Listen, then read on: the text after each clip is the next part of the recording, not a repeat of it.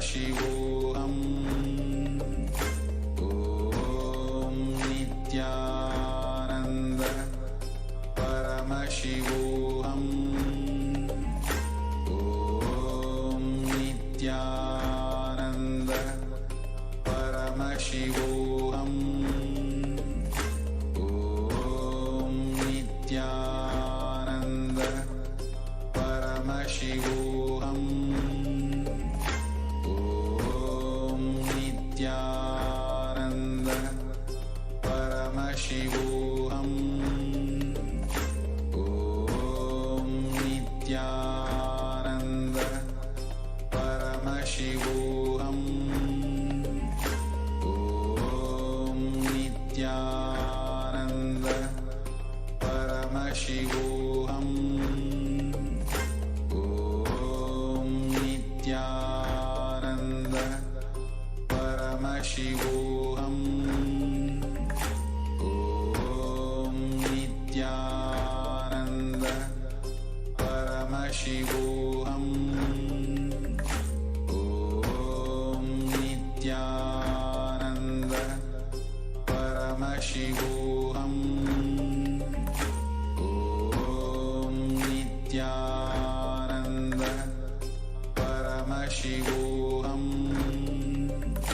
Om Nityananda Paramashivoham. Just be alive for next 3 years. Don't die within next 3 years.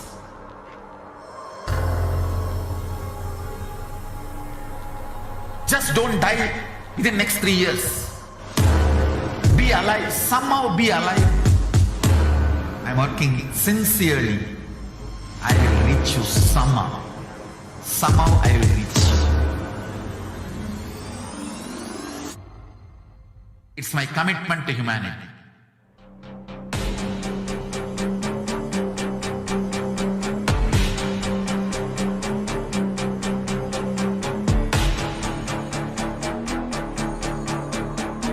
Just don't die within the next 3 years.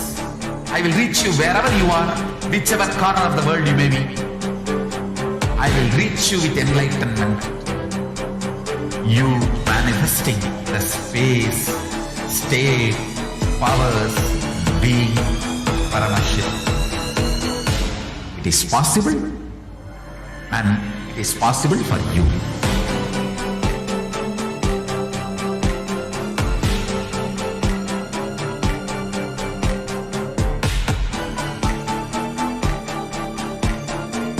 Paramashiva will reach you with enlightenment science. I know he is going to do the job.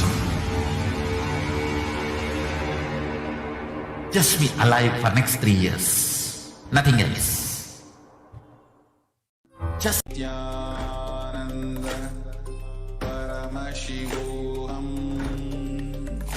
Om Nityananda Paramashivoham. Om Nityananda Paramashivoham.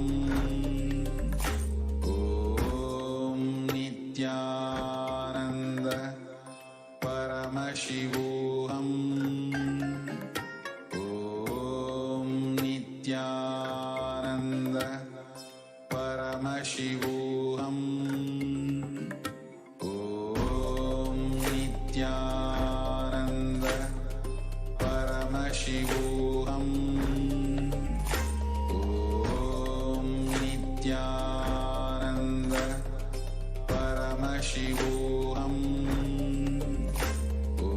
Nityananda Paramashivoham. Om Nityananda Paramashivoham. Om Nityananda Paramashivoham. Om Nityananda Paramashivoham. Om Nityananda Paramashivoham. Om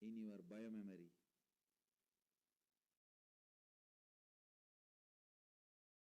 The attitude, bhava,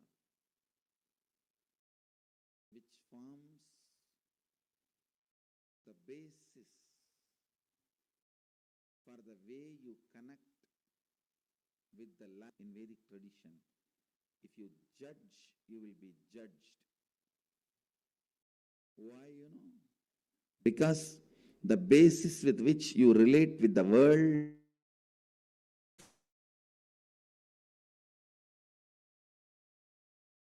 same thing will be the basis with which you will relate with yourself. Don't think when it comes to others, you can utter the strong words. When it comes to you, you can just be very cute and friendly. No. The strong words which you utter towards others will be the same strong words you will be uttering towards yourself. Listen. The strong words you utter towards others will be the same strong words you will be uttering towards yourself. The attitude you build towards others will be same. That's the same way you will be relating. That will be the basis for you to relate with yourself also.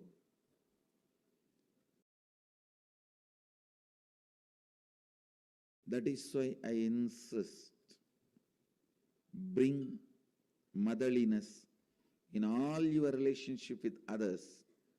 You will bring so much of motherliness in your relationship with yourself.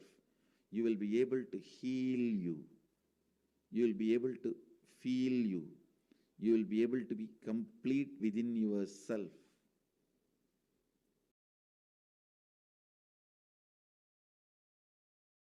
When you bring tremendous healing energy of mother in your day-to-day attitude with everything, suddenly you will see you will become so cool with yourself.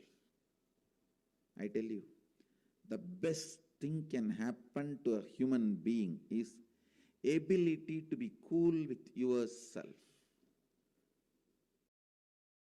Because you can't be cool with yourself, so much of frustration with yourself, you go on abusing left and right. Anybody comes in front of your eyes.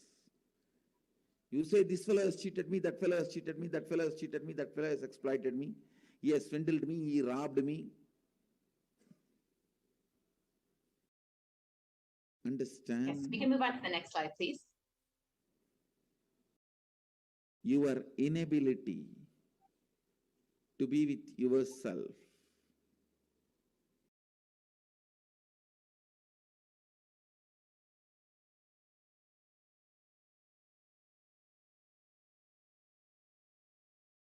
your inability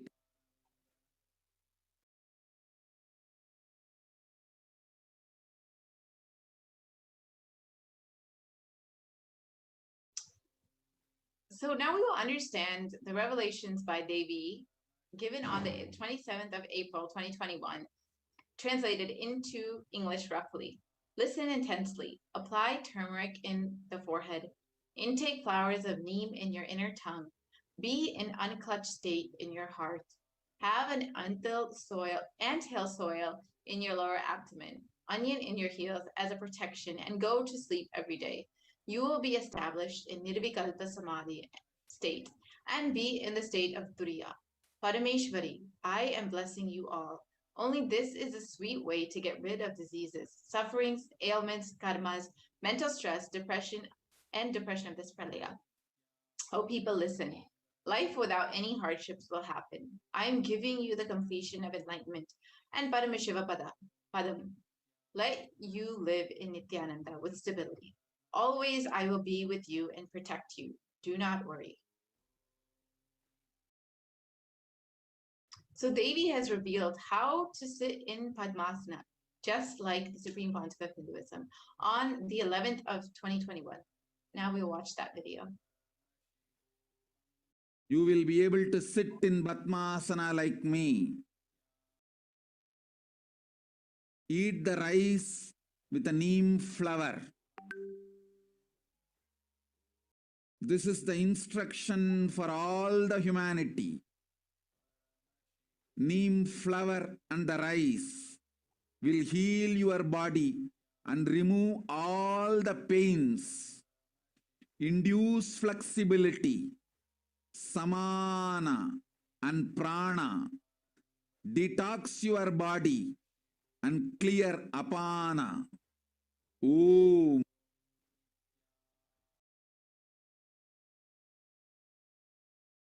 You will be able to sit in Padmasana like me.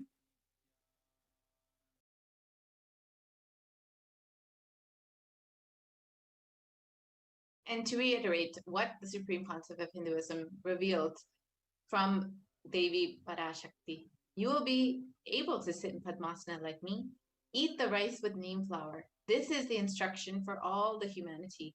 Neem flower and rice will heal the body and remove all the pains, induce flexibility, samana, prana, detox your body and clear the apana. So what are the benefits of neem flower? The neem tree offers several health benefits, including all the parts of this tree are useful and known for its medicinal use. The flowers, just as the leaves, have plenty of therapeutic benefits, and which explains the many uses in the Ayurvedic medicine since time immemorial.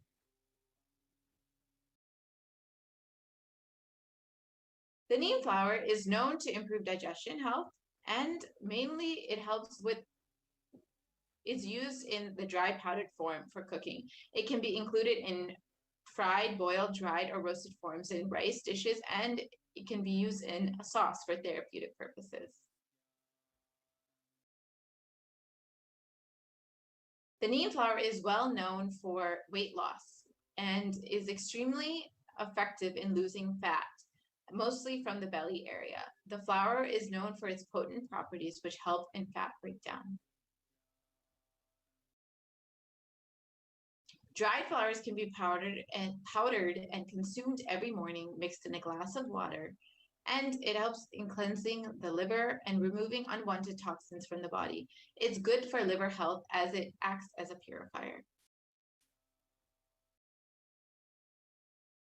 The neem flower is also beneficial in the detoxification of your blood. Dried neem flowers in their powdered form can be consumed every morning with a glass of water. It helps in blood detoxification and purifies the body internally. This means clearer and glowing complexion. The neem flower also improves metabolism. When consumed on a regular basis, neem improves the metabolism. It improves blood circulation and is good for the immunity and offers great positivity. The neem flowers are also used in the treatment of belching, nausea, anorexia, and intestinal worms. In Ayurveda, it says that the leaves are magical for the eyes and beneficial for treating headaches and skin. Neem flowers cause hypolipidemic effects when administered on rabbits. Dietary neem flowers can cause a marked increase in this enzyme activity in the liver and also possess chemopreventive potential on mammary and liver carcinogenesis. Extract of neem flowers are reported as potent anti-mutagens.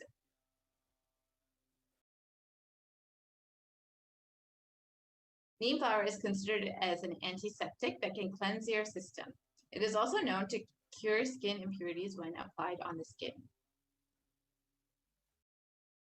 During the month of Chaitre, the summer month, as a tradition, neem flower, jaggery salts can be mixed and eaten, which balances the heat in the body and balances the pitta in the body. Boiling the neem flower with water strengthens the liver and is an excellent remedy for children. For immunity, soak the flower in the buttermilk with salt, and that can be consumed after 3 days. This needs to be stored in an airtight container and can be roasted in gingerly oil and consumed regularly. Just soak the flowers in the water overnight, and early morning, if you start drinking that water, it will help strengthen your body. And for balancing pitta, you need to roast the flowers in ghee, and this can be used with curry leaves.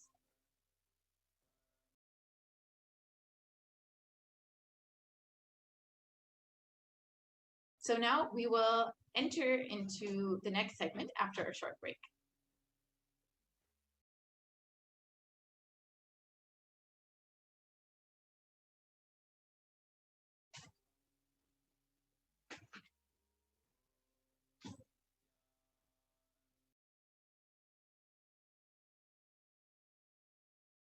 大家好，请问我在这边说话听得到吗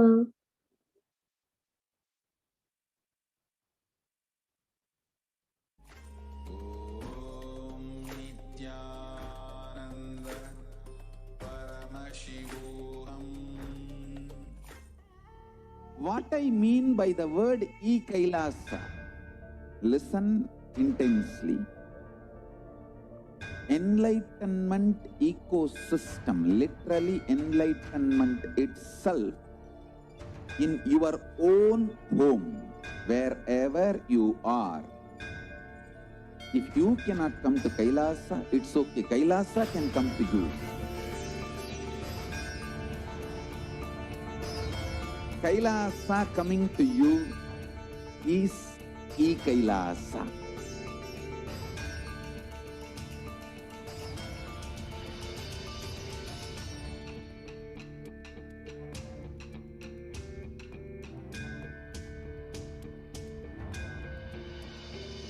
I will revive Hinduism. I am a Hindu revivalist, not by any revolution, but by evolution.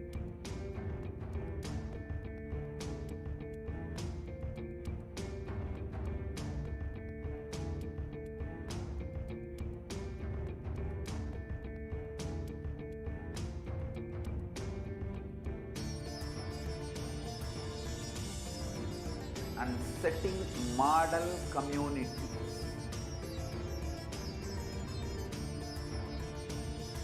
Kailasas, enlightenment ecosystems, Sarvanya Pitas all over the world.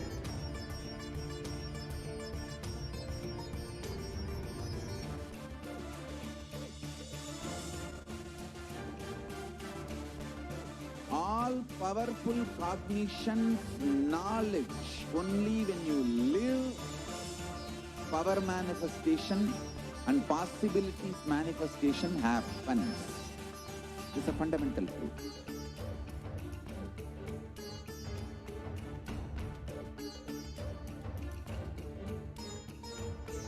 Hinduism cannot live exclusively as one sampradaya. No. All sampradayas of Hinduism is an ecosystem.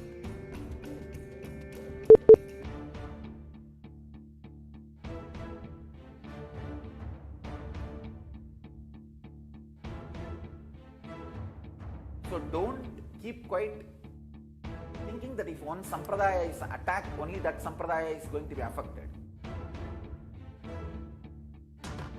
All of us are ecosystems.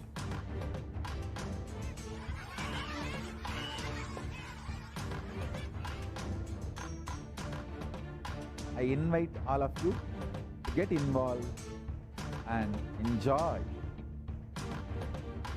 Hinduism by the principle of Dharmo Rakshati Rakshitaha. When you protect Dharma, Dharma protects you. We will make the whole planet flourish spiritually. The spiritual prosperity will happen to the whole planet. We all have to coexist together.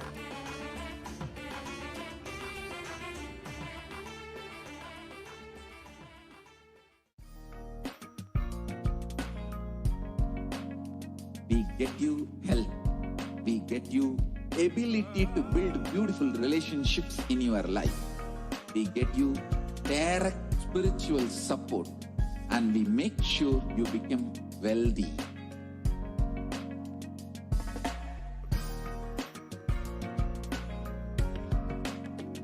We won't stop giving you just good life. We will literally not stop till you live enlightened life. Manifesting the state of Paramashiva, space of Paramashiva, powers of Paramashiva, being of Paramashiva.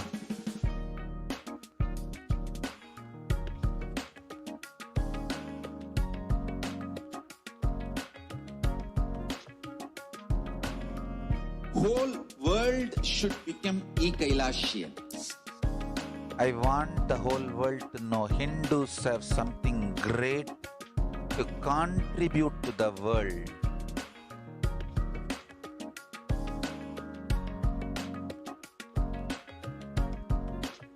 We have something great to contribute to the world. Let us do that.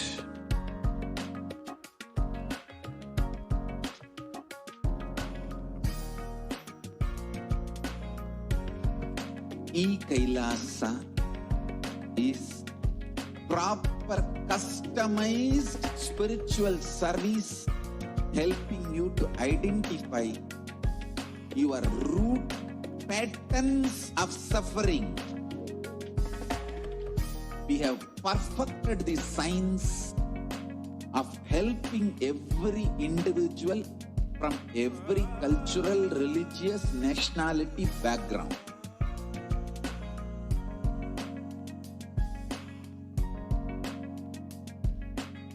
You will have lowest reactionary assumptions, highest awakened response, alive response for life continuously.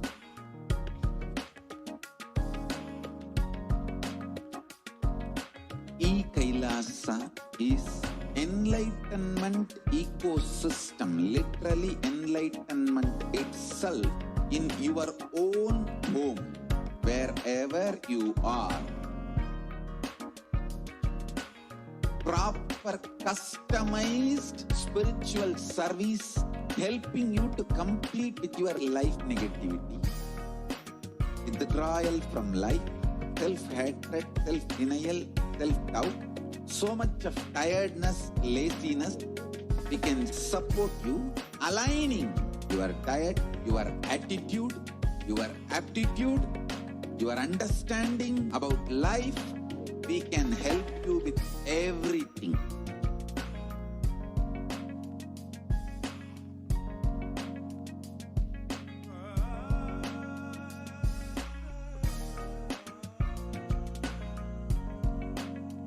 If you are interested in enlightenment, we will immediately bring this to you.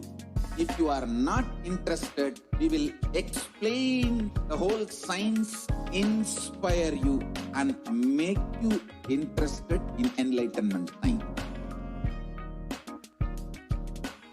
We need to cater this enlightenment science to the whole world wherever they are.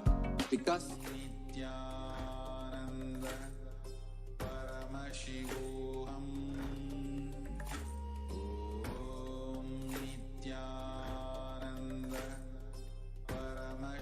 Nityananda, welcome back, dear viewers. And so far, all of us have seen, we all saw various aspects of who is Devi PARASHAKTI, what is Akashic reading, and what are the benefits of Akashic readings. And we all even saw about an experiential understanding about the extraordinary Shaktis that one receives through the science of Diksha. Now, in this segment, this is going to be a very, very entertaining and an amazing powerful segment, a very scientific segment. And of course, Manitya Purna Priyananda just also took us through a brief segment of this, where we are going to be seeing Devi PARASHAKTI's revelations and how they have manifested as reality.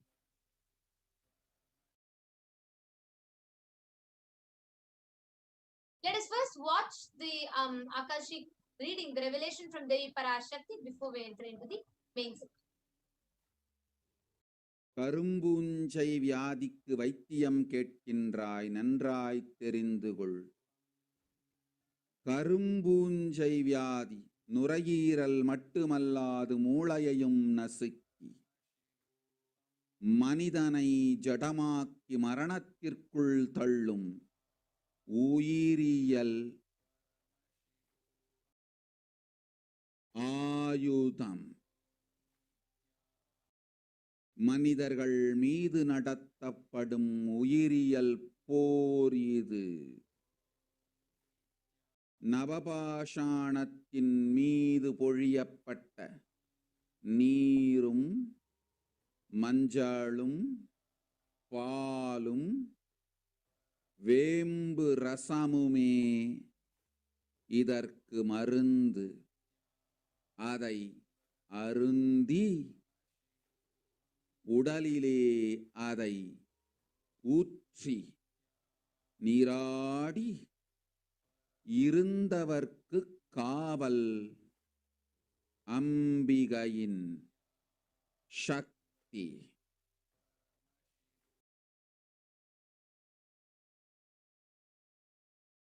ஓம் ஓம் ஓம். சிருஷ்டி நஷ்டமாகாதிருக்க தேவ ரகசியங்களை தெளிவாய் உலகத்திற்கு சொல்லிவிட்டேன்.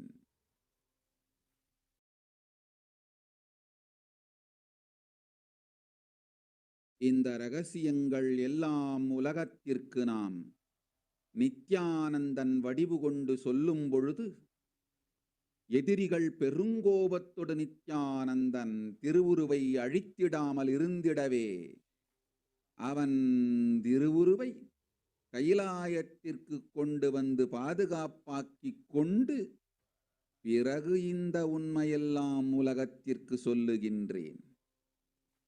அன்னை பராசக்தியும் கூட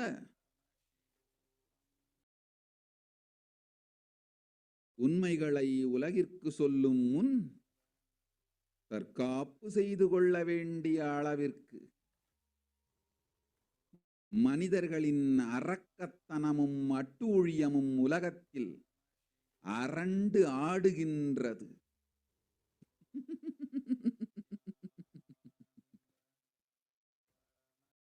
ஓம் ஓம் ஓம் ஓம் ஓம்.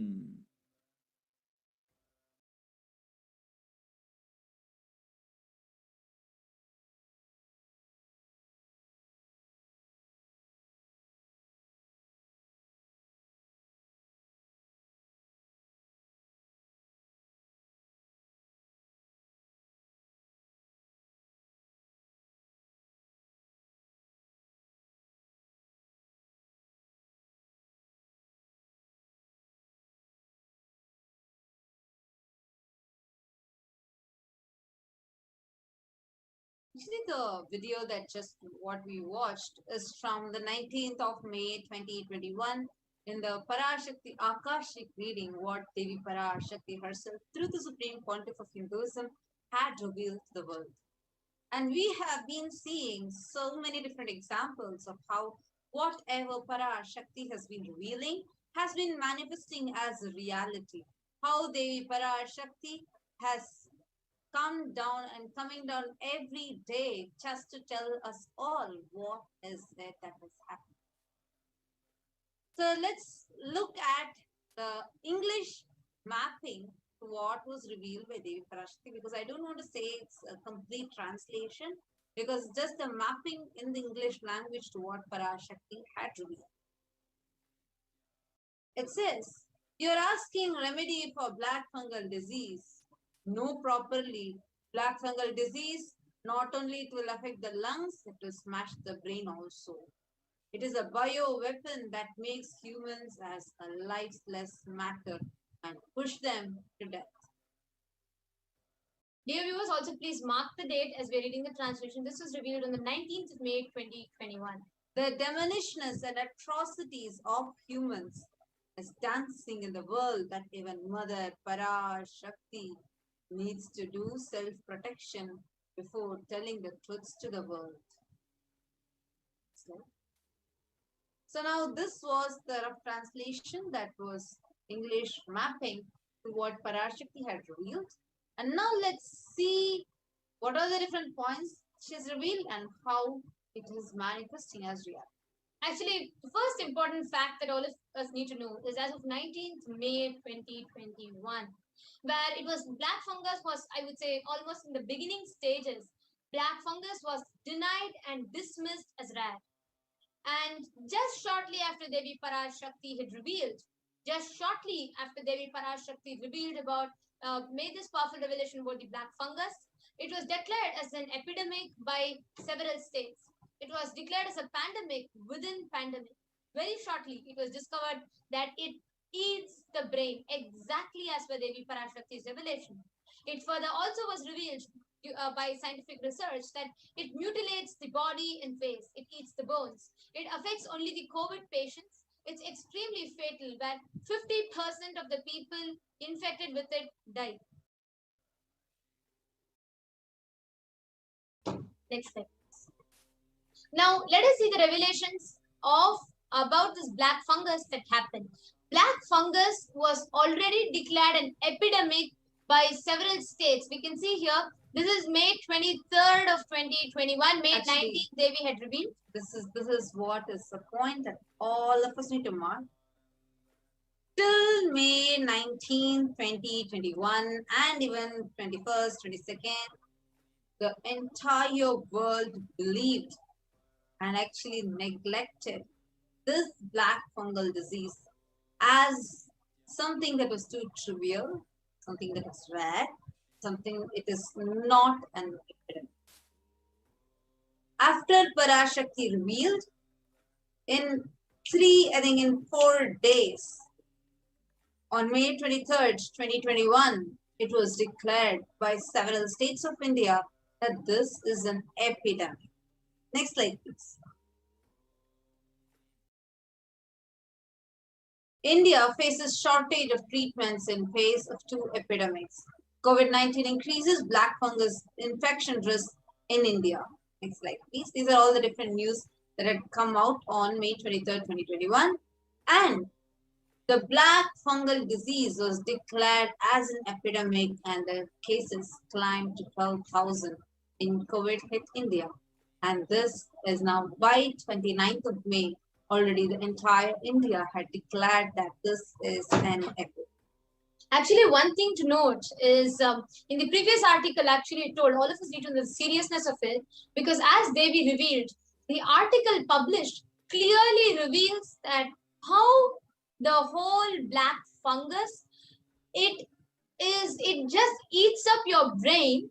So the way that they are curing it right now, it initially starts affecting starts affecting the nose, the nasal region, and then it gets so serious that it invades into our brain and it starts eating our brain. The way they are curing black fungus right now is extremely, I would say, it's that by itself is a very horrific one, because they need to remove one eye, they need to remove one part of the jaw and some part of the skull in order to cure a person out of black fungus. That's the way the cure is so far. And the whole black fungus is affecting tens and thousands already in India by the 23rd of May 2021.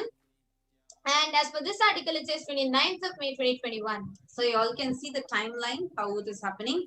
So 19th May, PARASHAKTI reveals. And by 23rd, the world realizes and wakes up. By 29th of May, already it is declared as an epidemic. For the slides, please. Next, the black fungal disease was declared not just as an epidemic, but a pandemic. It was declared as a pandemic within COVID-19 pandemic. The cases started soaring high. The slides, please. And Devi had revealed, we had shared with you, we heard that directly from Devi PARASHAKTI on the 19th of May, that Devi revealed saying it will smash your brain also and it will eat the humans alive.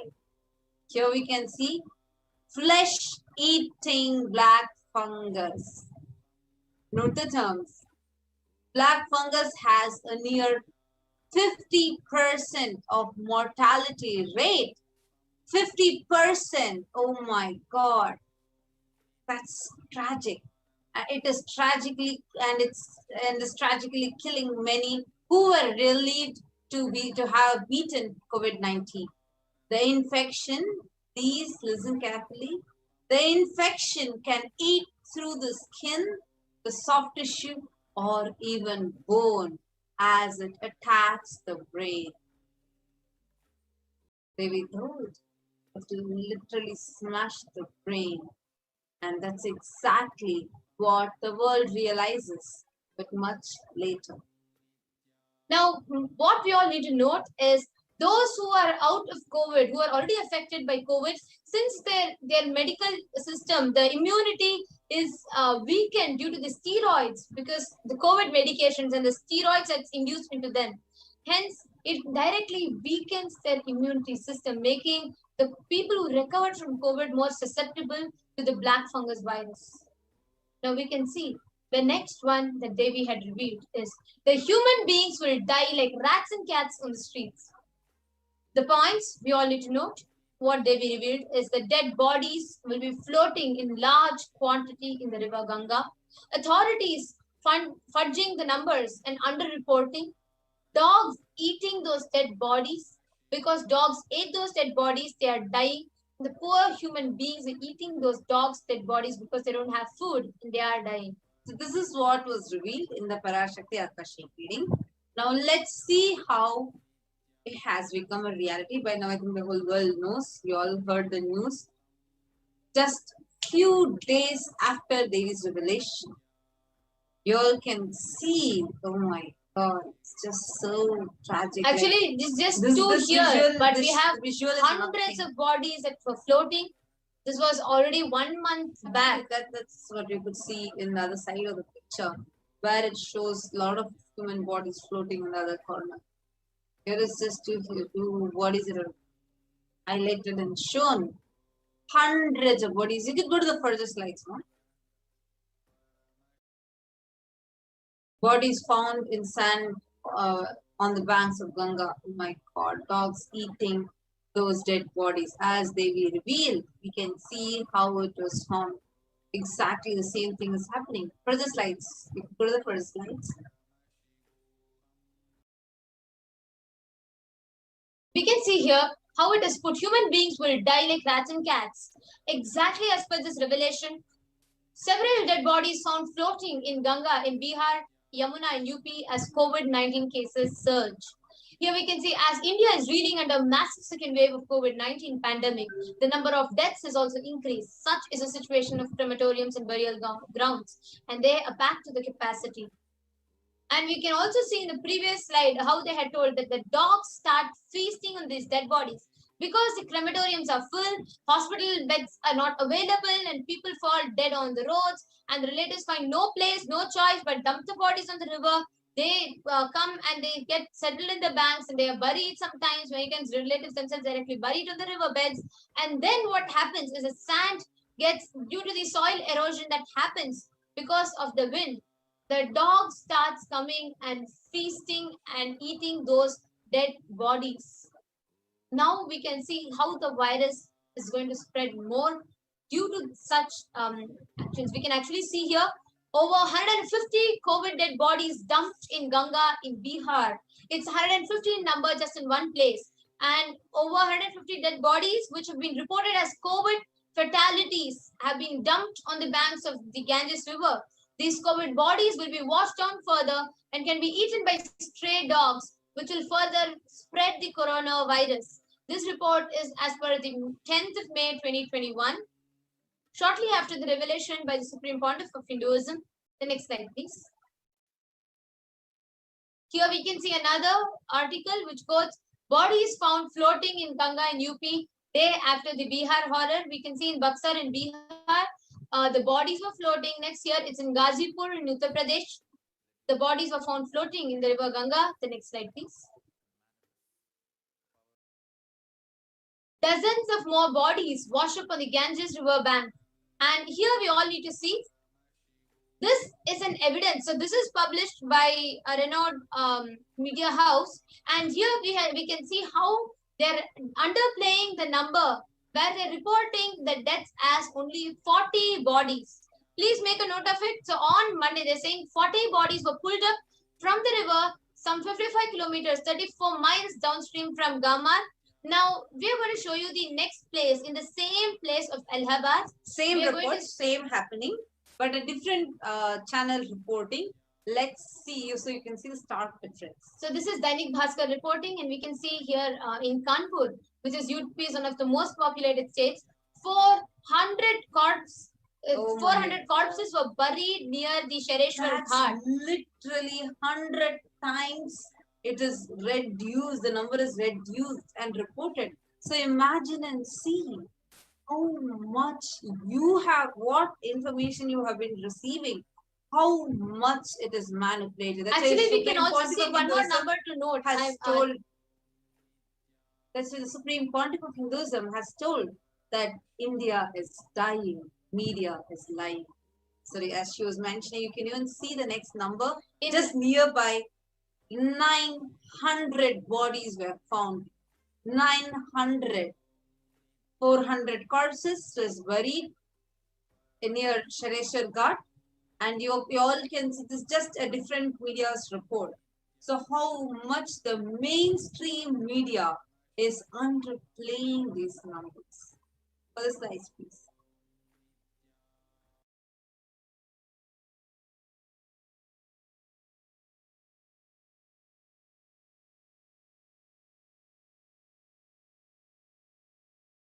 So the next is how the difference, the stark differences are.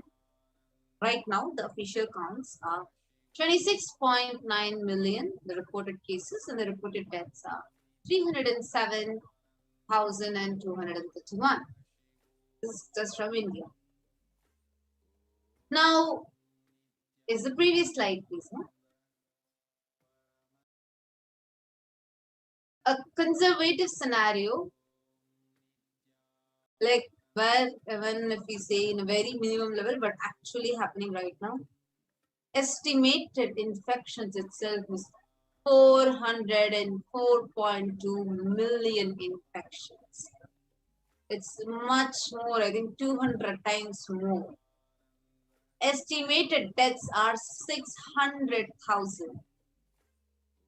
So more likely scenario, which if you can like see as this, 539.0 million estimated infections and 1.6 million estimated. Actually, this is by a New York Times. And a worst case scenario says, if this isn't contained, it might lead to 700.7 million infections and 4.2 million deaths just from India alone. It's literally wiping out half of the population.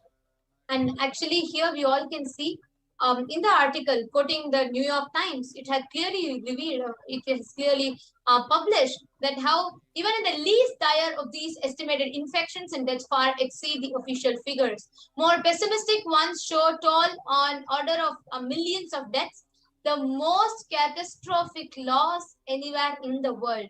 Even a conservative estimate is one of the most catastrophic loss anywhere in the world because we have millions of deaths. We can see even a conservative 1.6 million deaths is one of the most catastrophic loss anywhere. But a worst scenario and a very conservative viewpoint to the worst scenario is 4.2 million deaths. India is dying, media is lying. There is a lot of suffering that is happening. There's a lot with COVID that's happening. But one thing that we all can do is wake up and protect ourselves, our near and dear ones, our loved ones. For the slides, please. We can see another horrifying. Over 2,000 bodies were found within the range of 1,140 kilometers.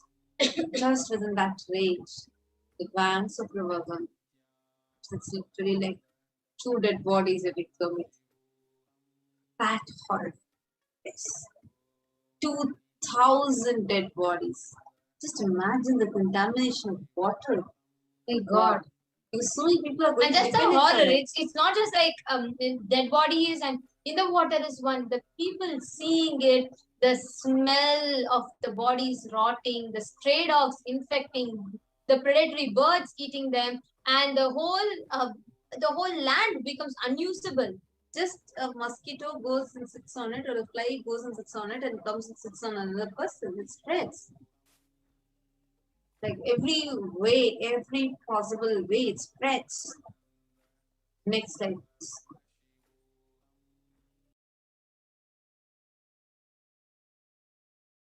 Yes, you can go to the next slide, Ma.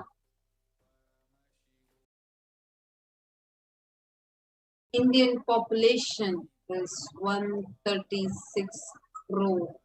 There's 1.36 billion. Out of that, 700 million people are already here.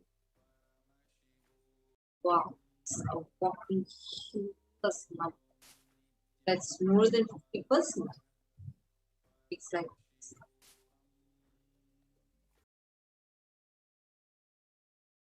The worst case, India's COVID deaths are 14 times higher than government count, says the news. It's like this.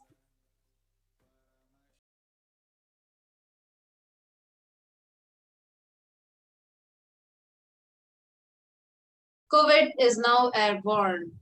So actually, this is also something I think last year itself. Denial and criticism, acceptance as a theory or possibility, acceptance as a fact, a delayed warning issue, criticism for this delayed acceptance, nobody accountable for the deaths of for the slide. Now we can see of how the denial of the COVID vaccine is creating virus. And here we can see how it is named a person. Luc Montagnier, born on 18th August, and he won the Nobel Prize for his discovery of human immunodeficiency virus HIV. So Montagnier has promoted several controversial and unverified claims surrounding vaccination, homeopathy, and COVID-19. Further slides, please.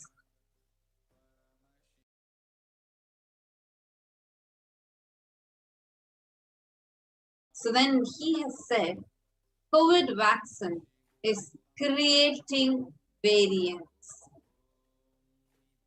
He says it is the vaccination that is creating the variants.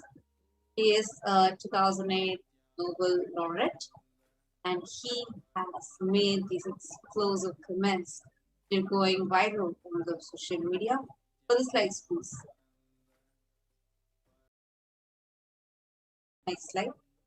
Now we can see how COVID was most infectious disease is now airborne was revealed, and also exactly as per David's revelation, and he also quoted one of the scientists. Now we are seeing so many COVID variants that are coming out. The latest as Delta and Delta Plus virus. Now we can see here how the world's most infectious disease, the COVID-19, is also become airborne. The next slide.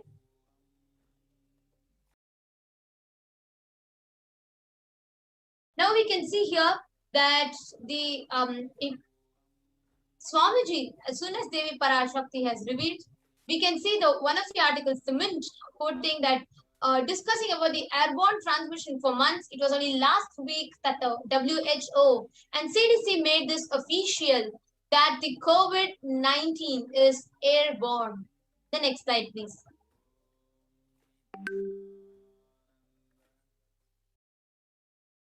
The airborne COVID threat is confirmed. Now we can see the Hindu explaining of how the COVID-19 can be in airborne also, how the droplets of the coughs and sneezes can spread droplets of saliva and the mucus. And the tiny particles possibly produced by talking are suspended in the air for longer and travel further. Now these droplets get into the human hair, which is 60 to 120 microns wide, and they settle and get into the system through that core. Now we can see how exactly, as per the revelation of Devi PARASHAKTI, as the Supreme Pontiff of Hinduism had revealed, how the spread of this virus is happening. Step by step, every moment, humanity is facing a backlash of its own actions and unconsciousness. And the avatar, out of his extreme compassion, is time and again not just telling humanity what lays ahead, because there are so many people, there are so many scientists, there are many people who are, very in a short span of time, like trying to find out, trying to figure out and trying to catch up, and they are giving out the warnings. But what we all need to note is much ahead of humanity. Swamiji had revealed these happenings to humanity, not just revealing, but Swamiji opened his doors, the doors of Kailasa, took the step to even give the solution to people, make it available, accessible to the common mass, making it completely free of cost. Now, what all of you can also see is that the Adi Kailasha Sarvagnya Peetham and the Kailasas, many of the Kailasas are open. The Supreme Pontiff of Hinduism has opened the doors of Kailasa to accommodate people for a protective and preventive quarantine. Now, any of you that are interested, what you can do, Devi is revealing so much, it's all happening is reality. What is the step you can take? Sign up now. Save your life, protect yourself from the COVID-19 pandemic. You all can take a step. Quarantine. Take a protective preventive quarantine at Kailasa. You can go ahead and register at kailasa.org/KailasaCare. And now, before we enter into the next segment, let's take a short break and we will be right back with you all to take you all further into our next segment.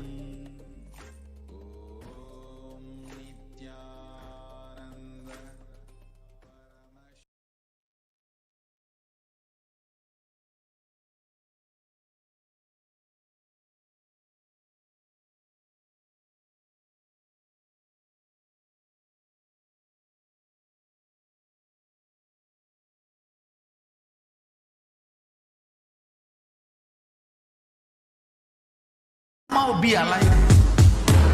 I'm working sincerely. I will reach you somehow. Somehow I will reach you. It's my commitment to humanity.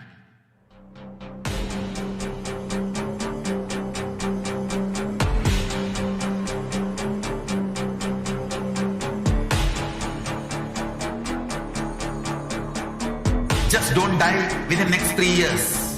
I will reach you wherever you are, whichever corner of the world you may be. I will reach you with enlightenment. You manifesting the space.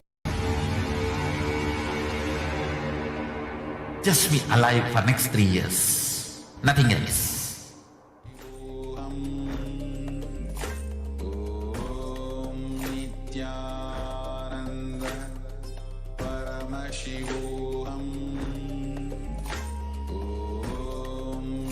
Nityanand परमशिवोऽहम् ॐ नित्यानन्द परमशिवोऽहम् ॐ नित्यानन्द परमशिवोऽहम् ॐ नित्यानन्द परमशिवोऽहम् ॐ नित्यानन्द परमशिवोऽहम् Welcome back, dear viewers. Now let us all enter into our next segment. All of us had seen about how these revelations are happening, and each of us must be just maybe in awe, in shock, or many of us just like, oh my God, trying to fathom the power of just sitting and listening to Devi Parasha. Now, what all of us are going to enter into is a very beautiful segment. Each of us are going to understand what is the way you can connect to Devi Parashakti. When she is sitting, manifesting in front of the screen and sitting and uttering to each of us, what can you do? How can you connect with her? Let us now enter into one of the most powerful way of connecting with the divine, offering of sevas and rituals. Now, what is the significance of offering in Hinduism? Offering is a giving of divine gift of pure love, devotion, oneness, and it consists of two parts. One is giving and the second is accepting. Now, giving, how the giving happens is, see, only when the divine accepts what one offers, the offering becomes complete. Offering is not made out of fear nor out of greed. You can't say, oh my God, if I alone don't offer, all my friends are offering, let me also offer. It cannot happen like that. An offering needs to happen from the space of gratitude, deep understanding, and deep reverence. When an avatar lands, the offerings are purely a part of the grand Leela played out for the only purpose of enlightenment. The next thing, please.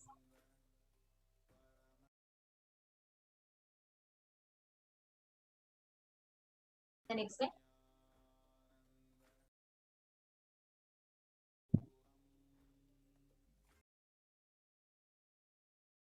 Now, let's see the Dhyana Shloka, Devi Parashakti. Induni bhaveda karavakni nayanam syat pankajavara japakshara sayuktam angahima bhushana vichitra vasanam syat tungamakuto jvala manonmani swarupam.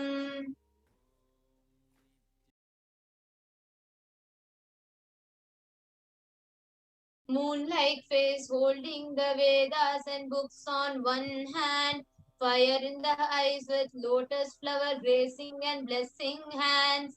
One hand with japamala beautifully decorated with jeweled ornaments, in wonderful clothes and shining big crown. Her name is Manonmani. This is a Dhyana mantra of from the Moolagama of Devi Manonmani. Next slide, please. The next Dhyana Shloka Devi Parashakti.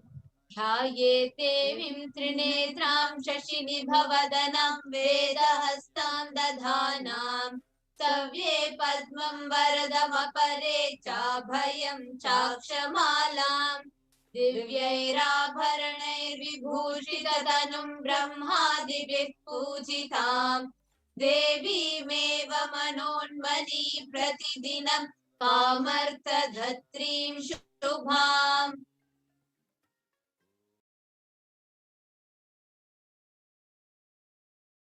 I meditate on Devi with 3 eyes glowing like a moon and holding the Veda lotus and gracing with the blessing and gracing hands. She is wearing beautiful ornaments and is worshipped by Brahma. And she is worshipped by other many gods and showers auspicious boons for us every day. This is also from Manonmani. Mulagama Jnanamantra.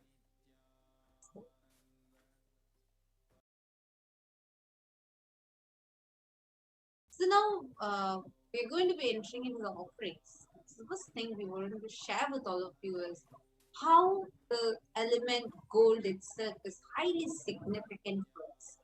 How many of you knew that the gold by itself stores positive energy in it? Actually, all the viewers that are watching us live right now, you all can comment in the YouTube.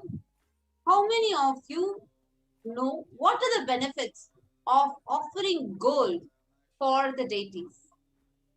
You can comment in the YouTube live chat. Go ahead and comment. Actually, just going to be opening the YouTube live chat, and any of you are commenting, we will also be reading out your comments.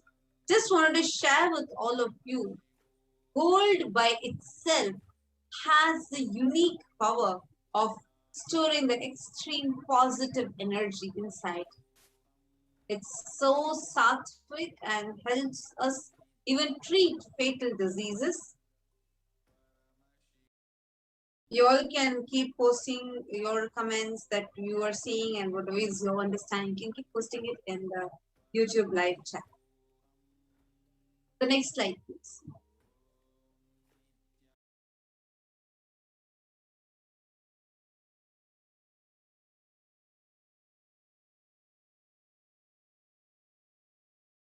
Actually, even life-threatening diseases. For that, gold was offered as a ritual fee. Gold was in abundance. Used to when for exchange for commodities, we used to use gold. So anyway, so gold by itself was extremely powerful element. And today we are going to be seeing so many different offerings that are made of gold. First slides, please.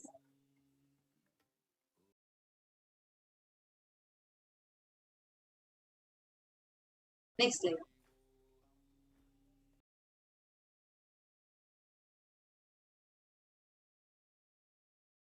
Now, let's see the offerings that we all can make today.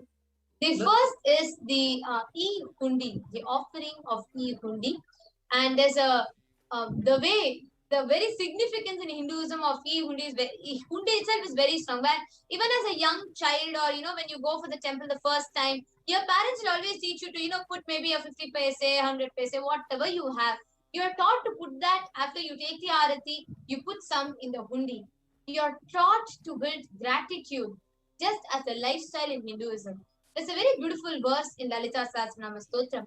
It says, Bhakti Priya Bhakti Gamya Bhakti Vasya Bhayapaha Shambhavi Sharadaradhya Sharvani Sharmada Hini. Devi is fond of true devotion and is realized through true devotion. She can be won over through true devotion, and she removes all fear. E-hundi, when you start offering the gratitude, the space of gratitude takes you so much that any negativity or fear in you is removed. Only the gratitude fills you and fulfills you. So e-hundis, any offering, any amount, it can be made, and it's very easy for you all to do. And in case any of you want to offer the e-hundi and you're interested, the link to offer is also being projected. tiny.cc/Devi offer. Next slide.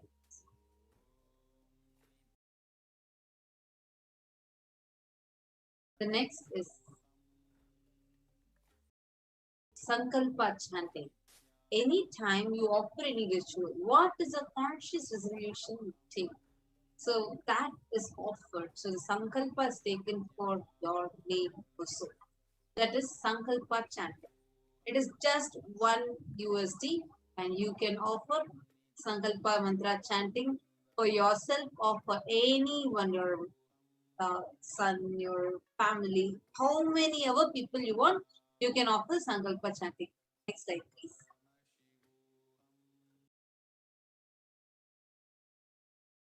The next is the Sahasranama Swarna Kosi. Devi is extolled as Namah Parayana Prita, the one who likes celebration of her different dimensions.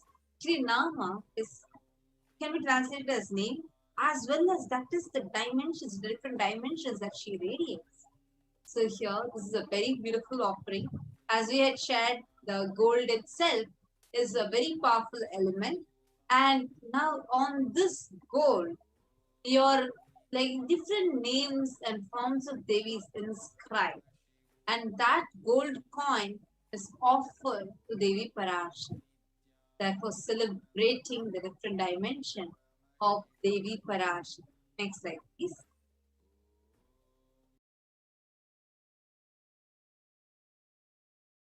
The next is Mukta Anguti. There's a beautiful line from the Meenakshi Pancharatnam.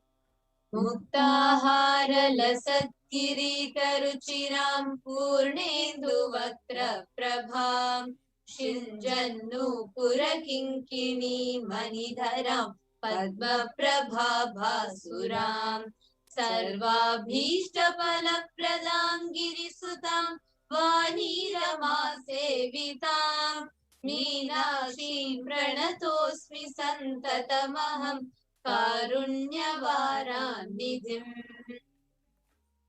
I bow to Goddess Meenakshi, whose crown has garlands of pearls, and the face shining like a full moon, who wears anklets that are set with gems, and has small webs, who is shining like the splendor of the lotus, who grants all the wishes, the daughter of mountain, who is worshipped by Vani and Rama. I remain ever bowing to the goddess Meenakshi, the ocean of compassion. I remain ever bowing to the goddess Meenakshi, the ocean of compassion.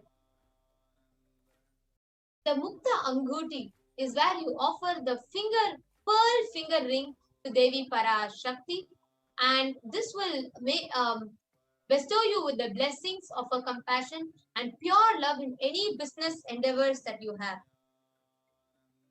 Next slide, please.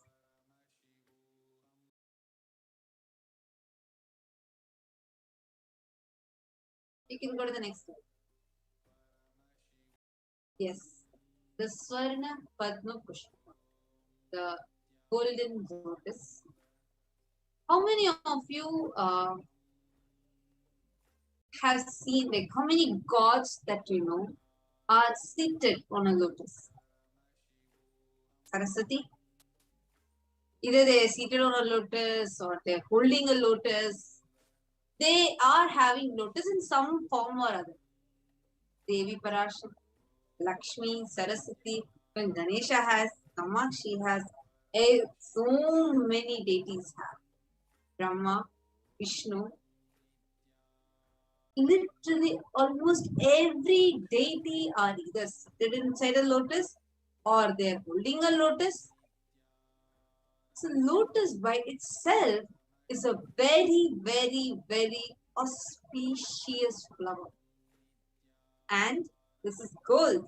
So it's double time powerful because as it is made of gold and it being a lotus. So yes, you can go to the next slide. So this offering, Swarna Padma Pushpam, you can make your offering, offer your gratitude, your devotion in the form of lotus, this lotus tree. The golden lotus, Swarna Padma Pushpam, and it is only 600 and 600. Next slide. The next is the Swarna Metti, the gold toe ring to Devi Parashakti. The 44th and 45th verse of Lalita Sahasranamam says, Nakadhiti sanjanna navajana tamoguna padadvaya prabhajala parakrita saroruha. You whose brightness from the tones destroys the darkness of ignorance from the minds of your devotees who prostrate at your lotus feet. You whose brightness from your 2 feet overpowers that of the lotus flower. to remove the delusion of your devotees who prostrate at your lotus feet.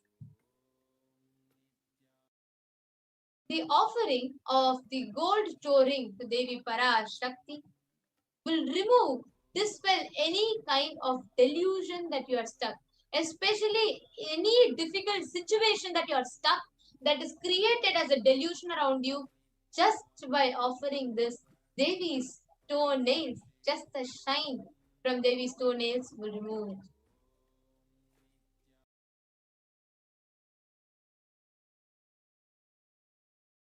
The next slide, ma.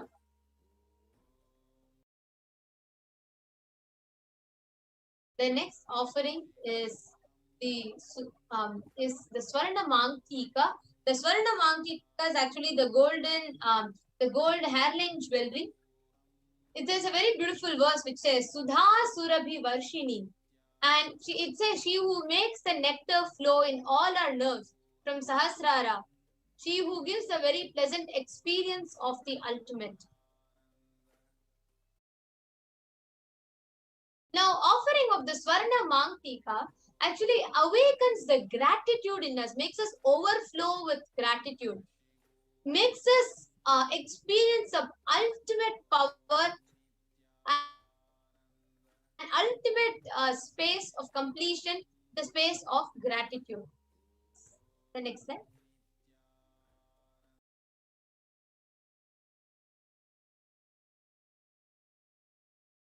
The next is a Pratyaksha Pada. Actually, to start this, I would like to quote a very beautiful verse from Sri Adi Shankaracharya from the Guru Ashtakam. Shariram surupam tatava kalatram yasascharu chitram danam merutulyam manaschena lagnam guru rangri padme tathakim tathakim tathakim tathakim.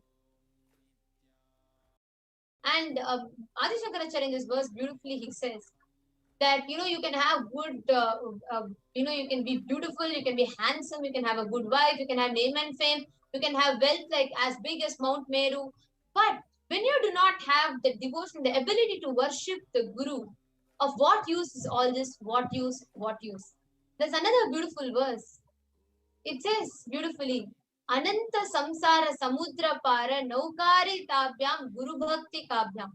In Hindu tradition, experiencing the gratitude towards the Guru is given such high importance, where even wealth, wisdom, knowledge, career, growth, everything else is just given the next priority, because ultimately experiencing the space of gratitude is the best, most powerful experience one can receive, especially the boon to sit in the presence, the feet of a living avatar and awaken that space of gratitude is the best thing that you can add to your life. Offer the Pratyaksha Pada Puja directly at the feet of the Supreme Pontiff of Hinduism, Jagat Guru Maha Sannidhanam, His Divine Holiness Bhagwan Shri Nityananda Paramashivam. And this offering the Pratyaksha Pada Puja is one of the best way where effortlessly, just where you say one yes and the Guru, the avatar, takes care of everything else. If any of you want to offer, register yourself for Pratyaksha Pada Puja. The link is projected here, tiny.cc/Devi-offerings. Yes, the next slide, please.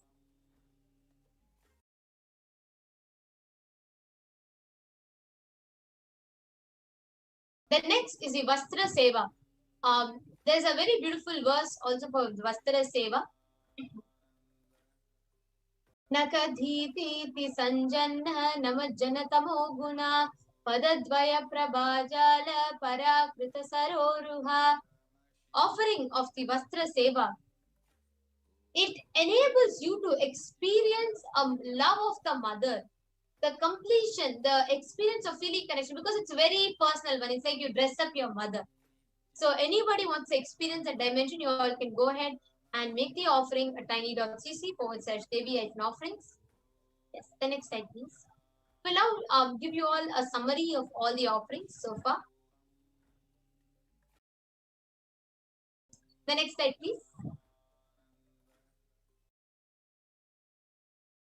So we all can see the first one, the first offering is Ehundi. The second is the Sankalpa chanting. The third is the Devi Sahasranama Swarna Castle. The fourth one is the Mukta Anguti, the finger pearl ring. Then the next is the Swarna Padma Pushpam. The next is the Swarna Metti. The next is the Swarna Mangtika. The next is the Pratyaksha Pada Puja. And the next is the Vastra Seva.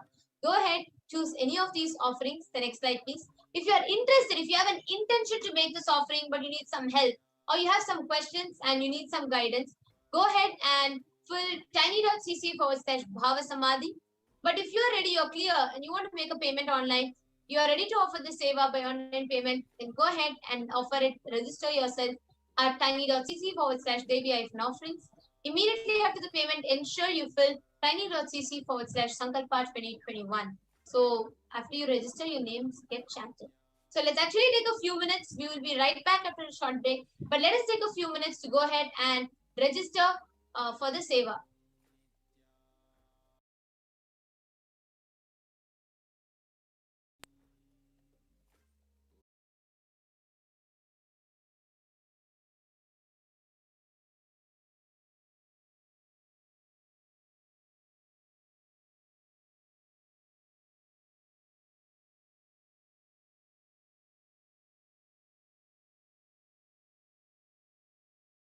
Nityananda Paramashivoham Om Nityananda Paramashivoham Om Nityananda Paramashivoham Om Nityananda Paramashivoham Om Nityananda Paramashivoham Om Nityananda Paramashivoham Om Nityananda Paramashivoham Nityananda Paramashivoham Om Nityananda Paramashivoham Om Nityananda Paramashivoham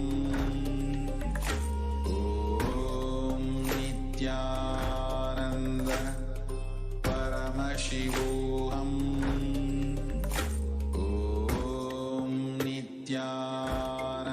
Nityananda Paramashivoham Om Nityananda Paramashivoham Om Nityananda Paramashivoham Om Nityananda Paramashivoham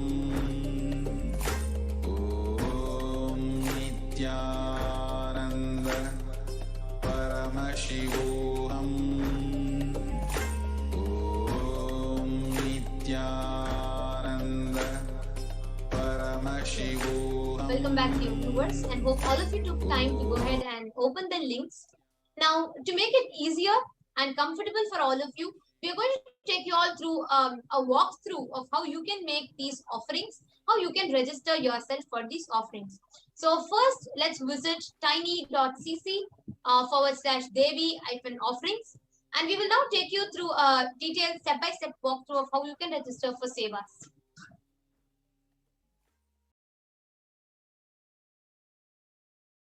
Yes. So here we can see the moment you open, you will see the Nityanandeshwara Hindu temple, the site opening up. Here you can go ahead and on the right side, if you see you have sevas, and you will get a drop down. You can click on choose an option on the sevas, and yes, here you get a drop down of all the offerings we saw. Let's say we choose Pratyaksha Pada Puja. Yes, this is just an example. All of you who are registering can do along, so it's easier for all of you. Now, the moment you see, you get the rate of it, so $1,008. and there's a button called add to cart. But before that, there's quantity. So let's say you want to offer for 2 people, 3 people. So let's say I'm going to offer for 2 people. So on behalf, like I'm registering for myself and another person. So then you can click those, the number of how much you want to register for, and then you can go ahead and click add to cart. So you can click the add to cart now. And you'll see it opening up like this. And this will show you, take you through into your cart, and it will show you the list of all the offerings, the purchases that you have made. Here you can see the bill. So I have you can see it shows the price, quantity, and total. So the price for the Pratyaksha Pada Puja is $1,008, the donation, the quantity is 2, and the total is 2016. So now I am going to once you check and it's all proper, all the offerings that you wanted are added. Now you can go ahead and click proceed to checkout. Yes. Once you check and once you are complete and comfortable with what is there, you can go ahead and proceed to checkout. And it will show you in the proceed to checkout, it will take you to the billing address. Now it will take you to the billing address and you have to just fill your first name, last name, and you have to give all the information. And once you fill it, please make sure you fill every required field as well. And once you finish filling it, you can go ahead and click enter. Please scroll down. Yes. Here if you see, you can see the subtotal, total, and then you can, if you have to pay by a credit card, it is that. Then you have to click, you can click and agree to the terms and conditions. Then towards the end, you will see, yes, a little bit more. Yes. Here you can go ahead and place the order. So this is the way you can register yourself. You can offer any sevas that you want. Anybody that has an intention. It just takes 2 minutes, but you can make a huge, add a huge experience to your life. So go ahead and you can place the order.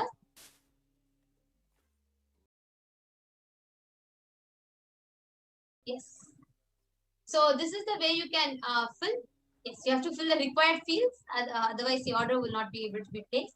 So please make sure you fill it and go ahead and have a comfortable registration for your offering.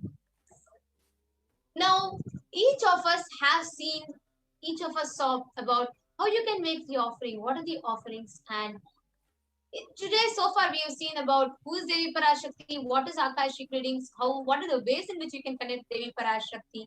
And we all also had a very powerful segment where we saw about how each and every revelation of Devi PARASHAKTI has manifested reality. Today, we all saw about the black fungus, the deaths in India, the COVID impact in India, and we saw so much of what Swamiji had revealed, Devi had revealed, how it became as a reality. And now the session that we are going to be entering into is the solution, the only solution for coming out of this suffering for the entire humanity, especially for India. So now let's get into the session. So joining us, we have Mahanitya Achalananda Swami and Mahanitya Pranapriyananda, who are going to be taking the Adi Kailasa admins, who are going to be taking us through what are the efforts that are happening directly by Supreme Pontiff of Hinduism, and we are going to be seeing what is that only solution for the humanity to save themselves out of this COVID pandemic. So stay tuned and we'll be back after a short break.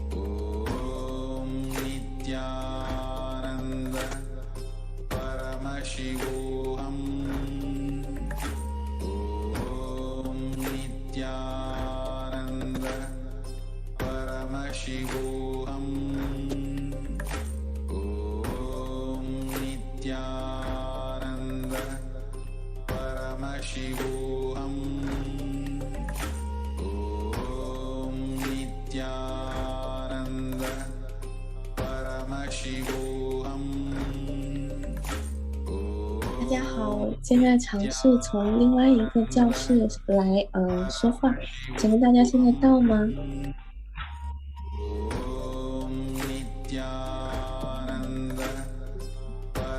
Yes, in this segment, we welcome all the viewers to learn about the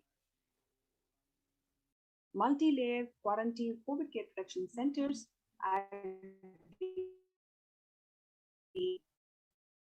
the spiritual embassies of Kailasa.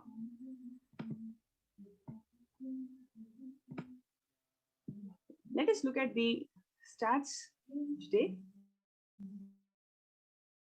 where the world is at. The younger adults are more likely to report the anxiety or the depressive disorder during the COVID-19 pandemic. 6% from the age group 18 to 24 suffer or report symptoms of anxiety and a depressive disorder.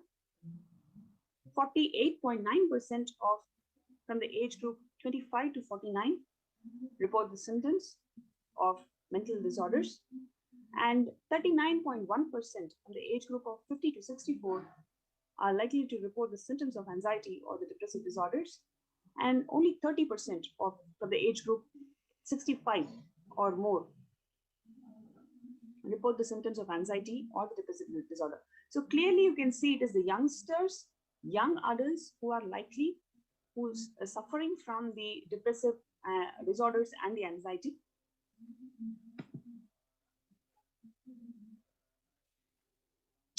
Also, it is a very interesting fact to note that before the onset of COVID-19, the NHIS has reported 11% of adults report the symptoms of anxiety disorder. Now it has simply increased around threefold times in January 2021, where 41.1% report the symptoms of anxiety disorder or the depressive disorder, which means that it's more than the disease itself, more than the pandemic itself. People are unable to cope up with the impact of pandemic, the impact of quarantine, the impact of how they are able to hold themselves when their loved ones are going through this disease, the economic impact on the world. There are several symptoms that acts as a factor for people reporting the symptoms of anxiety disorder, and the results are shocking. Basically, the threefold increase in the number of people, adults who report the symptoms of anxiety disorder.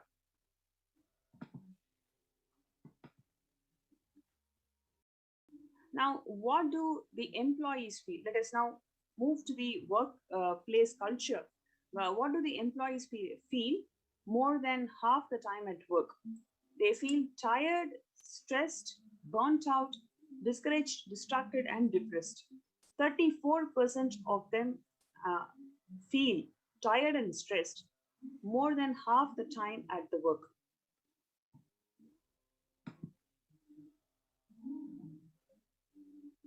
COVID-19 is a significant stressor for most Americans. Nearly 8 in 10 Americans say that coronavirus pandemic is a significant source of stress in their life. Nearly 67% of them say that they have experienced increased stress over the course of the pandemic.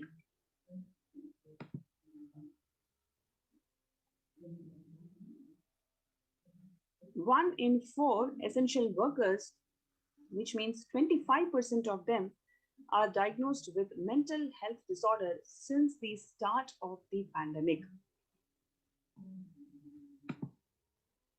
More than 60,000 US healthcare workers have contracted COVID-19, and an estimated 300 to 400 physicians die by suicide every year. Of the health workers who treated patients during China's COVID-19 outbreak, 50% of them show the signs of depression, 45% of them show signs of anxiety. And if you take the target group, which is pregnant women, the health issues that the pregnant woman faces. Before pandemic, the 15% of pregnant women experience depression, and about 30% of them experience anxiety. Now, during pandemic, again, you can see 2 to 3 folds increase. 40.7% of them feel depressed, and 72% of them are anxious. More people in Bangladesh die from suicide in the last year than those who were killed by coronavirus. The Bangladesh country has reported 70% more deaths from suicide than COVID-19. India accounts for 17.8% of all the reported suicide cases. According to the National Crime Bureau, India has reported 381 suicide daily for the year 2019.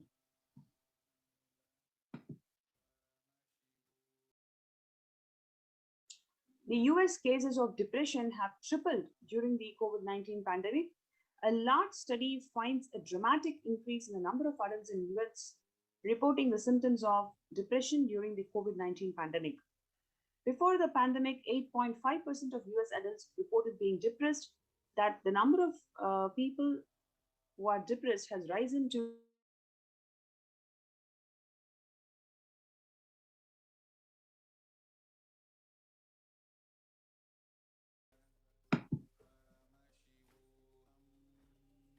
Now let us look at the people, young workers who are hit hardest.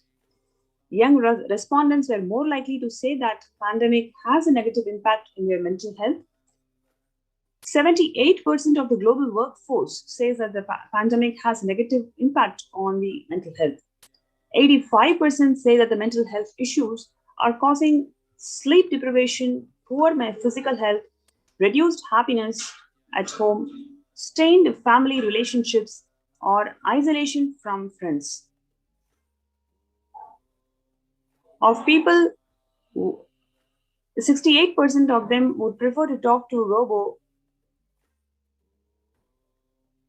over their manager about stress and anxiety at work.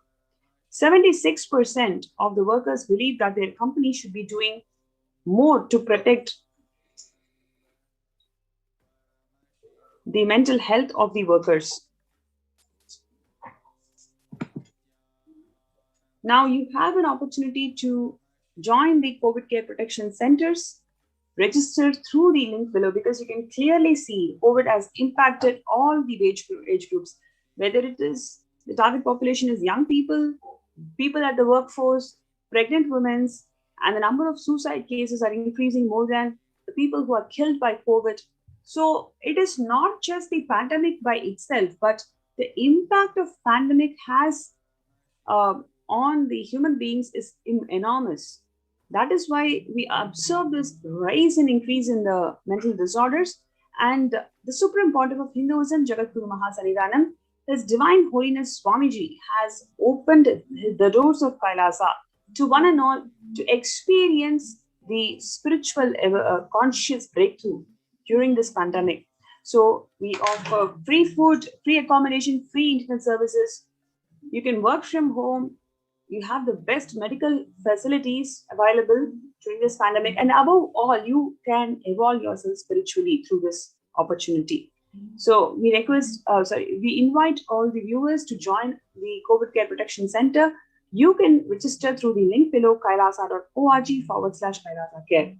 KAILASA.org/KAILASACARE. So we request the viewers to log in and register yourself in this link below. Let's take a few minutes. Before we go to the next segment, we'll have a short break.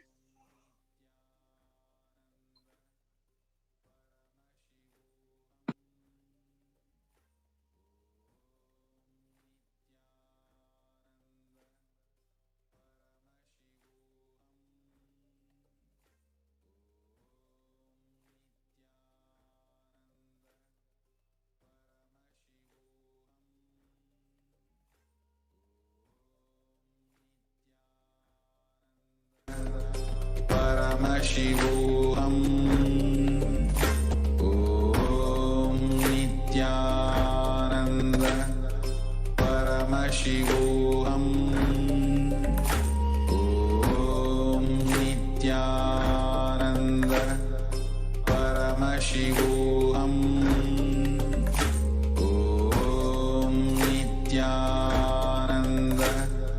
Paramashivoham. Om Nityananda Paramashivoham. Om Nityananda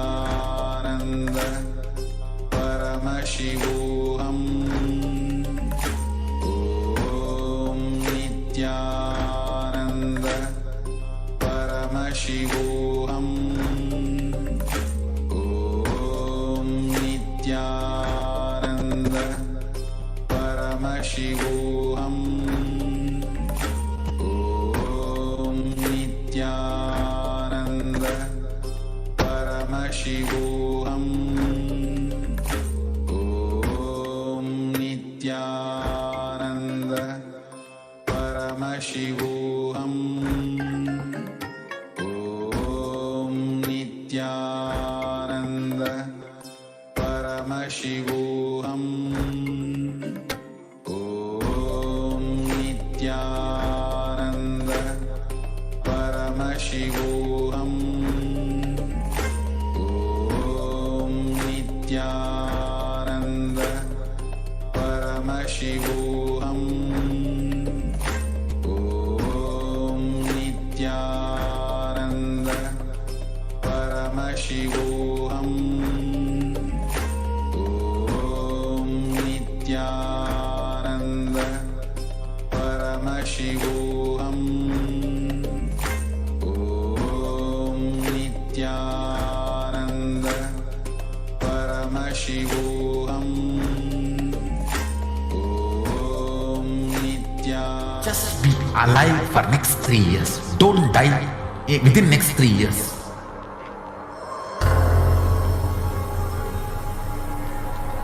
Just don't die within next 3 years. Be alive. Somehow be alive. I'm working sincerely. I will reach you somehow. Somehow I will reach you. It's my commitment to humanity.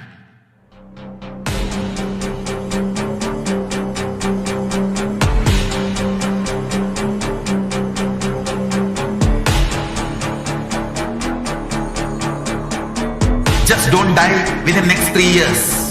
I will reach you wherever you are, whichever corner of the world you may be. I will reach you with enlightenment. You manifesting the space, state, powers, being, Paramashakti. It is possible, and it is possible for you.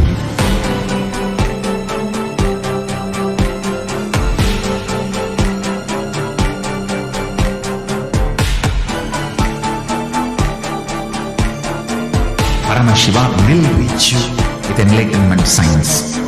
I know he is going to do the job.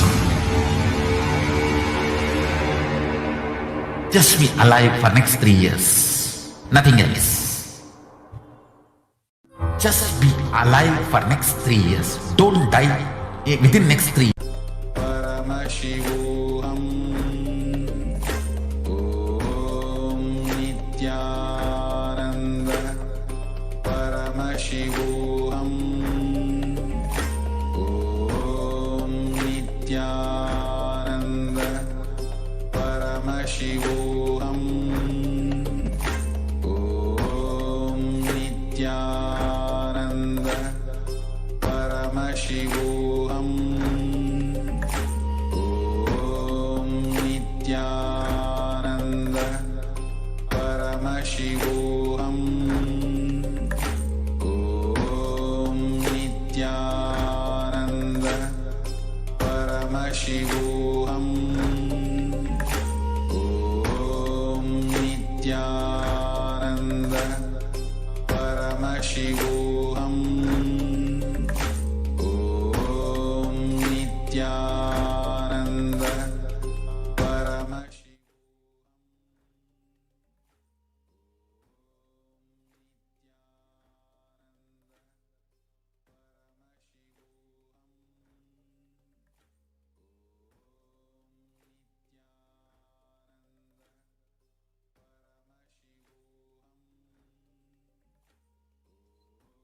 Welcome back.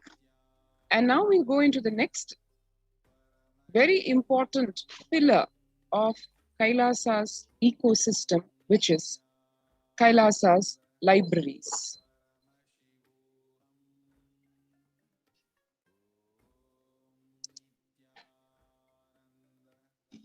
As one can see here, Hinduism, Sanatana Hindu Dharma, is a knowledge-based tradition. What was once passed on orally from time immemorial has in the last few thousand years begun being transmitted through written word in the form of palm leaf scriptures, books, and libraries. Libraries form a very important portion of Kailasa's ecosystem. Literally, as the Supreme Pontiff of Hinduism, Nityananda Paramashivam, revealed on the 10th November 2019 satsang, only if you read the original Upanishads, Brahma Sutras, Bhagavad Gita, you will understand the reality, the truth, what I stand for. Jnanalaya, Grantha Samadhi, Hindu traditional library, has principles like books are the living representative of Saraswati and Dakshinamurti, meaning they express the authenticity of the truth. As Bhagavan has said, Vedas are literally the notes left by avatars and living enlightened masters when they leave the body, when after they have expounded on the truths, revealed the truths according to the contemporary society, when they leave, they keep literally their notes alive in the form of the shrutis, the truths which are timeless, which are only heard, which were never spoken to. So libraries are the home to these truths as revealed in the shrutis, as well as repeated by avatars, Nijavatars, enlightened masters, as they happen time over time to speak in the language that human beings at that time understand. Centuries of history of discrimination, exploitation, dispossession, and colonization have led to the loss of traditional knowledge. Traditional knowledge is under threat and is being misused and misappropriated. Indigenous people's traditional knowledge has been developed over generations through daily life practices and a close understanding of local environments. It can offer valuable responses to climate change, food insecurity, reducing inequalities, and other challenges that we are trying to resolve. This is today's statement, the modern era statement as expressed in the 18th session of the United Nations Permanent Forum on Indigenous Issues. So from way back then, eons ago, millennia ago to today, the importance of retaining the knowledge of ancient sciences, of indigenous traditions has been emphasized again and again, reiterated, recognizing that the knowledge needs to be preserved. And how else to preserve that knowledge other than libraries, which are literally, as in Sanskrit we say, Grantha Samadhis. They are living treasure houses of knowledge retained in various forms. At that time, be it in palm leaf scriptures to today's era of digital prints.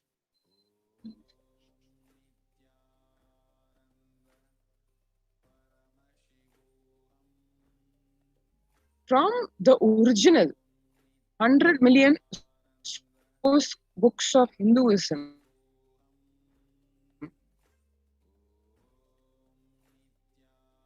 barely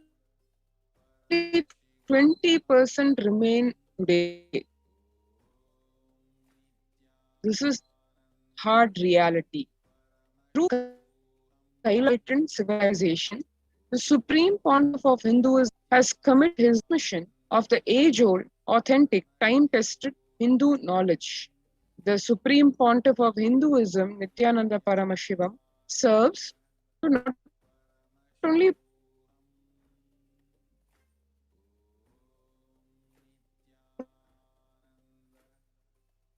protect the branches of knowledge of genocide and persecution. That is exactly what the Supreme Pontiff of Hinduism is working on tirelessly today. Just to give an example of the contributions of Hinduism from eons ago, from millennia, zero, the concept of zero itself, Shunya, the Rig Vedas, one of the fundamental scriptures of Hinduism, expresses a concept known as Hiranyagarbha, or the universal womb. From the concept of Hiranyagarbha comes the understanding of the space out of which everything comes forth, zero. As Bhagavan revealed, Shunya is not nothing as is understood. Zero is not a nothing as is understood very superficially in today's math. It is a very fundamental understanding, be it in math or in terms of understanding in the multidimensional logic. From India to Persia, then on to Arabia, through the Hindu scholar Kanaka, this knowledge is today the cornerstone of everything considered as binary logic. Kanaka being the being from Hinduism who took the understanding of zero in binary logic as it has been mapped from the multidimensional logic of Hinduism, where Hiranyagarbha or Shunya is understood.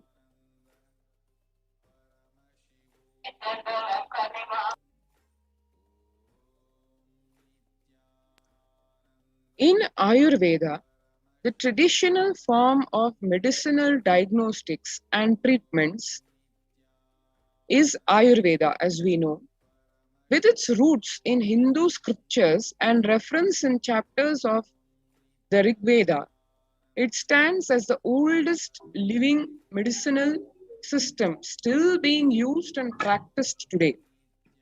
This includes the use of copper in medical instruments for its antibacterial properties and the use of Ayurvedic methodology in treatments for rheumatoid arthritis and osteoarthritis. Surya Siddhanta, an ancient Hindu literature detailing the science of astronomy, including the speed of light, distance from the sun, diameter of the earth, and planetary orbitals long before the recent understanding of even modern optics or even modern astronomy, was revealed just with the power of our books in those days, and knowledge in the form of the palm leaf scriptures and the power of the third eye. Our seers, our rishis were able to map the whole astronomy and document it in such precise detail that one can literally recreate the whole aspect of astronomy in cosmology with just these revelations. Yoga, the age-old science and practice of yoga, has direct reference and origin in the Hindu Agamas, Patanjali Yoga Sutras, Yoga Pratibika, Rudramalayam of Uttaratantram, Heranda Samhita, and countless other Hindu scriptures.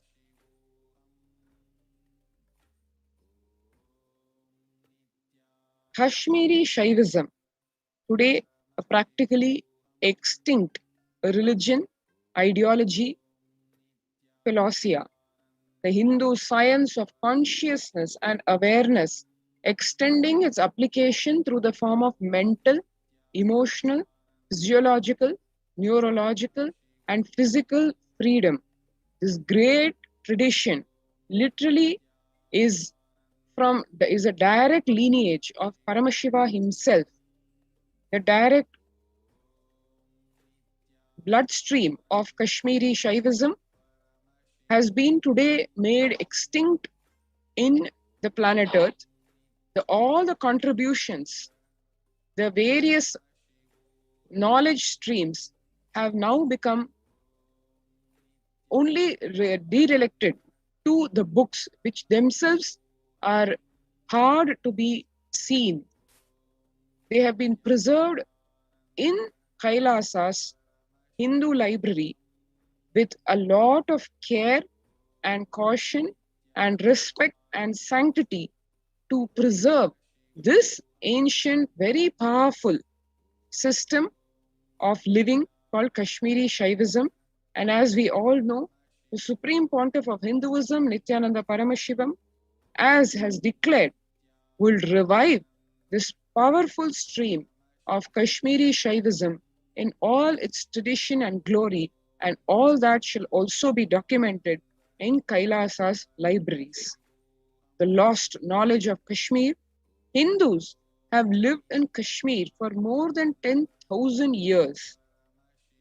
The name Kashmir itself derives its origins from the name of Rishi Kashyapa, one of the Sapta Rishis, the 7 great Rishis, as described in the Vedas, specifically the Samaveda verse 2.218 to 221.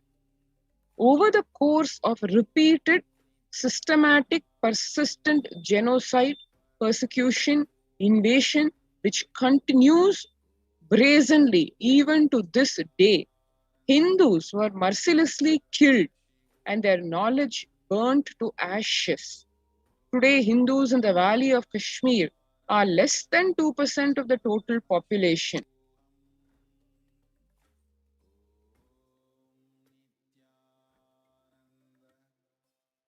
Lost knowledge of Kashmir.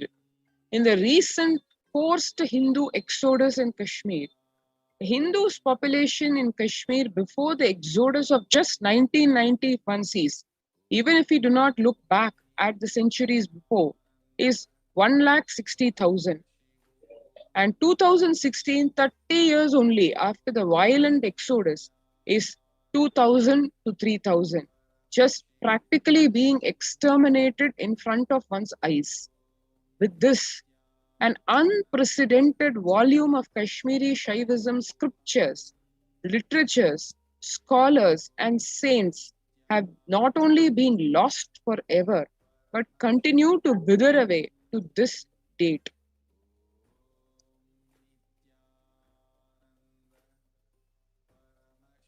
Nalanda University, these pictures that one sees and the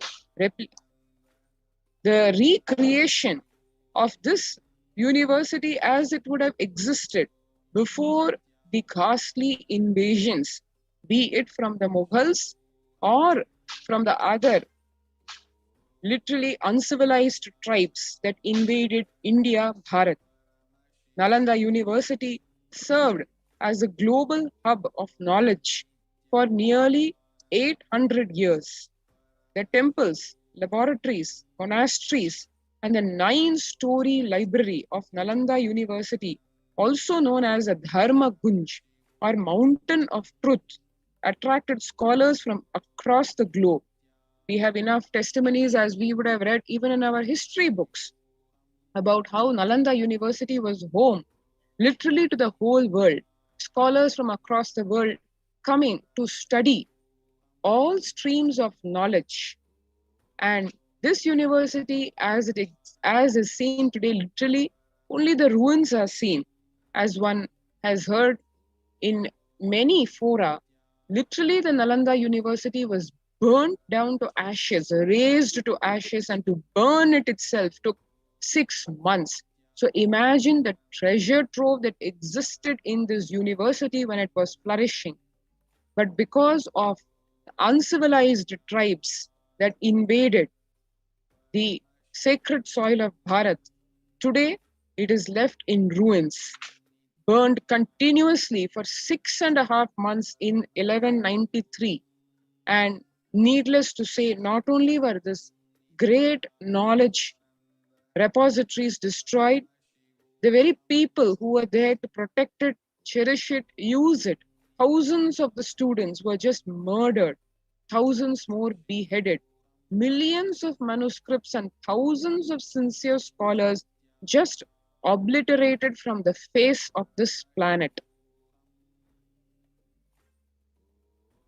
The Supreme Pontiff of Hinduism, Jagat Guru Mahasannidhanam, His Divine Holiness Bhagwan Nityananda Paramashivam, has taken up this massive mission, this really onerous task of reviving the world's lost wisdom, ancient sciences, and indigenous knowledge traditions for the benefit of humanity through Kailasa's Nityananda Hindu Library.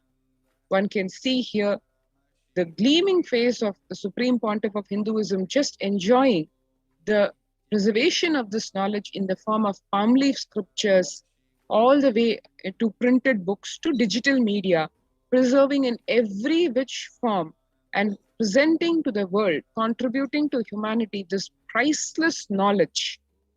From 2003 onwards, the Supreme Pontiff of Hinduism has been a source of continuous contribution to the preservation, protection, and transmission of knowledge in all its forms through Kailasa's Nityananda Jnanalaya or library, in the form of collection of 1 lakh plus physical literatures on Hinduism, 4 lakh plus digital literature, more than 240 million pages of indigenous Hindu knowledge, collaboration with 5 traditional libraries, including the most ancient Hindu monasteries, and preserved the personal collections.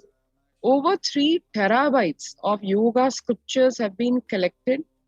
World's largest collection of Shaiva Agamas is to the fame of Nityananda Hindu Library, and the world's largest collection of Kashmiri Shaivism literature as well.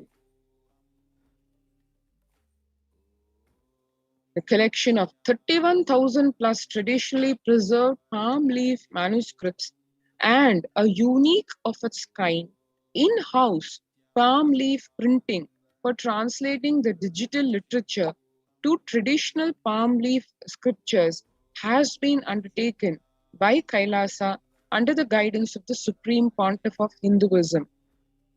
Thousands of recovered ancient scriptures translated in user-friendly way for the modern man through more than 500 publications, both printed and digitized, translated into 27 different languages. This is the Supreme Pontiff of Hinduism's expounding in contemporary language, understandable to the modern human. The Supreme Pontiff of Hinduism himself giving satsang day after day, year over year, decades over decades. All this also has been preserved in Nityananda Hindu Library. Digitization of the 6 lakh plus pages of indigenous Hindu literature, setting in-house server and storage to host over 120 terabytes of digitized literature.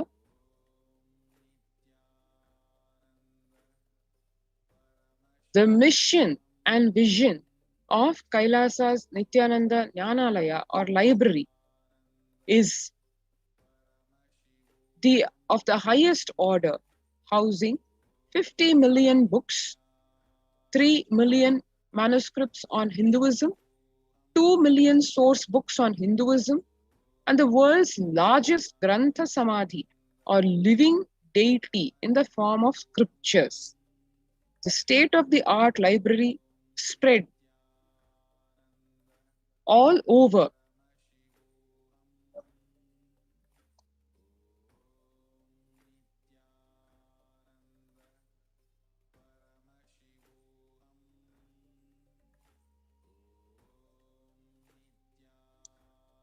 state-of-the-art library spread over 10 million square feet using software-based automated library management.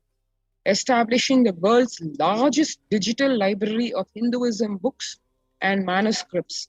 So one can see how the Supreme Pontiff of Hinduism, Nityananda Paramashivam, literally using all the state-of-the-art technology to preserve the most ancient, most indigenous, raw, authentic knowledge of Hinduism.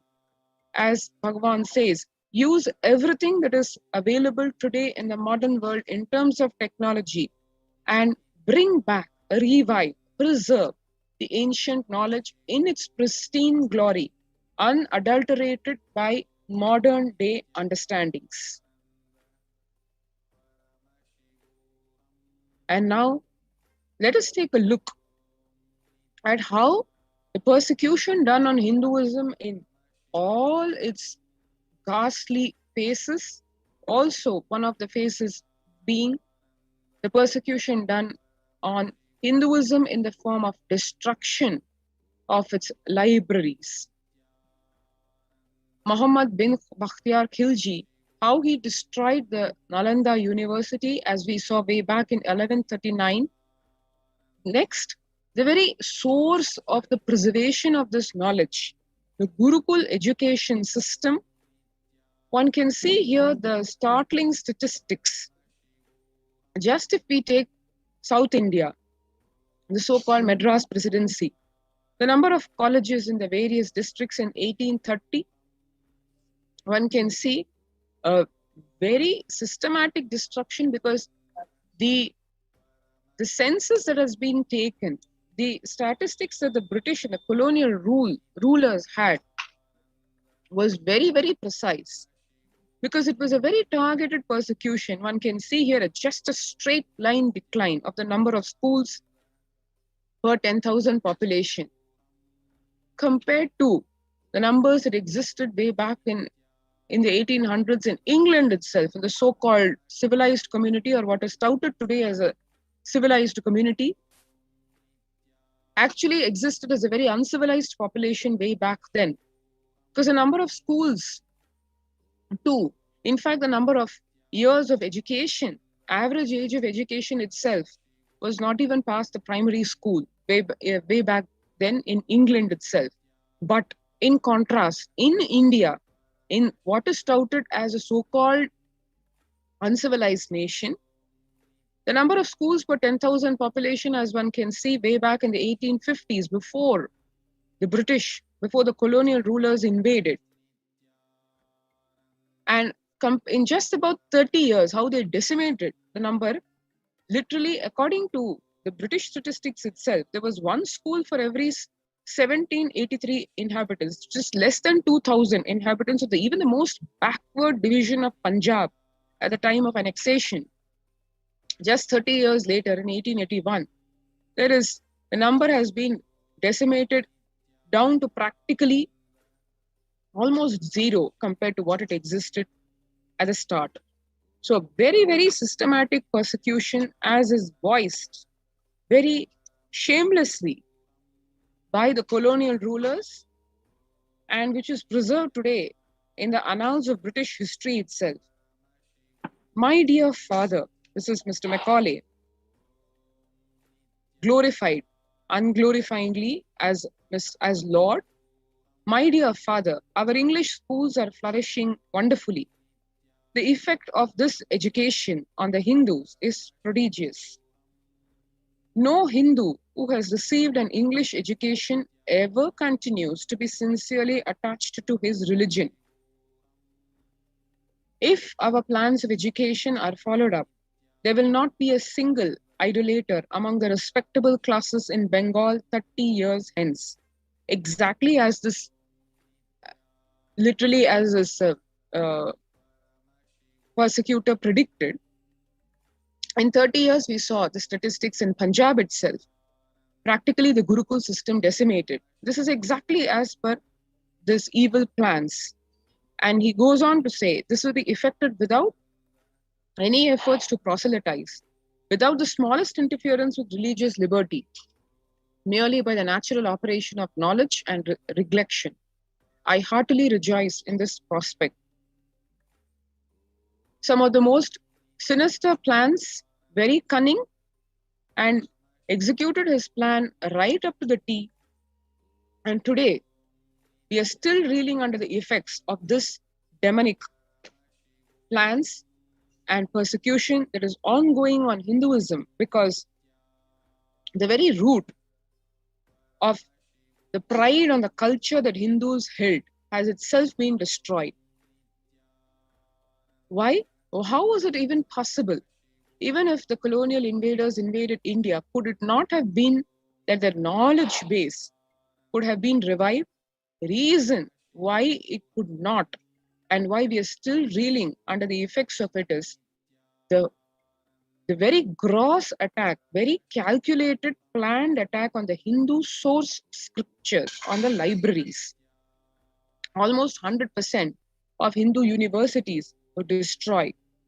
8 major libraries, including Nalanda, Takshashila, Vikramashila, with millions of books were destroyed. One has to note, this is not something that was done ad hoc. It's a very planned destruction of the Hindu knowledge base. Because once the Grantha Samadhi is destroyed, there is nothing to carry forward that knowledge, generation to generation. There are more than 2 million temples in India, but not with library. One should note that in ancient India, temples, a part of the temples used to be the library. A whole pragaram was dedicated to library. But today, if we see 2 million temples, none with a library. We've even forgotten.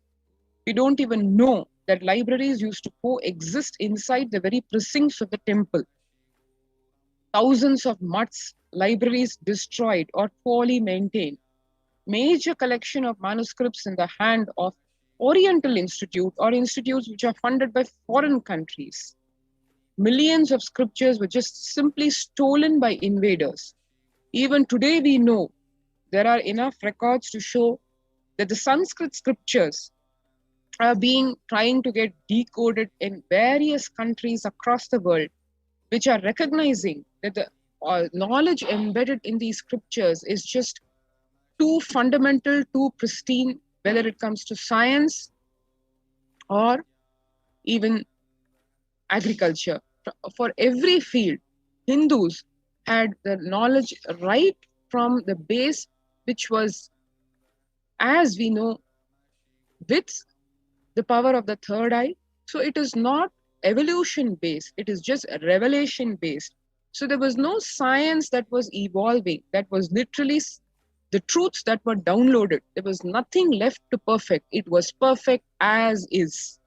And therefore, scholars, researchers, scientists, including people with vested interests, have been trying to decode the scriptures, whatever left of them, in the original language, the divine language of Sanskrit. 7 genocides of Kashmiri Pandits, 3 to 6 lakhs just brutally kicked out or exterminated. Genocide of the Shivacharyas in Tamil Nadu under the atheistic government. Destruction of Hindu universities and libraries. And the world's largest Tamil Hindu library in Jaffna was just burnt. This is not very long back. This is just in modern history, just a few decades before. And one can see here the painful view of the relics of this treasure houses of knowledge. 13,000 universities across Bharat, literally a lakh gurukuls destroyed in just the 2 states of Bengal and Bihar alone. And here one can see the remnants of the same. Nalanda, the 9 million books just burnt by the Islamic invader, Bakhtiyar Khilji. Nalanda University, Takshashila University, Vikramashila University, Telhar University. These are just a few like this. The knowledge base across India just destroyed. And today, the Supreme Pontiff of Hinduism, Nityananda Paramashivam, and Kailasa faced with this onerous task of just rebuilding this from scratch. Even today, these precious palm leaf scriptures, as we can see here, These pictures are not of some garbage dump, but of precious palm leaf scriptures across various libraries across India.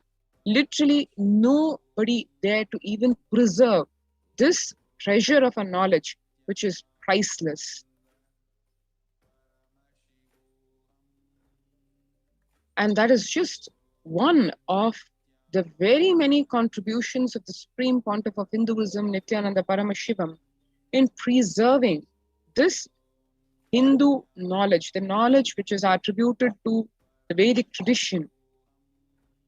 And today, as the world faces some very fundamental survival issues in the form of the corona pandemic, as Devi PARASHAKTI revealed in the Akashic readings and as Bhagwan himself has revealed, the fundamental need today is to keep oneself alive.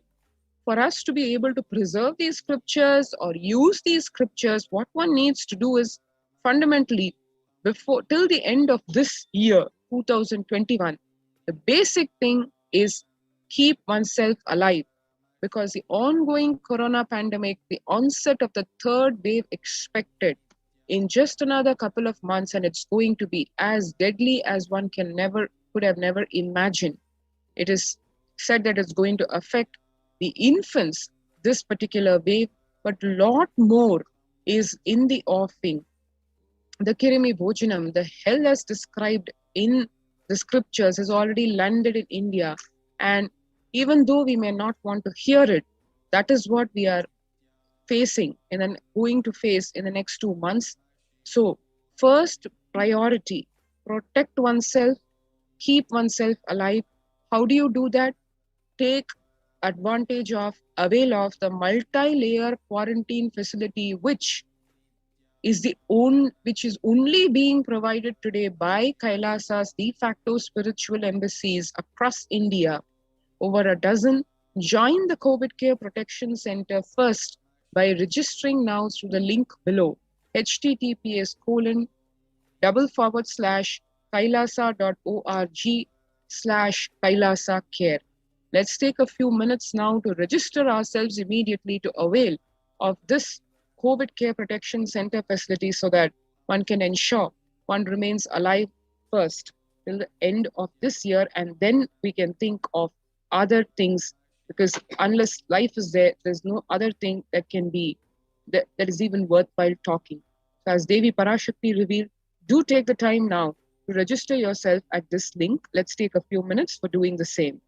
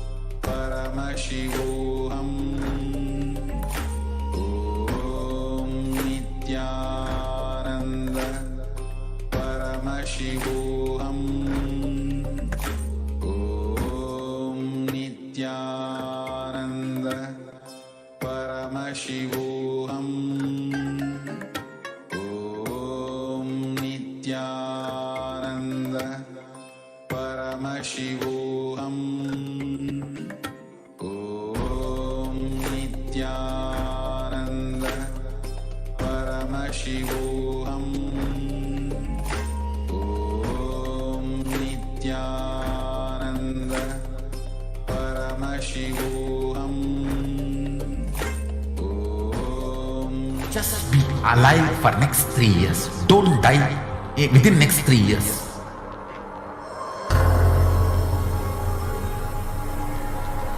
Just don't die within next 3 years. Be alive, somehow be alive. I'm working sincerely. I will reach you somehow. Somehow I will reach you.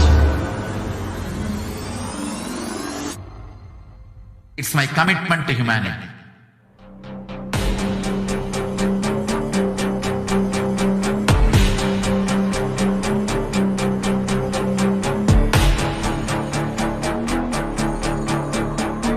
Just don't die within next 3 years. I will reach you wherever you are, whichever corner of the world you may be. I will reach you with enlightenment. You manifesting the space, state, powers, being, Paramashakti. It is possible, and it is possible for you.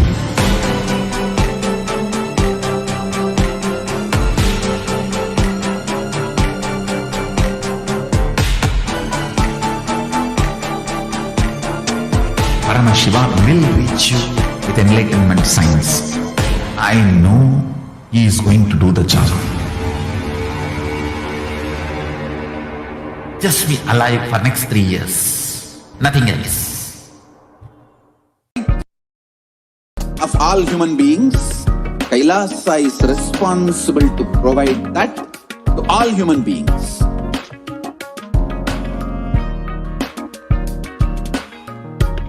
Kailasa is the totality of the knowledge I received from my gurus and practice manifested in my life, perfected by teaching millions of people from all cultures, time zones, backgrounds, genders, nationality, race, from every creed.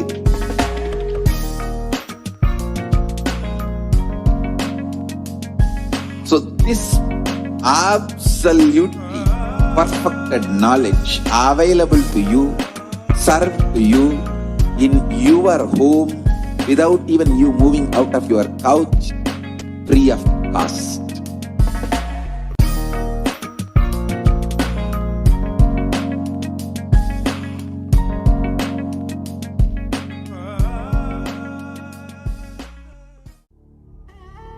What I mean by the word e-Kailasa, listen intensely. Enlightenment ecosystem, literally enlightenment itself in your own home, wherever you are. If you cannot come to Kailasa, it's okay. Kailasa can come to you. Kailasa coming to you is e-Kailasa.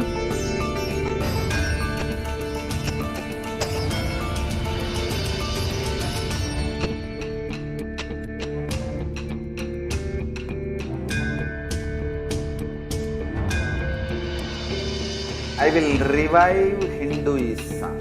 I am a Hindu revivalist, not by any revolution, but by evolution.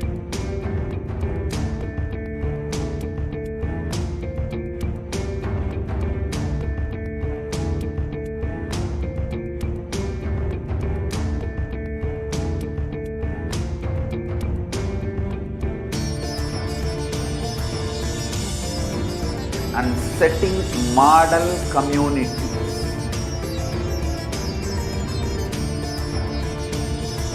Kailasas, enlightenment ecosystems, Sarvanya Pitas all over the world.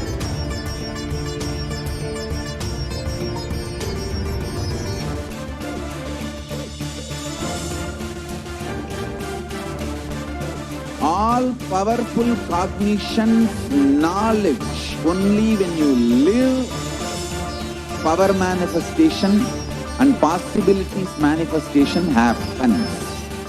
It's a fundamental truth.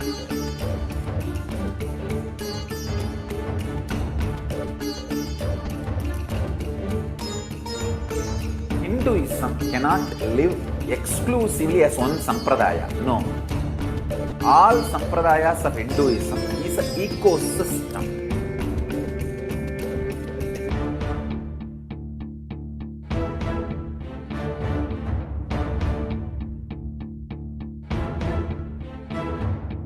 So don't keep quiet thinking that if one sampradaya is attacked, only that sampradaya is going to be affected.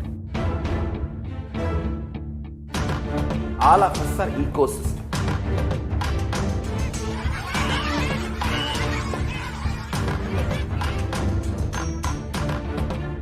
I invite all of you to get involved and enjoy Hinduism by the principle of Dharmo Rakshati Rakshitaha. When you protect Dharma, Dharma protects you. We will make the whole planet flourish spiritually. The spiritual prosperity will happen to the whole planet. We all have to coexist together.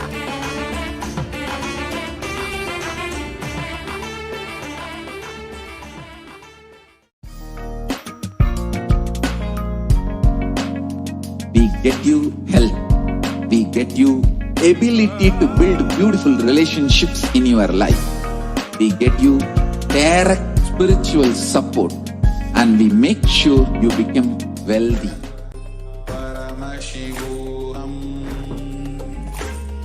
Now, let us see the revelations from Devi PARASHAKTI on 12th of May, where she revealed that I came as Nijavatara. I am blessing you. Listen. People, listen. To do the good to all of you, I have taken the form of Nityananda and came down as Nijavatara. The people of India, listen carefully. Time after time, Bharadam is the Jnana Bhumi, where enlightened beings come. We cannot make the Jnana Bhumi as infertile. Enlightened beings have to come. They have to live, it has to flower. Few hypocrites, because they are stuck in delusion. We cannot sacrifice the world. Cosmos cannot be destroyed. The ship I did to save the cosmos from being destroyed, that is called Adi Kailasa. The ship I did to protect the beings from Pralaya is Adi Kailasa. Because of the conspiracy of the Drokis and enemies' rule, the captain of the ship has to leave. Before 12 years, knowing the great deluge that is going to happen, all the Aushadas, by this Guru Purnima, that Jnana Rasavadam, Navapashana is going to flower. Allow people to come and take dip in Navapashana flower. People, whoever comes and dips in Vaidya Sarovar, they will not have death. They will not have corona. Crores and crores of people will come in line. Every day they will come and dip in the Ananda Lingam. Listen well to my words. For India, I have made the ship as protection. The Nityananda Navapashana Lingam in Vaidya Sarovar. Go to Adi Kailasa. Oh Indians, listen. All those regretting losing the Nityananda Nijavatara without confusion and without talking, just as a lip service, go to Adi Kailasa. Crores of people will come there looking for health, Navapashana, water feast, and medicine to get the health and protection and enlightenment. To protect India from the great destruction, I, PARASHAKTI, made this huge ship. Even if the captain of the ship is not there, ship is there. When the first world countries close their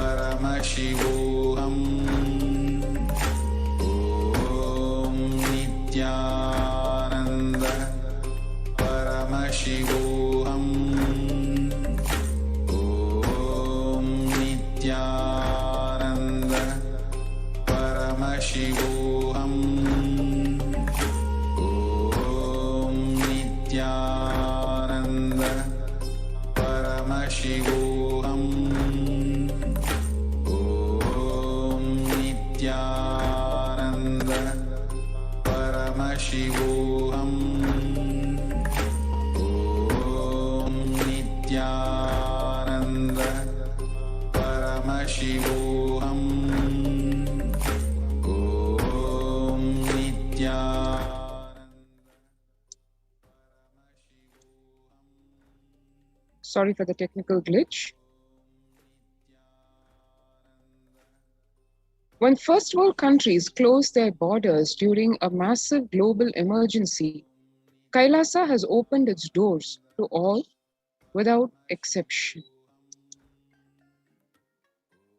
The free COVID care centers that have been opened across India are over a dozen, to name a few. Adi Kailasa in Bidadi, Bangalore, Salem Adinam in Tamil Nadu, Tiruvannamale Adinam in Tamil Nadu, Rajapalyam Adinam in Tamil Nadu, Puduvai Adinam in Puducherry, Pattanam Adinam in Tamil Nadu, Siragapadi Adinam in Tamil Nadu, Sripuram Adinam in Hyderabad, Madurai Adinam in Tamil Nadu, Avattipalayam Adinam in Tamil Nadu, Hosur Adinam in Tamil Nadu, Baroda Adinam in Gujarat. Kailasa rushes to aid India as India finds itself on the verge of the COVID-19 third wave. Multiple free COVID care centers have been opened across India. Various humanitarian services have been offered during the pandemic in Kailasa's de facto spiritual embassies across India. At the same time, spiritual services being offered during the pandemic in Kailasa's de facto spiritual embassies across India. And to support all this at the very core, the cosmic revelations on the global pandemic by Devi PARASHAKTI in the Akashic readings.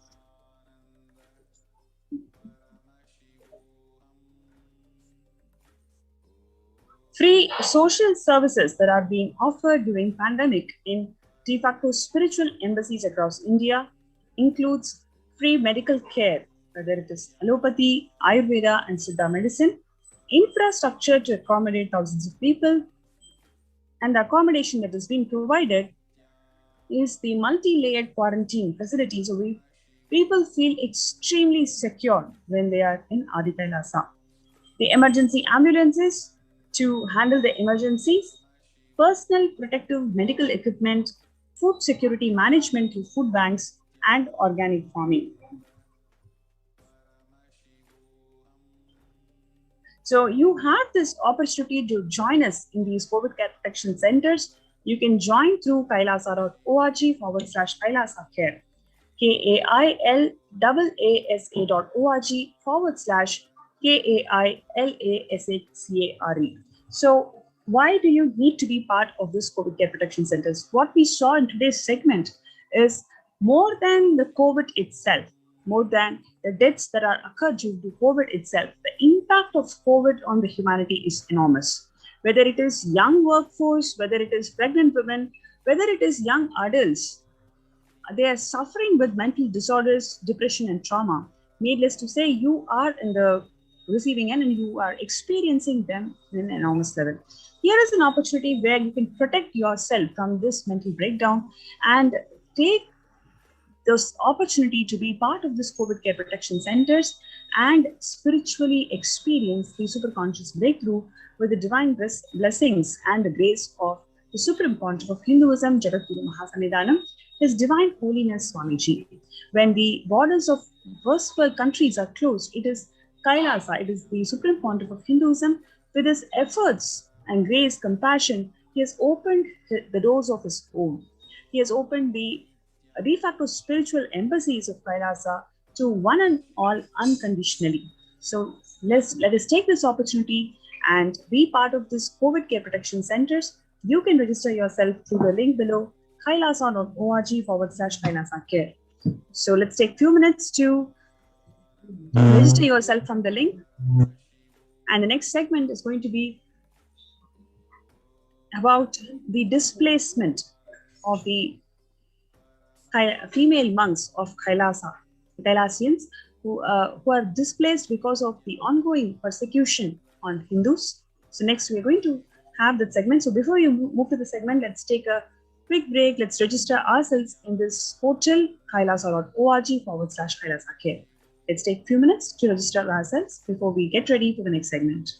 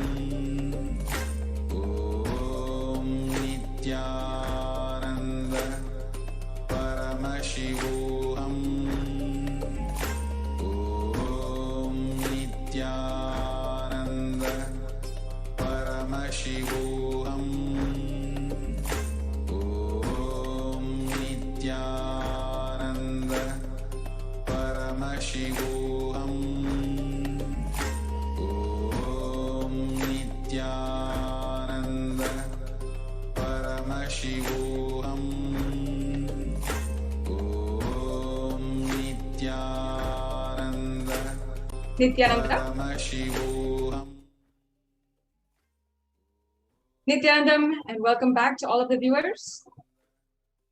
After that segment by the Adi Kailasha Sarvagyapeetham administrators who had shared with us about the developments of the Kailasa COVID Care Center and around India by Ma Nitya Pravana Priyananda and Ma Nitya Achanananda Swami. Now we'll be entering into the next segment of today's program before the live Nityananda Satsang in the divine presence of the Supreme Pontiff of Hinduism himself.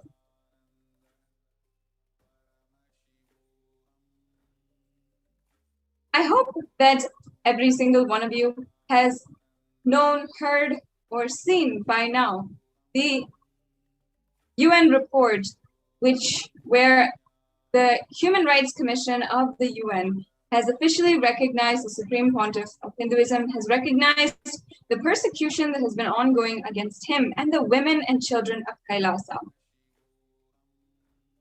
All over the world for the last 1-2 weeks since this news emerged, since we have had this victory, at least as far as getting recognition by the UN, at least having one of our voices being able to voice out the persecution that has happened against the Supreme Pontiff of Hinduism. So many of us have been absolutely grateful, have been overjoyous in celebrating that finally we have gotten some kind of legitimate recognition for the amount of abuse and persecution that the Supreme Pontiff of Hinduism has undergone. I myself can share that personally, having seen how much the Supreme Pontiff of Hinduism has undergone sacrifice just for me and for all of the women and children of Kailasa, it is so amazing to finally see how we have been recognized. At least in one place, our voice has been heard. The Human Rights Commission has recognized the persecution of the Supreme Pontiff of Hinduism and Kailasa, and I hope that each and every one of you take a few minutes right now and ensure that you are seeing the link provided in the scroll below for where the Human Rights Commission has featured Kailasa as a part of the recognized communities for the persecution that they've undergone. And you take a few minutes and share this with all of your family and friends. Make sure that you are sharing. And if you are a practicing Hindu, you're a sympathizing Hindu, or you're just curious to know more about Hinduism, I request that you take a few minutes and ensure that you share this with as many people as possible.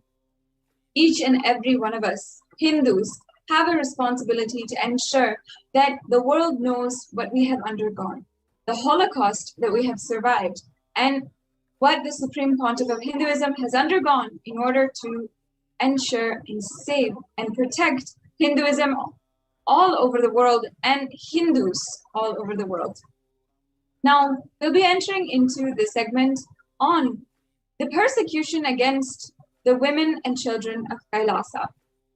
And if you've been tuning in for the last few days, we have been taking a few minutes, taking some time on this platform and speaking with each and every one of you on how the persecution has played out, how criminal masterminds, how the anti-Hindu forces have really strategized and terrorized our community, our global community, and in countries all over the world, including the United States, in Malaysia, in India, of course. We have seen how the persecution has been ongoing against the Supreme Pontiff of Hinduism and the indigenous women of Kailasa. Today, we'd like to present to all of you one of the tactics that the anti-Hindu militant forces used against the Supreme Pontiff of Hinduism and used against the women and children of Kailasa. We have seen how in so many different instances, how the violence against women, the brutal rape and assault of women has been used as a tactic. How the objectification, the sexualization of women, sannyasis of the Nityananda order have been used as a tactic in order to spread more and more hatred and prolong the attacks, the brutal rapes, gang rapes, and child sexual abuse that has happened against the women and children of Kailasa. We've also heard the stories of many of the women and children who have been witness and who have survived these brutal attacks. And I myself have shared my own story about how, when I was 12 years old, I was raped and manipulated by one of the leaders of the anti-Hindu militant forces. And it took me so long, at least 5 to 6 years, just to be able to confront my trauma and begin healing recovery. Today, I can say that I have been able to see so much of transformation in myself and see myself be able to even stand up for the role and responsibility of a Rudrakanya, which is a sampradaya, an ancient lineage that the Supreme Pontiff of Hinduism is reviving. But today, I would not be able to tell you this. I would not be able to share my story in any way or form if it had not been for the sheer compassion and the teachings of the Supreme Pontiff of Hinduism, the sacred sentiments which he revived and he spoke on, and the processes, the sacred spiritual processes for healing and recovery that he has gifted the whole humanity from Sanatana Hindu Dharma. And as a survivor of child sexual abuse, child rape, and at least 3 accounts of child sexual molestation, as a survivor of these absolutely traumatic and devastating, violent situations, I was myself shocked, heartbroken to see that the other children, other women across Kailasas, across the world, had been victims just like me, had literally been unable to, some of them unable to face, some of them unable to recover, start their recovery process. Some of them, just like me, protected by the Supreme Pontiff of Hinduism, and today are coming to share about what has happened to them as well. I have seen how literally the state-sponsored elements have infiltrated and also raided the Adi Kailasha Sarvagna Peetham, as well as, of course, other Adinams, and had started the abuse against the children of Kailasa. The very future of Kailasa and the future of Hindus themselves. This attack, of course, is a tactic used by the anti-Hindu militant forces in order to just deprive us, disempower Hindus from the promising future that the Supreme Pontiff of Hinduism was working so hard for and to give each and every one of us. And we have seen this been used as a tactic in many circumstances. For example, in the Jewish Holocaust, 1940 to 1945, in this specific time, of course, it was starting much before that, and then it took many years for the Jewish to find some kind of reprieve for the acts of violence and the genocide against them. However, in that time, we saw how the Jewish schools were even the Hebrew schools and the Jewish schools were shut down, were outlawed by the Nazi governments, and even in children's books, even in the different flyers for children, the Nazi forces had literally made such propaganda to teach children anti-Jewish, anti-Semitic ideas and put the root of anti-Semitic sentiments inside of them. As you can see here, we have some of the visuals of the violence against the Jews that were enforced by the Nazis. And in this circumstance, we saw how the Jewish heritage schools, as well as the Jewish children, were vulnerable, especially to Nazi forces. And just by using them as a way to using them and manipulating them through propaganda, they have not been able to, literally the entire culture was disempowered. And not only this, we have seen the same case in the Vietnam War and in Native American schools as well. And Native American schools were made so that they do not learn their heritage. They were made so that as you can see here, it says that the US government and many of the supremacist forces inside of the government forced tens of thousands of children to attend assimilation schools, where they would literally kill the Indian in him and save the man, literally making them disidentify from their natural cultural and heritage.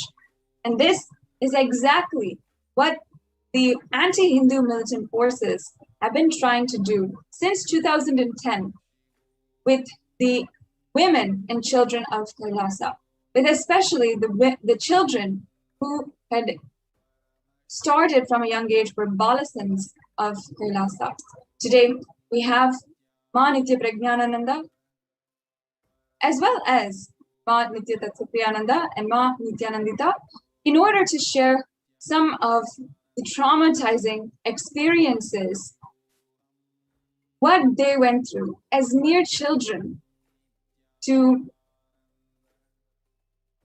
at the hands of state-sponsored elements in order to subjugate their heritage, subjugate the Hindu sentiments that they were living, and start to entirely destroy the revival work for Nityananda Gurukul and the revival of Kailasa.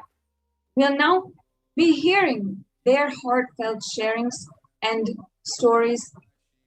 And a first-hand witness, I welcome each and every one of you to sit and ensure that you are listening to what they have to share today. And make sure, again, reminding each and every one of you that at least now we have some hope with the UN recognizing the persecution against the Supreme Pontiff of Hinduism. Let us take responsibility now as Hindus to share this continuously, share this all over the internet. And as you are listening to our stories, please share and please continue to share as we are going more and more towards the live satsang today. So we'll now be inviting the Gurukul Balasans to share their stories. Please stay tuned with us. We'll be right back with you after a short break.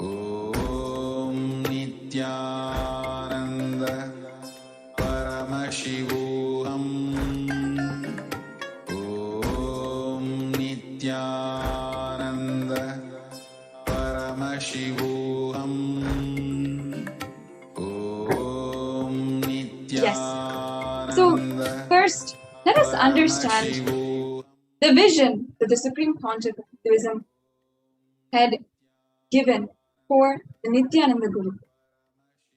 This absolutely mind-blowing and breakthrough system of school is a revival, a grand revival of the Gurukul education system of Sanatana Hindu Dharma, where the same system that has created kings such as Lord Rama, Lord Krishna, so many other incarnations, that is the exact schools that Supreme Pontiff of Hinduism is reviving. And of course, still reviving all over the world despite so much persecution. And this is what the anti-Hindu militant forces were trying so much to destroy. The Supreme Pontiff of Hinduism had given a grand vision for Nityananda Gurukul as a power manifesting school. Today, the Nityananda Gurukul Balasans have demonstrated the powers of third eye. Many of you, of course, have already known, seen the powerful demonstrations, and even manifested yourselves, and seen how from a young age, when a child is empowered with the great truths revived by the Supreme Pontiff of Hinduism from Sanatana Hindu Dharma, how they are able to powerfully live these truths and start the power manifestation. How they have been able to manifest even the powers of the third eye, being able to read and see 360 degrees around them.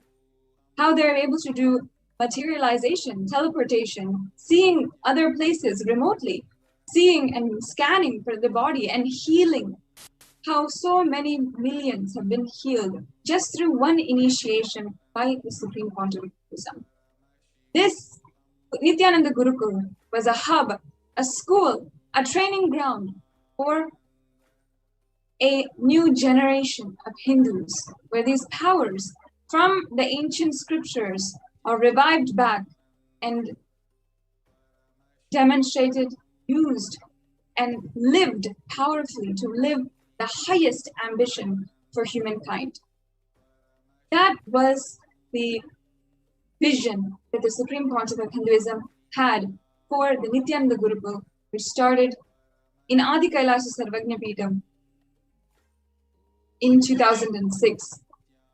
And of course, the Supreme Pontiff of Hinduism had been continuously giving programs for children and training children, ensuring that the classes had been established for a Vidyalaya of children all over the world, and e-Gurukuls all over the world. But the first established school was established in 2006 in Adi Kailasa Sarvagnya Peetham. And in that time, the Supreme Pontiff of Hinduism began the Nityananda Gurukul. What started out as just a handful of very blessed children became hundreds of Gurukul Balasans, where the revival of the ancient education system, the ancient Hindu education system, came to life. And there are, in this ancient Hindu ecosystem, this ancient Hindu education system is one of the 5 pillars of Kailasa, where the future of Hinduism, the very children who will be the leaders of the nation, the civilizational nation across the world, those very leaders are trained, are nurtured, and are growing up to be powerful individuals, powerful leaders of the whole world. With this vision, the Supreme Pontiff of Hinduism began, and hundreds of Gurukul Balasans by today are initiated as Gurukul Balasans, as well manifesting Shaktis for the whole world. As you can see, every single day, Balasans do the power demonstration in the programs and are continuously manifesting the Shaktis, living these ultimate truths from Sanatana Hindu Dharma. This is a part of the ecosystem that the Supreme Pontiff of Hinduism had established. And what exactly the anti-Hindus wanted to destroy. And they wanted to do it directly by raiding the campuses, in traumatizing the children, putting them through interrogations that were absolutely torturous for children, especially, and making them go through such violent situations, putting them at risk to being so traumatized in their future. Once again, today we have the sharings of Ma Nitya Prajnanananda, who had gone through the attacks even from 2010. And in 2010, we saw the most violent attacks against the whole Adi Kailasa Sarvagnya Peetham. 2010 saw one of the most brutal attacks where the entire Adinam was set on fire. The residence of the Supreme Pontiff of Hinduism himself was set on fire. A fire bomb was thrown at it, and somehow the Supreme Pontiff of Hinduism had escaped. And all of the Adinavasis around were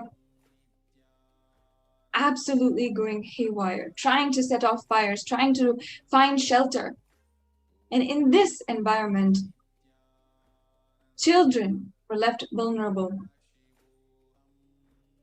to the attacks by the anti-Hindu forces and to the absolute devastation of the entire property in Adina. To be absolutely traumatized by the violence executed by the anti-Hindu militant forces that had raided the Adinam, started trespassing, were setting everywhere on fire. So now I request Manitya Prajnananda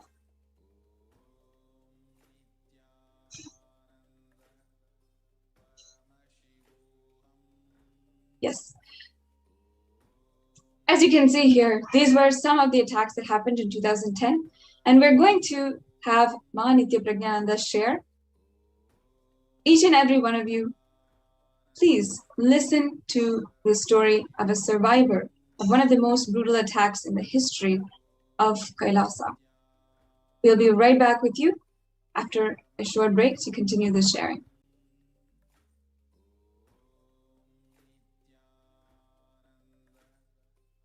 Paramashivoham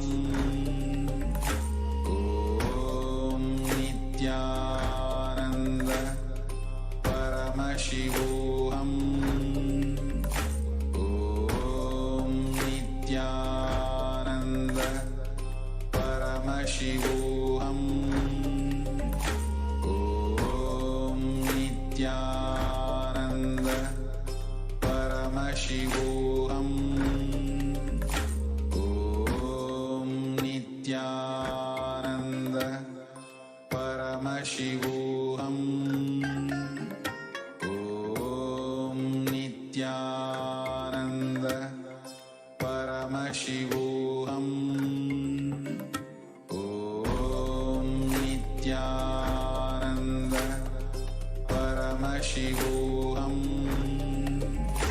Om Nityananda Paramashivoham Om Nityananda Paramashivoham Om Nityananda Paramashivoham Om Nityananda Paramashivoham. Just be alive for next 3 years. Don't die within next 3 years.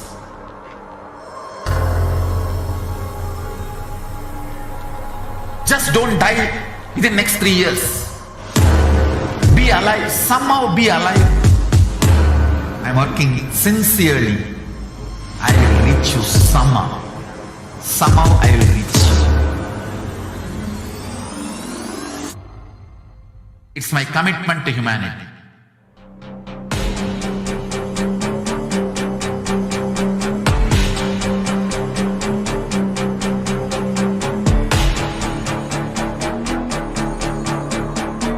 Just don't die within next 3 years. I will reach you wherever you are, whichever corner of the world you may be. I will reach you with enlightenment. You manifesting the space, state, powers, being, Paramashakti. It is possible, and it is possible for you.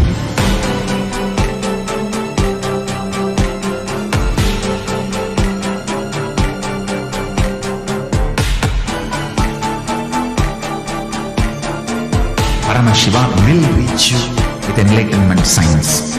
I know he is going to do the job. Just be alive for next 3 years. Nothing else. Nityananda Paramashivoham Om Nityananda Paramashivoham Om Nityananda Paramashivoham Om Nityananda Paramashivoham Om Nityananda Paramashivoham Om Nityananda Again, welcome back, dear viewers. Now we will be entering into the experience of Mahanitya Prajnananda, who was in the Gurukul since 2007, who's literally grown up within the Kailasa ecosystem, and what all she has experienced since the attacks of 2010 and into the attacks of 2012. Welcome, Pragnana. Nityananda. So can you share a little bit first about your background and how long you've been in Gurukul and how long you've known Swamiji? Yes. So I was there in the Nityananda Gurukul a few years before 2010, 2007. From 2007, I have been there in the Adinam and looking and staying as part of the Nityananda Gurukul. I would have been just 6 years old at that time, and I had lots of fun in the Nityananda Gurukul. Yes, ma'am. And since 2010, you were there when the initial persecution started against Kailasa and the Supreme Pontiff of Hinduism. You were there when the Adinam was attacked, when you were just 7 years old. Can you explain a little bit about that? Yes. So at 2010, I did not know what was happening at that time. So I was just in that same, like a daily thing. I wanted to go to the Gurukul. So I used to stay in another building right in front of the Gurukul. So from there, I wanted to go and I just opened the gate and I saw everything was all messed up. And so many people were there inside and fighting. So I really got scared. I saw even my mother in between all of that. I really got so scared and ran back inside my room and shut. Being that young and seeing like a big group fighting right in front of me, was literally the first time I had that. I knew what fear is at that time. At that period of time, it hit me that what I am living in, there is something more than that is going on. When I saw, I got really scared that not knowing what is happening first, seeing people fighting, holding sticks and hitting each other, that was the scene I saw, and I ran back inside the room from which I came, and my relatives, my aunt who was staying there with me at that period of time, she was, being a kid, you see adults having a discussion in really fear, a lot of fear. You feel like even the people who you look up to will be there for you. They themselves are in fear, not knowing what to do. I felt like there is no one for me now. Who will be able to help me? They themselves are scared. Everything is scared. At that period of time, who I looked up to, who I thought will be there and be able to solve a situation, themselves was not able to solve. At that period of time, I was so scared, and at that time, my aunt had come to a conclusion that we have to escape from this place to keep our children safe. Otherwise these policies and all these people who are there inside, what they will do to the kids, no one knows. So at that time, a small hole was there, fenced up, and in that fence hole, all of us had to go out. And after we went out also, I turned back at that period of time when we were going out and saw the whole Adinam, the whole of the ashram was filled with smoke. The whole of the ashram was filled with smoke, and did you ever think at that time you would ever be able to return to your home, to return to the Father, the Supreme Pontiff of Hinduism, who had brought you up as his own daughter, despite you losing your father at a very young age? Did you ever think you were going to get to see your guru again, your home again? And yes, I never thought that I would be able to see the Swamiji ever again. And not just that, I didn't even cognize I would be able to see my mom also that time, because she was there in between that place where I saw full smoke. And the minute I realized that the ashram was burning, and at that point of time, the two most important people to me, my mother and Swamiji, my father, both of them, I don't even know if I will ever be able to see. I felt like a kid who has lost everything that is important to her. I felt like the most important things in my life is gone. And I don't know if I'm ever going to be there again in between. Until I was going outside that fence also, I was not understanding what is happening. But when I went to the fence and just turned back to see, I saw the whole of the ashram was filled with smoke. And then I come to realize that whoever is important to me, Swamiji, my friends at that period of time, my friends, my Gurukul friends, my adult friends, whoever you were close to, everybody was in between that smoke. I was at such a young age, I had to imagine what is happening to my mom in between smoke. What is happening to my mom in between the fight that is going on in the ashram? What is happening to my friends? They're still as young as me. What is happening to them? Being that young, I had to visualize and see first, not just in imagination, right in front of me, I had to see people beating each other up. And I remember seeing someone throwing stone on the head of one of my friend's dad. I really freaked out when I saw that. So you were separated from your mother and had to sneak out, escape, go into hiding. But somehow, after this initial displacement, you were able to make it back to your home with your mother.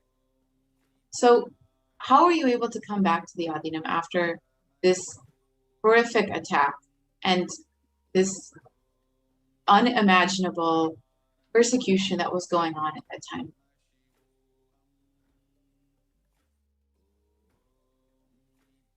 I still cannot believe that an opportunity to enter back inside was even provided.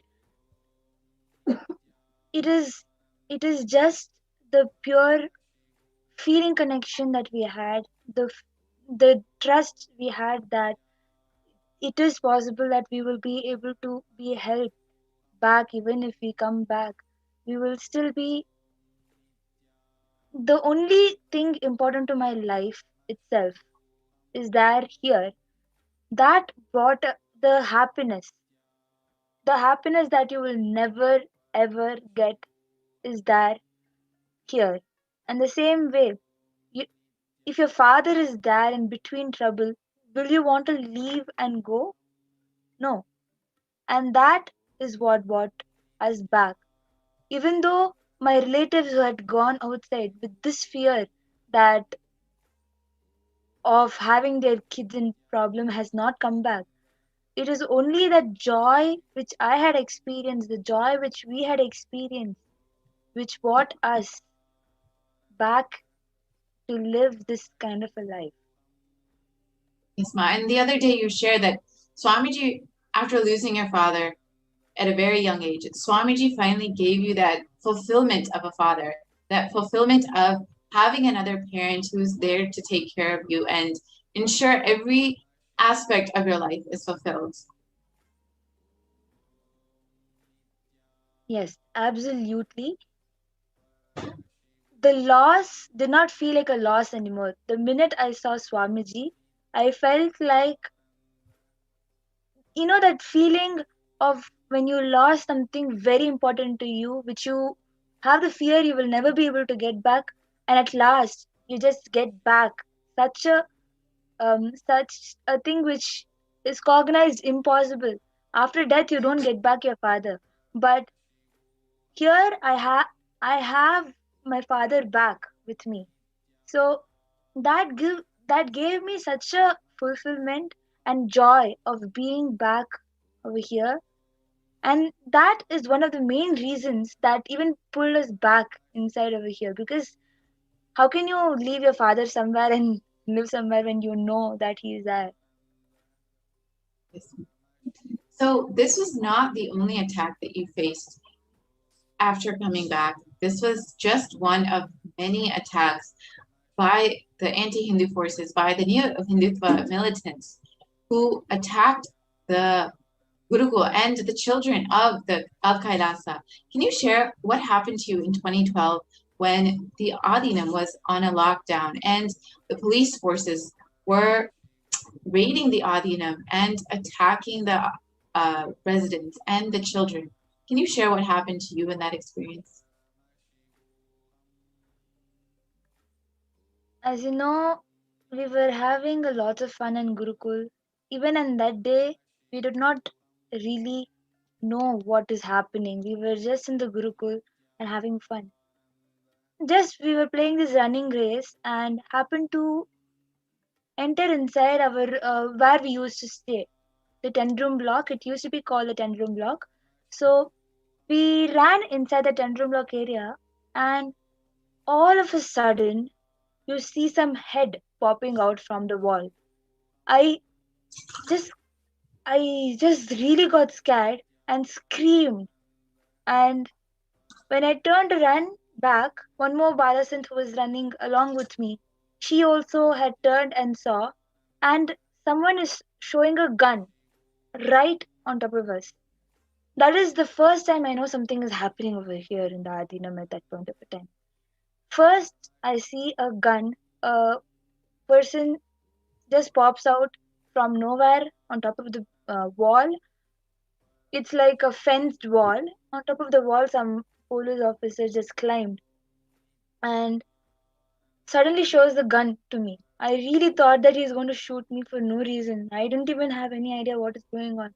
And I just ran from the 10-room block area and ran, and I felt difficulty in breathing at that time. I couldn't control how I'm feeling. I felt really not able to breathe at that time, and went and told my teachers what I just saw, what I happened to see, the gun and the person there. And to protect all of us, the teachers had taken us into the main hall of the Gurukul and gathered us all over there. After some time, we come to know the kids. I was at 2012. I was 11 years old. Kids younger than me, kids at 7 years old, 8 years old, were all there along with me. And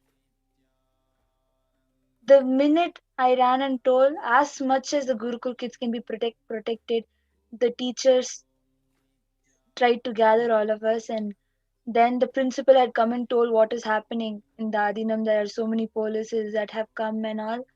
The principal came and told the teachers, and few kids had just overheard that conversation and came and told like all of us. And we became more scared knowing that there are policies all over the Adinam, and there are policies. So at that time, you were just.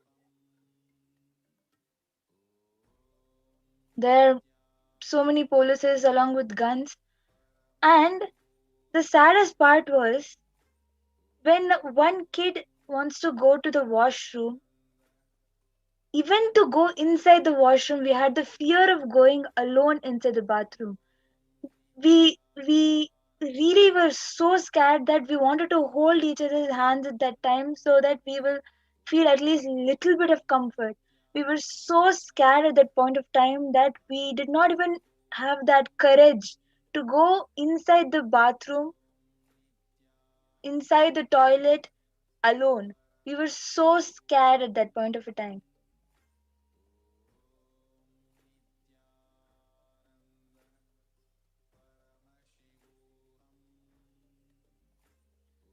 So after we came to know that the place where we were is not safe, they decided that group by group we be shifted to another building in the same campus, to another building. So as we were being shifted as groups, so that it will not look like the whole of the kids are moving, that fear that something might happen to us, we decided that we move out of the building group by group.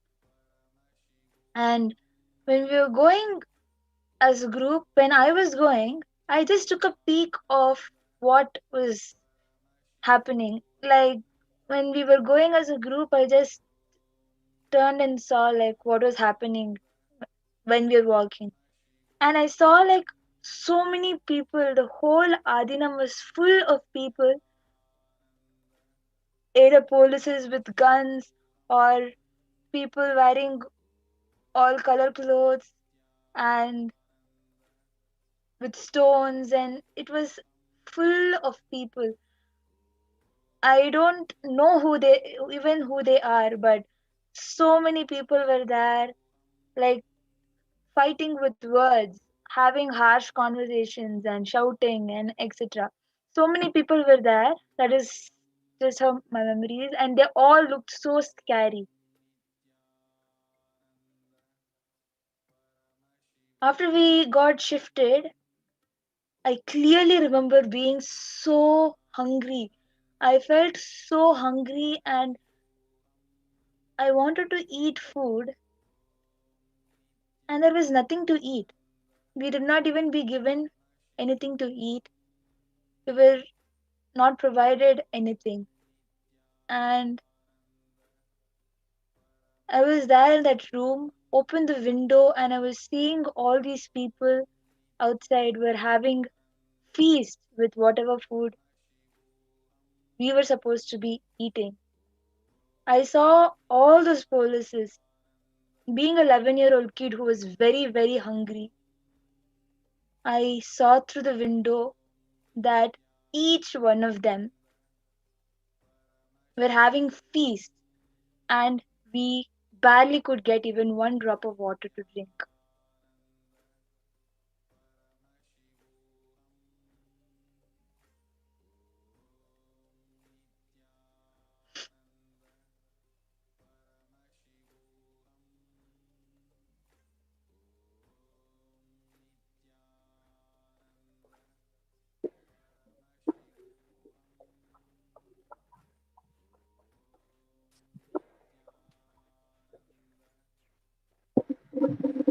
Actually, feels really Sorry for the technical glitch. Feels maybe hard to even listen to what you were sharing. So your age was around 5. What was your age at that time, When I saw the smoke at that time, I was just 9 years old, and when all this I was going through, I was 11 years old. 11 years old, ma?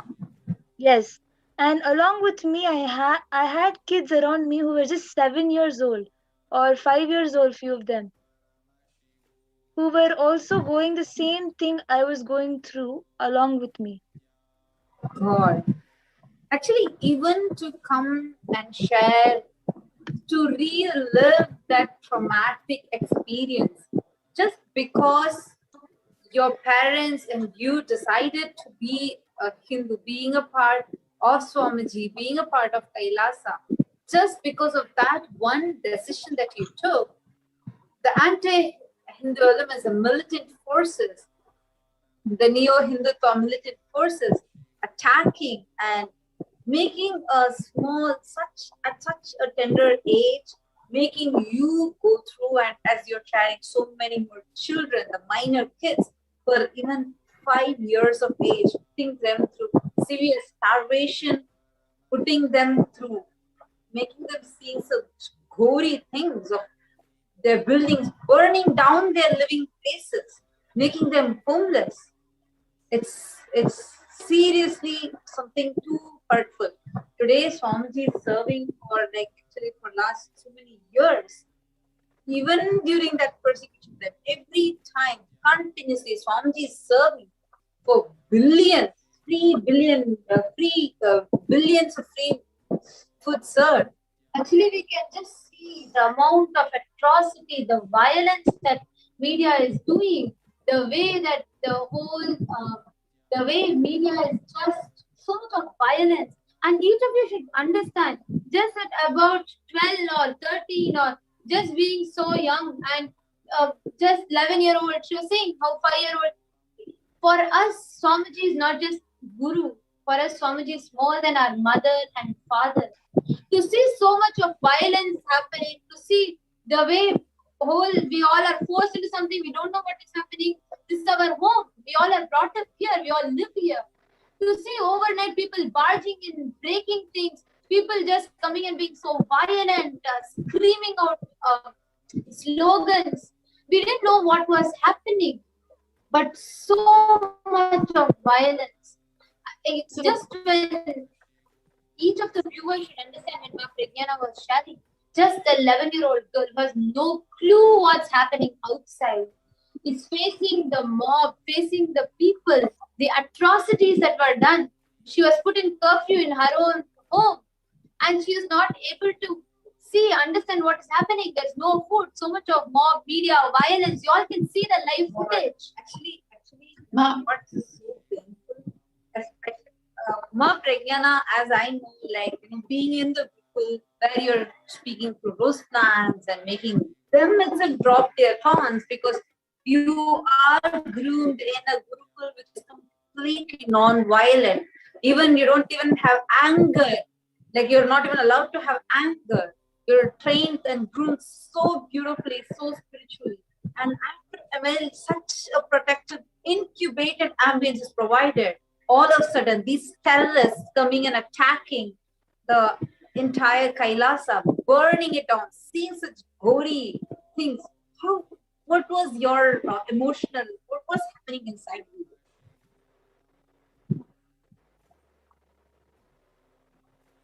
Each and every moment, what I was thinking at that age of 7, each and every moment, I thought that after this, will I be able to see my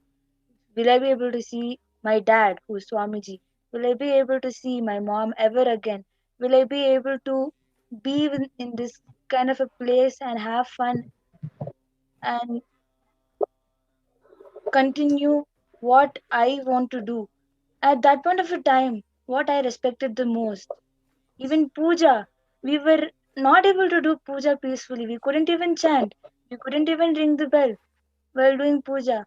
All we could think about is what will happen to us next? What will happen to us? Will I be able to see my more than everything, Swamiji, ever again? Will I be able to see my mom ever again? Will I be able to? Is Gurukul going to continue to be there? A place where I want to study, the place that I know is best for me. Will it be there? Will it be there for me to continue? Continuous fear of losing my home was there in me at that point of time. So, Ma Pragyana, I actually want to go back to what you had made, the statement you had made earlier about how you were held at gunpoint. You were just 11 years old and you were held at gunpoint. Did you even know who these people were or why they were entering the Adinam at that time?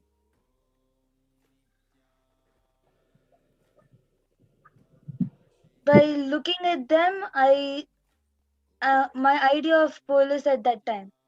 So by looking at them, I thought they were police. But yes, please continue. But it was not just police. There were so many people who were so scary, even to be around. They made me feel so insecure. What will happen to me? What will happen to the people who I care about the most. My friends, my Swamiji, everybody was just there, and I was so scared that me being a kid itself was shown. They had come to the Gurukul from the wall and peeked with a gun. Me being a kid itself, I was so scared what each one of the adults will be going through. Actually, I was so scared what what you're sharing. At that time, I didn't even see my mother for so long, and she was there in that same campus. I haven't seen her for so long, and she was there in that same campus. I don't even know where she is, or how she is treated, what is going on. I had no idea about it. So again, you were put in that same insecurity, whether you'll get to see your mother again, whether you'll get to see Swamiji again, whether you'll get to see your Guru again, your father. But you had no idea what was going on. That same energy, the blissful energy space that I could live in the Gurukul, that joy of going and having even plants as your friend, animals as your friend, that is not something you get everywhere. That is only possible in Gurukul, making plants as your friend, talking to the plants, having conversation with animals, and without any expectations, having somebody who will be there for you. Swamiji, your father. I mean, my father at that. Swamiji is my father, right? He is the only one who is there for me. And being insecure about not getting to be with him anymore, I was so scared. And the only thought at that time that I could get is holding my mala and praying that nothing happens to any one of us. I was holding my mala and praying. Being 11-year-old, the only thing I could cognize and think at that time was holding my mala and praying nothing happens to any one of us, nothing happens to Gurukul, nothing happens to anyone. I was so scared that something is going to happen next second. And in that moment, being an 11-year-old and seeing the police who you thought were going to protect you, who you thought were there to serve you, holding a gun to you and leaving you in complete fear, and them being the ones attacking your home, your adinam, raiding your home and leaving you in so much of fear and anxiety. What was your reaction to that? How did you feel seeing that the police, the people that were there you thought to protect you, how did you feel seeing that? At that point of time, I did not feel like there is anybody who can protect me. At that point of time, I felt like even those people who I thought could protect me, they themselves were there in fear. Police, being still a learner, in the schools, I was taught that the police are the ones who protect you. The police are the ones who are there to take care of what is wrong. At that point of time, my cognition about police from the education itself, I had only had this kind of learning from the Gurukul or anywhere, wherever. That cognition was attacked brutally.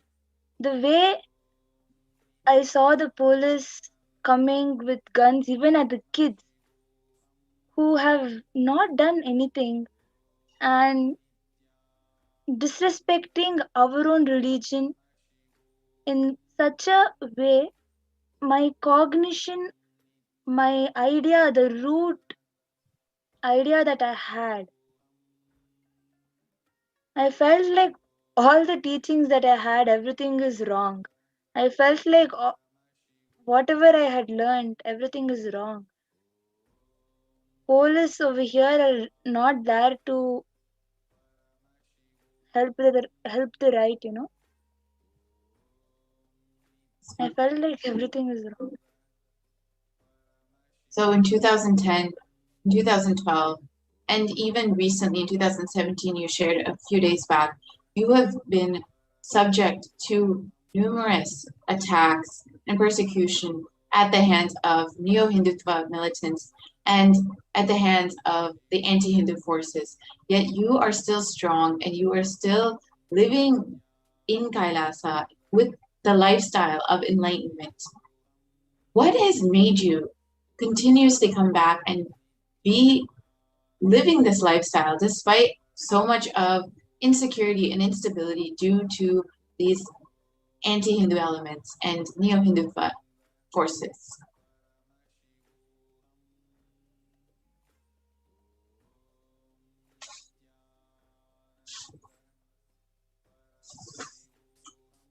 If we decide against, I know from my heart that if I decide against what I believe to be right, if I decide to leave, if I decide to take a step like that and fall, then it is equivalent to letting these people think that whatever they're doing is going to make them win, which is not true.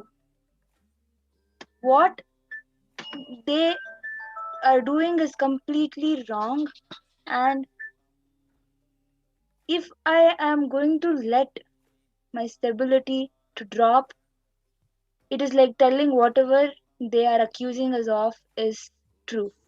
And I will tell you very clearly that I stand by what decision I have taken for me. I stand. How much ever I have to go through until the end, I will go through it, but I will never give them the satisfaction of feeling that they are right, because they are not right with whatever they are doing. And only the Supreme Pontiff of Hinduism is the only being standing for Hinduism and, like you said, standing against these anti-Hindu forces and neo-Hindutva forces. And he is the only hope to revive Hinduism. Again and again, despite relentless persecution, the Supreme Pontiff of Hinduism has stood as the only hope for all of us. So thank you so much, Ma Prajnanananda, for sharing your truly horrific experience and enlightening the viewers on what all persecution the Supreme Pontiff of Hinduism and the children of Kailasa have gone through. Thank you so much for your time, Ma. Thank you. And now we will conclude this segment and enter into the Nityananda Satsang. Thank you.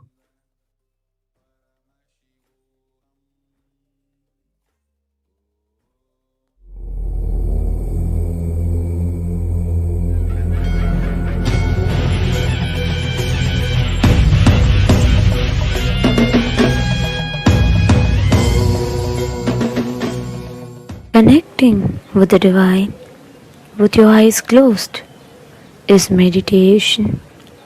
Connecting with the divine with your eyes open is darshan.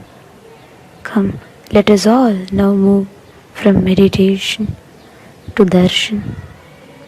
Slowly, very slowly, please open your eyes.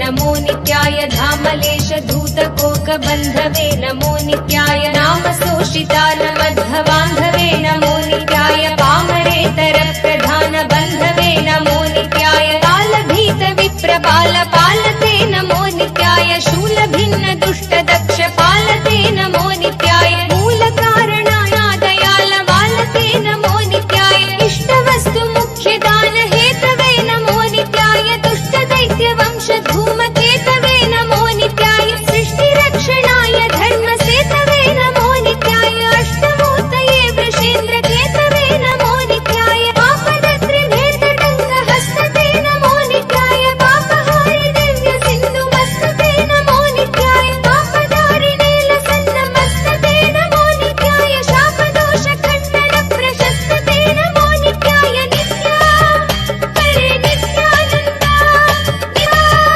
हरे नित्यानन्दा नित्या हरे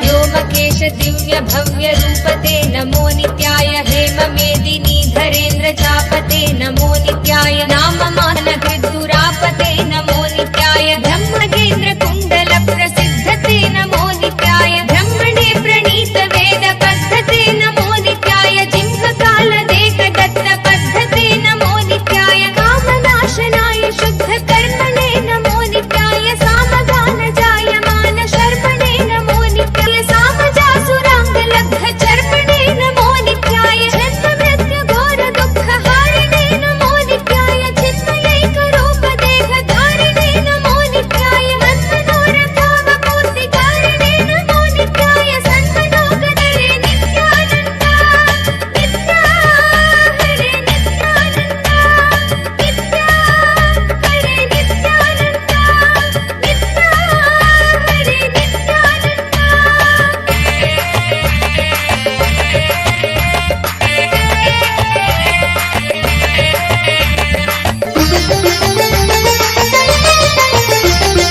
यक्षराज बन्ध वेदयालवे नमो नित्याय दक्षपाणि शोभिकाञ्चनालवे नमो नित्याय पक्षिराज वागहृच्छयालवे नमो नित्याय अक्षिपाल वेदपूततालवे नमो नित्याय दक्षहस्तनिष्ठ जात वेदसे नमो नित्याय अक्षरात्मने नमाध्वडौचसे नमो नित्याय दीक्षित प्रकाशितात्म तेजसे नमो नित्याय अक्षराज वागते सताङ्गते नमो नित्याय राजदाचलेन्द्र सानुवासिने नमो नित्याय राजमान नित्य मन्दहासिने नमो नित्याय राजघोरकावतं सभासिने नमो नित्याय राजराज मित्रता प्रकाशिने नमो नित्याय दीनमानवालि कामधेनवे नमो नित्याय सूनबाणदागकृत्कृशानवे नमो नित्याय सानुराग भक्तरत्न सानवे नमो नित्याय दानबोधकार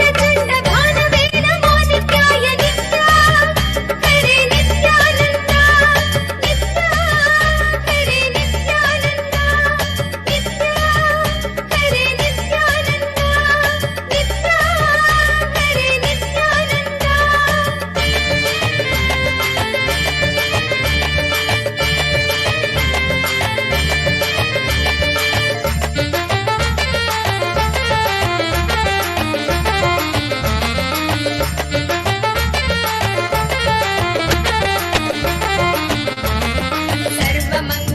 सर्वमङ्गलाकुचाग्रशायिने नमो नित्याय सर्वदेवतागणातिशायिने नमो नित्याय पूर्वदेवनाश संविधायिने नमो नित्याय सर्वमन्मनोज भङ्गदायिने नमो नित्याय लोकभक्तितोऽपि भक्तपोषिणे नमो नित्याय माकरन्द सारवर्षि भाषिणे नमो नित्याय एकबिल्वदानतोऽपि तोषिणे नमो नित्याय नैक जन्म पापजाल तोषिणे नमो नित्याय सर्वजीव रक्षणैकशीलिने नमो नित्याय कीर्तनप्रियाय भक्तपालिने नमो नित्याय दुर्विदग्ध दैत्य सैन्यदारिणे नमो नित्याय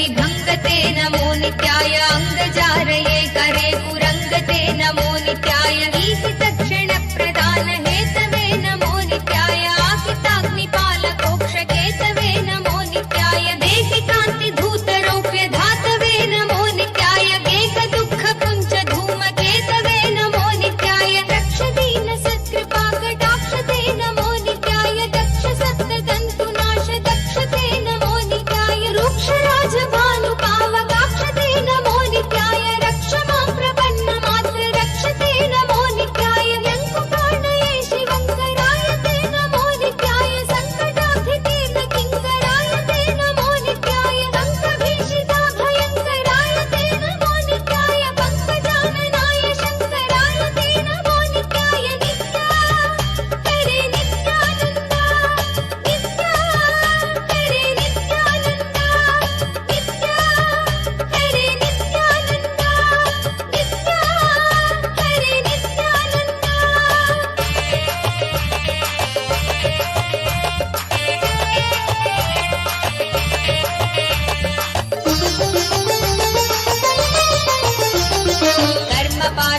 कर्मपाशनाशनीलकण्ठते नमो नित्याय शर्मदाय वर्यभस्मकण्ठते नमो नित्याय निर्ममर्षि सेवितोपकण्ठते नमो नित्याय कुर्महेण तीर्णमद्विकुण्ठते नमो नित्याय विष्णपाधिपाय नम्र विष्णवे नमो नित्याय शिष्टविप्रहृत्कुपाचरिष्णवे नमो नित्याय इष्टवस्तु नित्यतुष्ट जिष्णवे नमो नित्याय कष्टनाशनाय लोकजिष्णवे नमो नित्याय अप्रमेय दिव्य सुप्रभावते नमो नित्याय सत्प्रपन्न रक्षण स्वभावते नमो नित्याय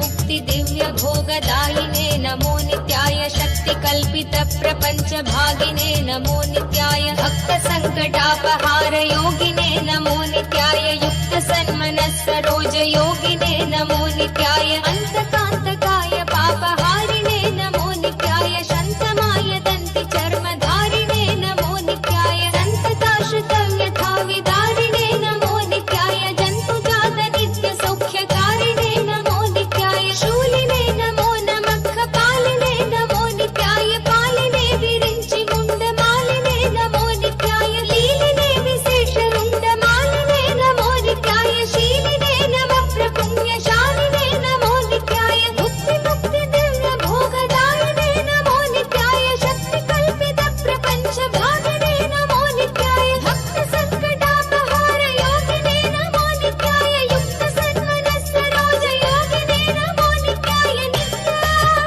हरे नित्यानन्दा नित्या हरे नित्यानन्दा नित्या हरे नित्यानन्दा नित्या हरे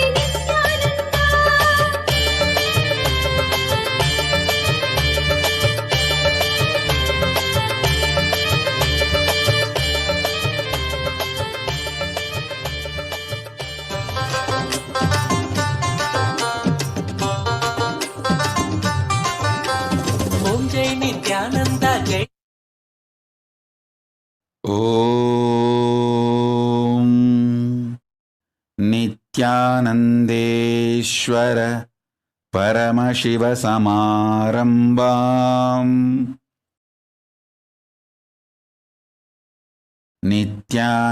नित्यानन्देश्वरि पराशक्तिमध्यमाम् अस्मदाचार्यपर्यन्ताम् वन्दे गुरुपरम्पराम्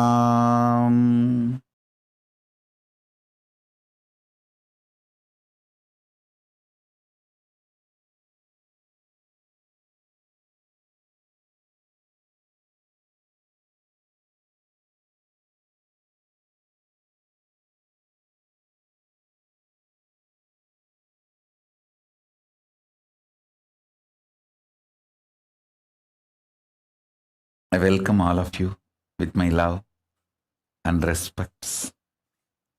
I welcome all the devotees, disciples, Samajis, Satsangis, Srimahans, Mahants, Tanedar Kotari, visitors, viewers, everyone sitting with us all over the world.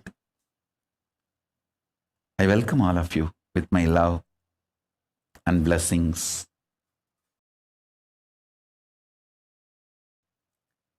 Paramashiva's message directly from Kailasa. Listen, listen intensely. Divya Sarira, the body, indestructible, effulgence, which is inside all of us. Please understand, this Divya Sarira is the core component of all of us. There is no person who does not have Divya Sarira. Everyone has a Divya Sarira. How much ever you think you are good or bad, you think you are God or demon, whatever you think, you have a Divya Sarira. That Divya Sarira strengthened, energized, inspired by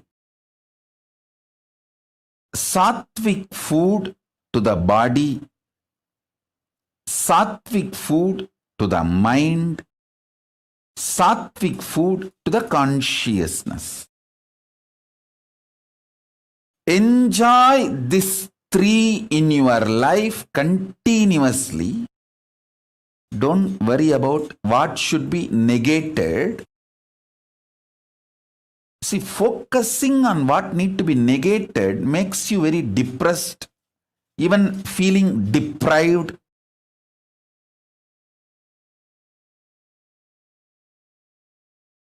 Instead, enjoy what need to be gained. Listen.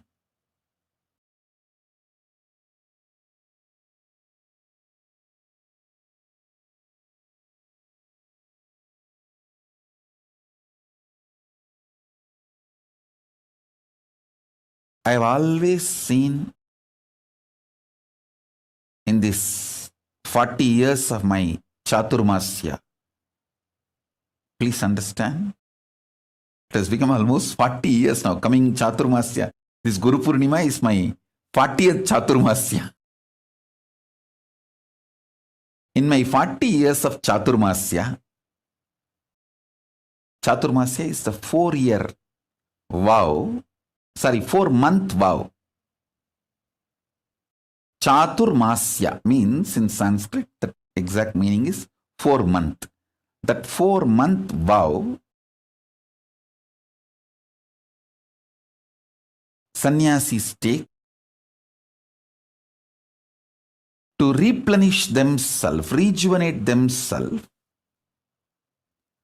with this sattvic energy, feeding the body with intense sattvic food, feeding the mind with intense sattvic food. Mind has a beautiful sattvic food. Feeding the consciousness with intense sattvic energy.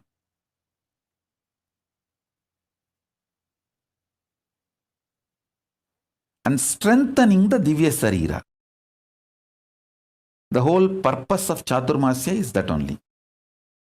These 4 months focused on that strengthening of the Divya Sarira.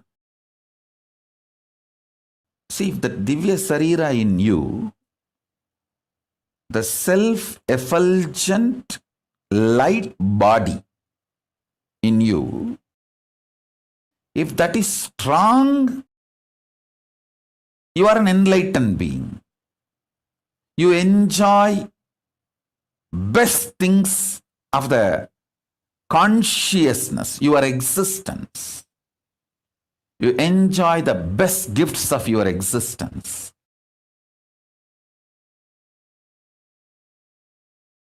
that self-effulgent Divya Sarira gets more and more covered,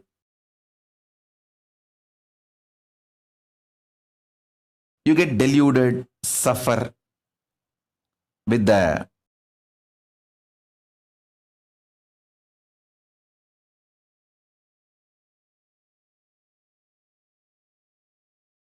external world, delusions, deluge, and whatnot, whatever.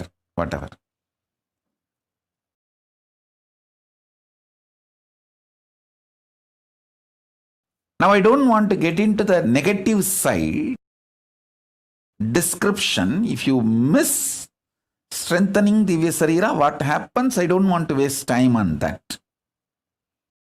I only wanted to describe how to strengthen the Divya Sarira.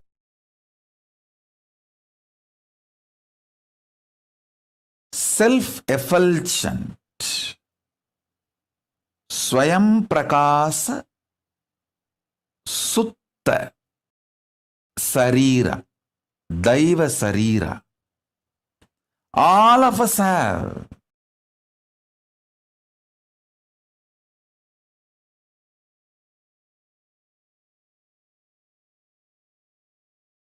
The methodologies to strengthen the Divya Sarira and manifest powers of Paramashiva, the state of Paramashiva, space of Paramashiva, and powers of Paramashiva. This truth is the message from Paramashiva directly to the whole humanity. Let me explain this truth, this message. Please understand. Yesterday, many people were asking me, Swamiji, in the pre-satsang, your sannyasis and sannyasinis and whole Kailasa and Sangha is explaining all the persecution you went through and so much of material evidences, facts are presented by them. What they are talking in the pre-satsang yesterday or last few days, and when you come for satsang, what you are speaking means what I am speaking and what they are presenting, both are not even connected. Many people are questioning me. Listen, please understand. They are talking about what unconscious human beings have done to us. I am talking about what Kailasa is giving it to all of you. Please be very clear. My work, my responsibility, my focus for which I happened is to bring the greatest gifts from Mahakailasa, as I said, the ground zero, where decisions are made, where the consciousness is making decisions about the existence. I am straight coming from that space. Straight I am from that space now. So I am sharing what Mahakailasa, Paramashiva wants to share with you all.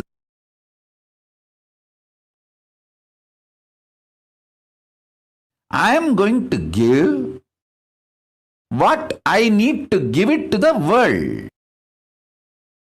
And what my sannyasis are telling in the pre-satsang hosting, it is true. I have been attacked. My sannyasis have been attacked. My sangha has been attacked. It is true. They are telling what the unconscious humanity has given to us. See, I wanted to share 3 things with you all. First, what I need to give to the humanity. Gifts from Mahakailasa. The signs of enlightenment, the signs of power manifestation, the signs of becoming superconscious beings. This is the essence of why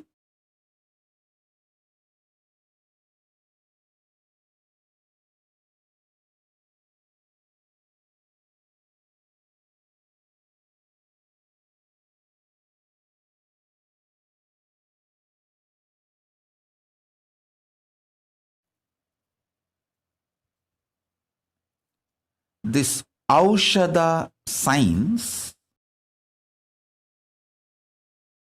the thoughts can be used to program plants, herbs. I have already proved this not only through me, through my Gurukul Balasans. My Balasans can talk to any rose plant for 10 days without touching the rose plant, make that rose plant drop all their thorns, not one. Hundreds of rose plants under CCTV camera. All my kids do is they go and sit and talk to those plants, relate with those plants, give them the love, feeling secured, energy and consciousness. Those plants just drop the thorns.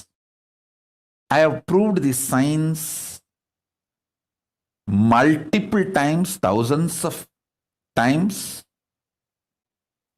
through many of my balasans, in many of my ashrams, and still I can prove, I can demonstrate even now. So this is the science. And now I want to tell you the next level.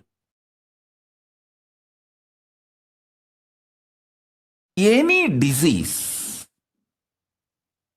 the cure needed for the disease is a conscious energy which need to be inserted into your body, can be programmed into any herb, and that herb can be given to you, you will be healed. It's a science. It's a greater science. This science is called Aushadhi. This is the core science of materia medica of Hindu medicine. Understand? I have learnt this Aushadhi science from my 3 gurus. My gurus, 3 of them are masters of this Aushadhi science. Isakki Swami and Kuppammal. I always considered both of them as together, one being, because actually one being used both the bodies. I know for sure. Only one person used both the bodies.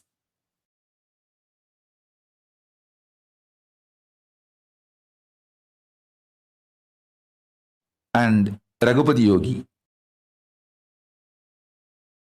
We even have a beautiful photograph of Raghupati Yogi personally applying an Aushadha on one of his disciple. The disciple, I think, is from outside India, abroad. He had some paralytic attack. Just only in 3 days, my Guru has healed him completely with Aushadha and Narayana Swami Tata. These 3 masters of this Aushadha science gave me this knowledge. of course, ultimately, Arunagiri Yogeshwara Paramashiva himself showered the whole experience and expertise. Listen.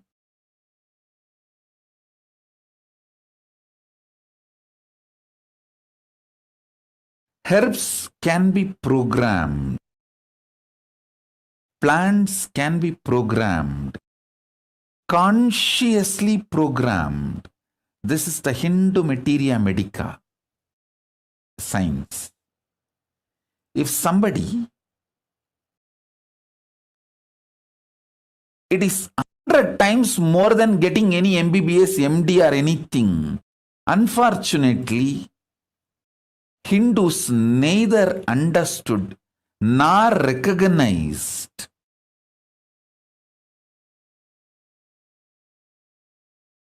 due to the continuous persecution done on them, genocide done on them. All the knowledge of the Hindu tradition was destroyed, and even Hindus are made to lose confidence on the knowledge. And after a few generations of brainwashing, even Hindus feel all these are false, and they attack the Hindu gurus who are trying to revive all these great truths. It's like some part of your own body destroying your body, like autoimmune disorder. Hindus have been infected by the anti-Hindu elements with the autoimmune disorder. Part of your own body destroys your body, like HIV virus, this AIDS. That kind of a mental setup has been infused. Consciousness has been infused into Hindus. And unfortunately, due to this hundreds of years of persecution and making sure all this knowledge not available to common Hindus,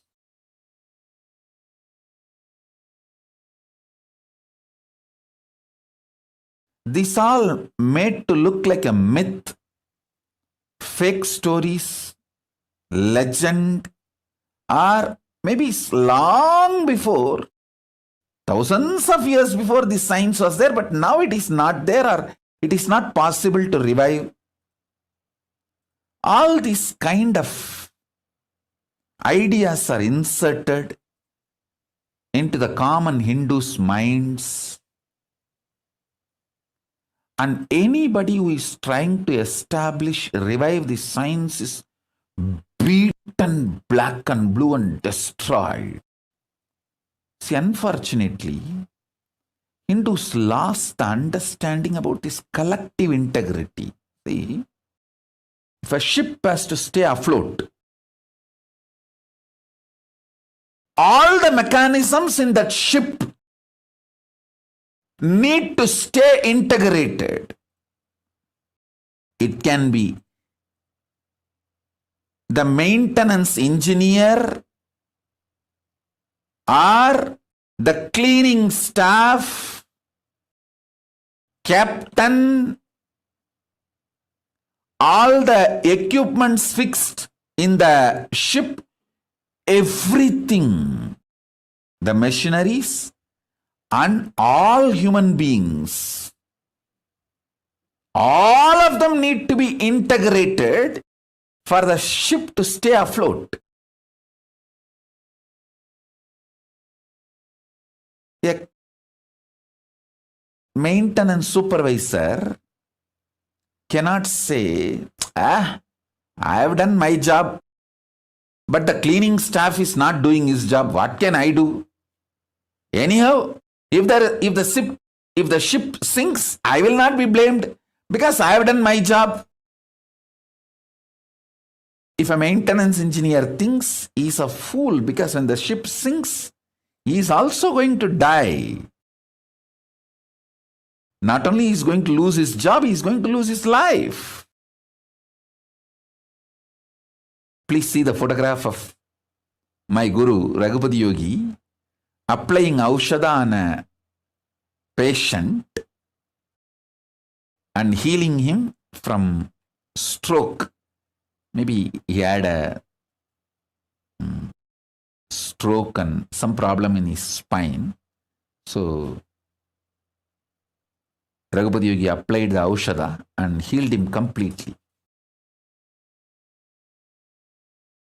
I've seen the Raghupati Yogi's love and compassion.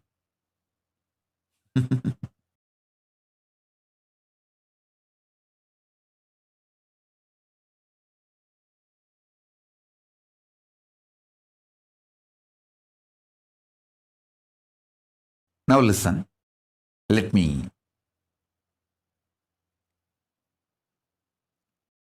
tell you. For the ship to stay afloat and reach the place where it need to reach,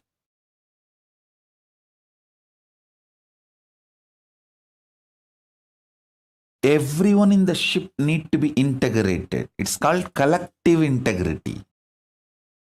A maintenance engineer cannot think, oh, I have done my job, but the fuel manager is not doing his job, or the cleaning person is not doing his job. So if the ship sinks, I will not be blamed. I will not be questioned. I am safe. Let whatever happens to others, or whatever others do or don't do, what is there for me. That level of integrity will not work for the ship to stay afloat. This is exactly done by the Hindus. In the modern day, everyone says, oh, I have tried my best. I have done my best. But others are not doing. What can I do? I have seen this as a typical mold. Same narrative. Whether it comes to reclaiming the political legitimacy of the Hindus, or reclaiming their temples, or reclaiming their organizations and religious freedom, or any guru's organizations,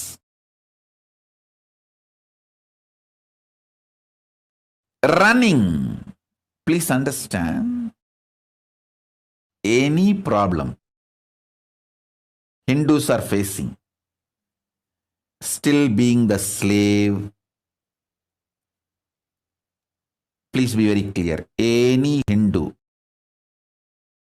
not living under the Hindu constitution is a slave. This is a definition. How the Muslims are very clear. If you are not living under the Islamic law, Islamic constitution, you are a slave. So be very clear. Hindus should understand, if you are not living under Hindu constitution and Hindu law, if you are not living somewhere, please listen. Let me put it very clearly. If you are living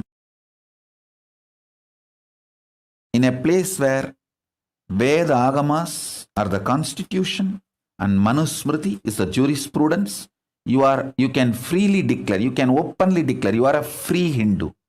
You are a Hindu with freedom to practice Hinduism.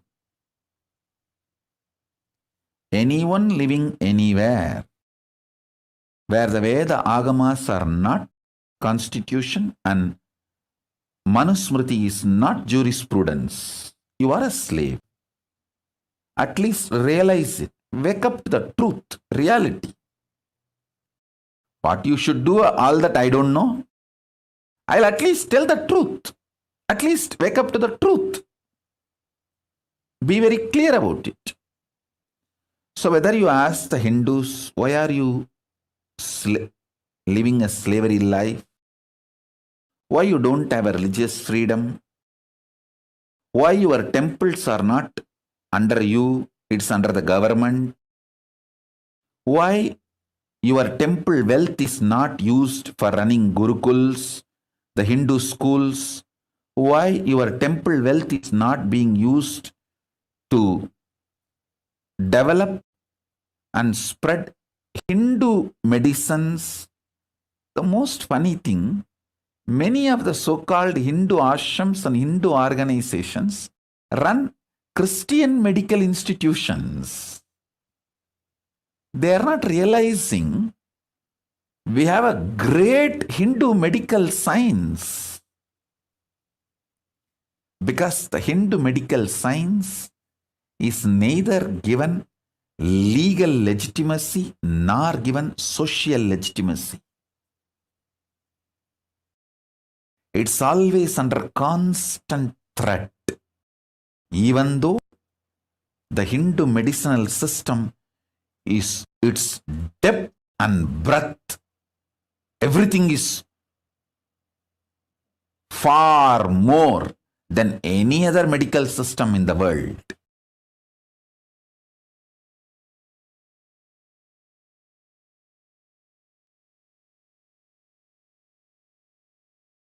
Years before, our guys have performed cosmetic surgery. The Hindu doctors and Hindu medical visionaries like Shushruta, many of the Hindu surgeons,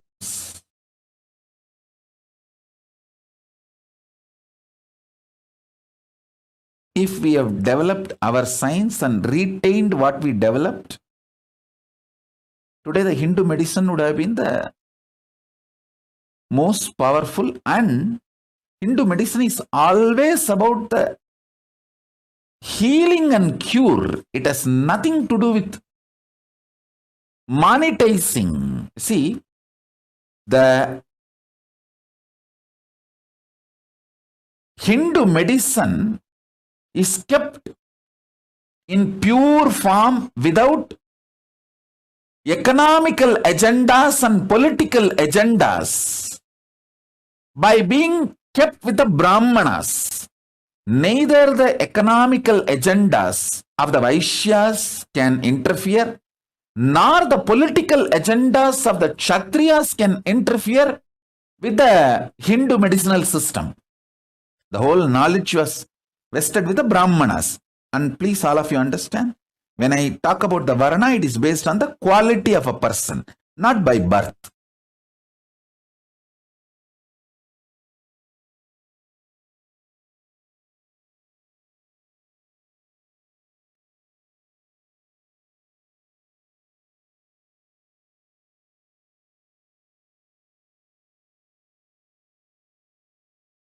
You ask any question to Hindus, why your medical system, Hindu medicinal system is destroyed?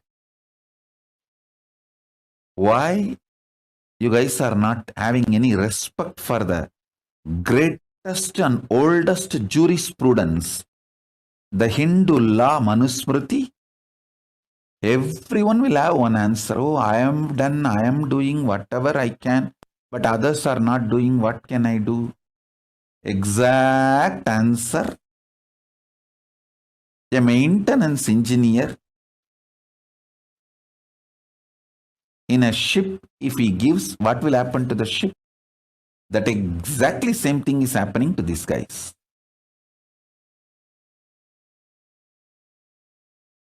We need Hindus to start thinking with a collective integrity. Not only I will do my job as maintenance engineer, I will make sure the fuel manager does his job as fuel manager. And cleaning person does his job as a cleaning person. We need that kind of an ecosystem for Hinduism to be revived. I decided very clearly, that can be done only in a place where we have political legitimacy and political sovereignty. With the grace of Paramashiva, I got a place.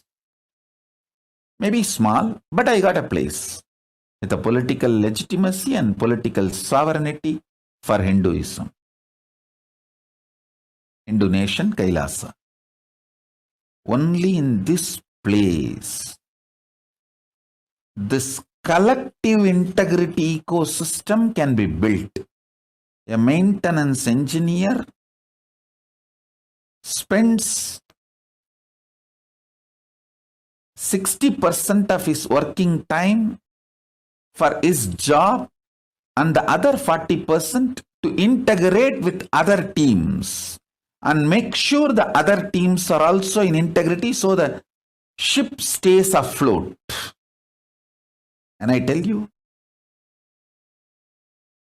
many of my Adinavasis who are still there in Adi Kailash or in our ashram, or some of the Adinavasis who left, many of them are highly integrated.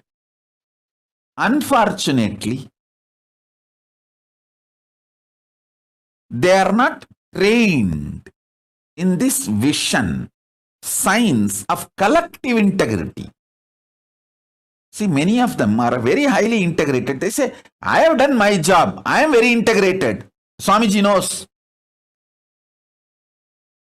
What can I do if others are not doing? That is not going to bring the result. If a maintenance engineer, even if he is highly integrated and he doesn't care about the fuel manager properly adding fuel to the ship engines, the ship is going to sink.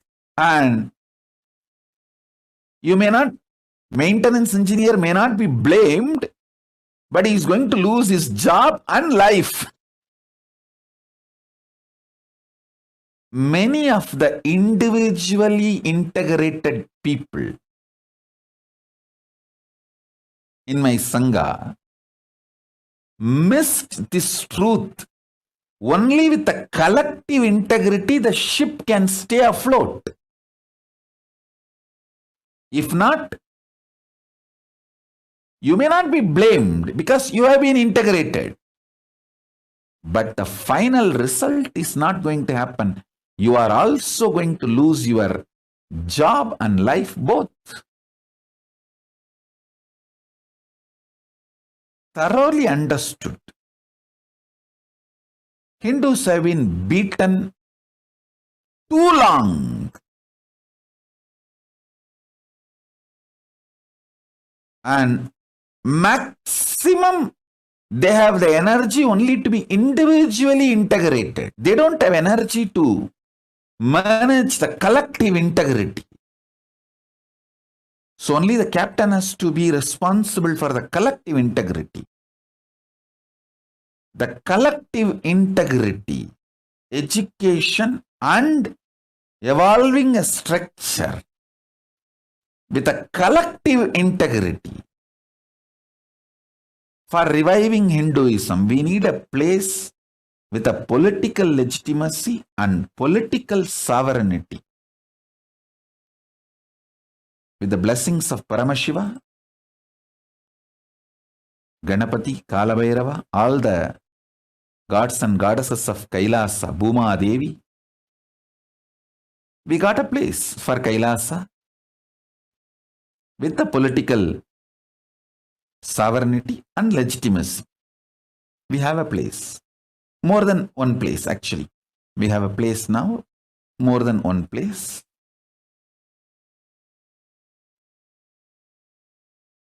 I tell you,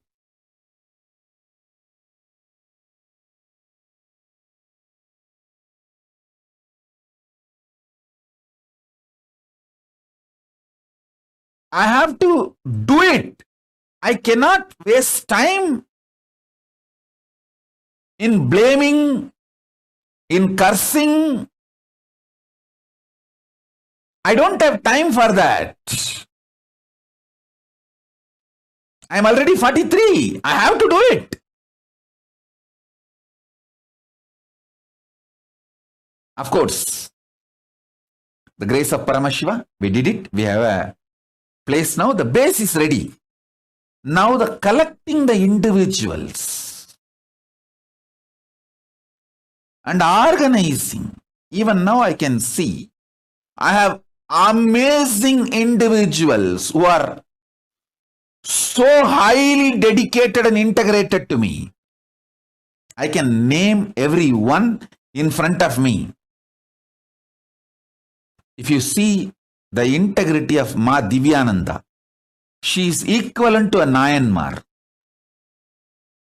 Push Murugai and Saras Murugai. Sumati, Ma Parameshwara, Karunananda, Ma Paramananda. I can go on reading everybody. I tell you, I never praise Ma Pranapriya, her integrity. If I need a kidney, I don't need, I will never need, I am very healthy and I am going to live a healthy life. I am giving you, for example, if I need a kidney, I will take only from Ma Pranapriya, because she will not even repent 1 second, oh, I gave my kidney to Swamiji. That kind of integrity. But this individual's integrity will not be enough. We need collective integrity.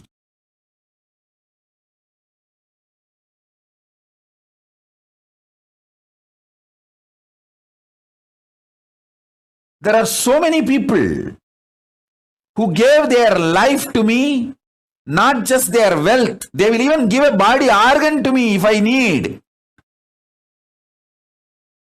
If I need a kidney, I don't know how many people will apply to donate. If I need an eye, I don't know how many people will apply to donate.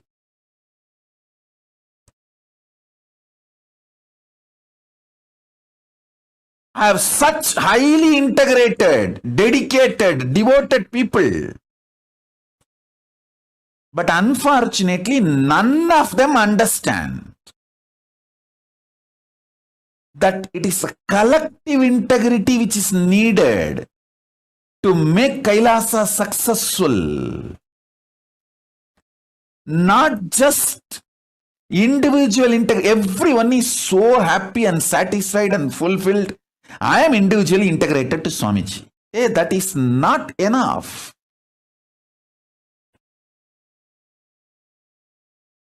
I am telling you now.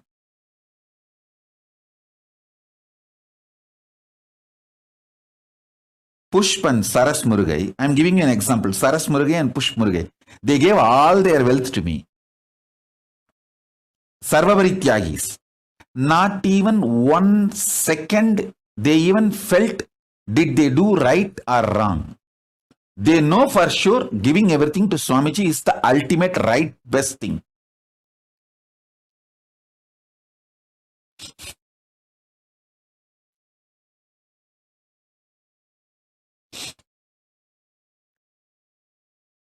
As I told, if I take a kidney from Ma Pranapriya for me,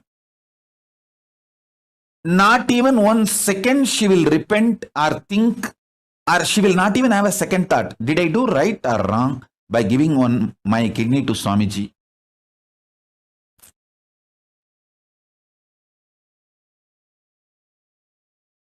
Never ever she will have a second thought.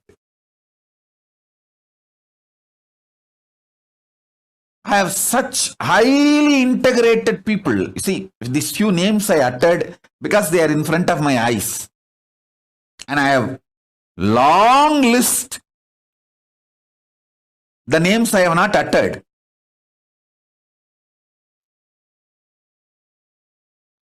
But unfortunately, none of them understand just the individual integrity is not enough for the ship to stay afloat. It is collective integrity that is required. Pranapriya will not have any problem to give her kidney to me. She will not even have a second thought. But she cannot go for rounds all over the campus and make everyone work and keep everyone's integrity. Because she doesn't understand. It is collective integrity that keeps a ship stay afloat.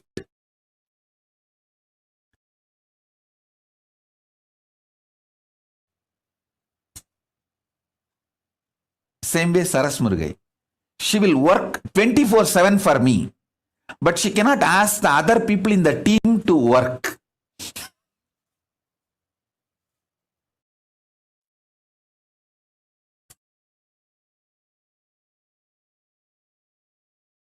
I tell you,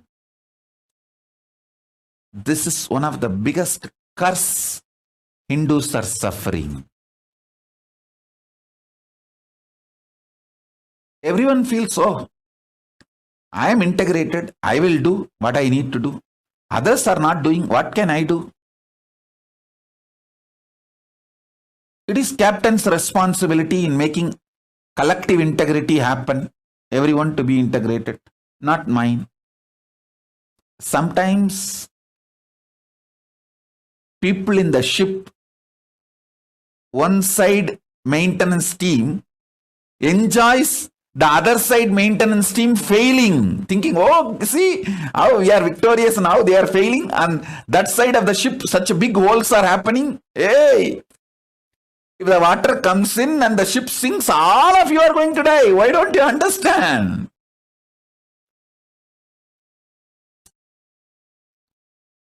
Hindus lack this understanding. In every level, whether, see, a major 100 problems of Hindus, if you list, their temples are not in their hands. All the income, money comes to the temple.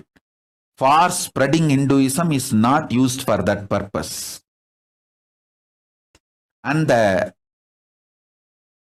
all the wealth dedicated and donated for Hinduism by their ancestors is not used for that purpose. Somebody was telling me the other day, I am not talking about one state or any one country, and I don't interfere in any country's internal administration and all that. I am talking to Hindus to wake up. Wherever you are suffering slavery, you need to understand. Many of the wealth dedicated by their ancestors to revive and maintain Hindu arts, Hindu medicine, Hindu spiritual truths, the wealth is not being used.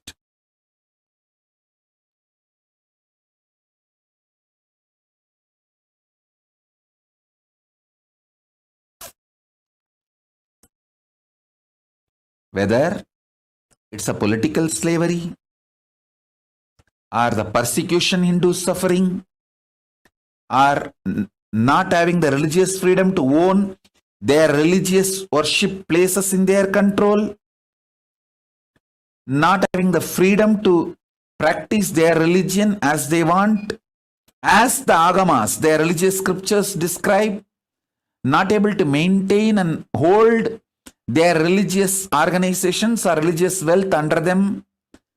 You ask any question, any problem to any Hindu thinkers, think tanks, Hindu organizations, Hindu leaders, Hindus, whether common Hindu or Hindu thinkers, ask them, any of them, these questions.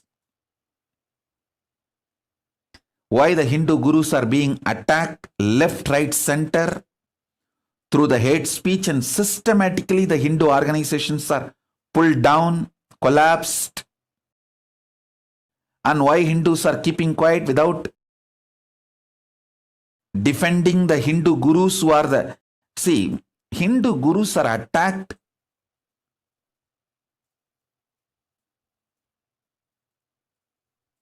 to destroy Hinduism. Please understand, the anti-Hindu elements, their goal, their aim is Hinduism. Because the Hindu gurus are defending Hinduism and promoting Hinduism, they are being attacked. And Hindus are not waking up to this truth. You ask any of these questions, this top 100 questions, top 100 problems.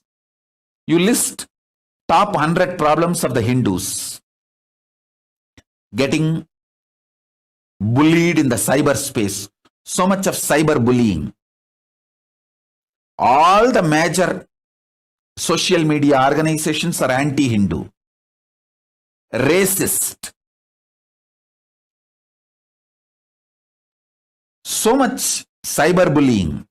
Racist attacks on Hindus. They don't have their temples under their control. Their gurus are being attacked left, right, center. Every day one guru is pulled down with false accusations, false cases, lawfare, hate speech, very systematically. List all these 100 problems and ask these questions. Everyone will say, oh, I am doing whatever I can. But others are not doing. What can we do? We need Hindu leaders who understand collective integrity truth. It is collective integrity which is going to keep the ship stay afloat.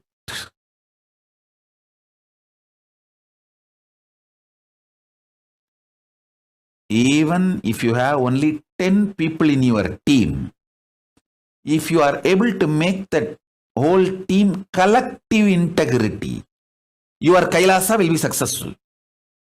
You can be head of a Kailasa and it will be successful.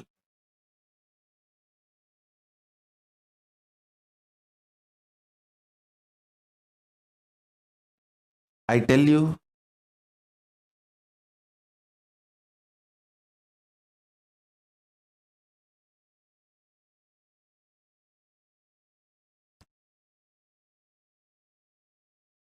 in every level,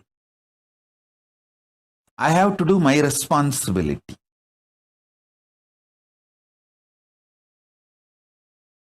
In my responsibility, things to do list, foremost, first priority is to bring all the great superconscious gifts from Kailasa and share it with you all. That's my first priority. As I told,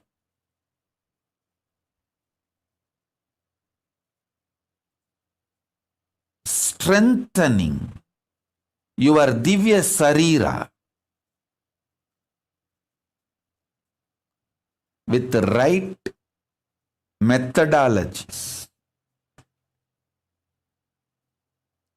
making your body sattvic through yoga, right aushadha and sattvic food,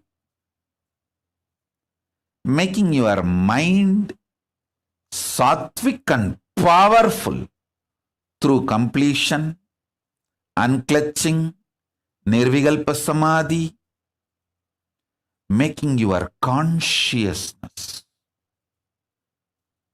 powerful by that sattvic Paramashivananda,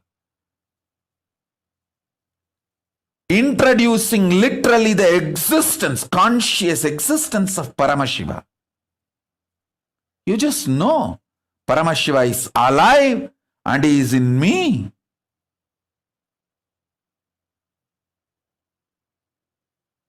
He is sitting alive blissful, with his broad swarupa,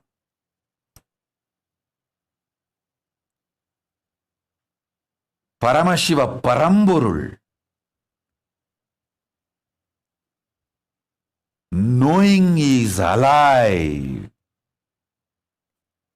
in you.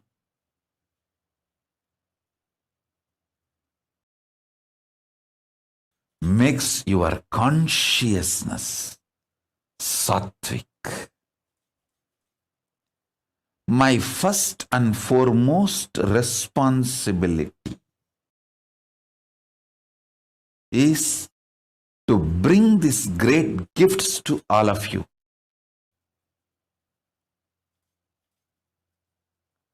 And to bring these gifts to all of you and share it with all of you, making all of you enlightened and enjoy. This is my first and foremost responsibility, and this is my first priority. My second priority, second work is making all my Sangha, people who have given their life to me, making them understand the great truth of collective integrity. As I told,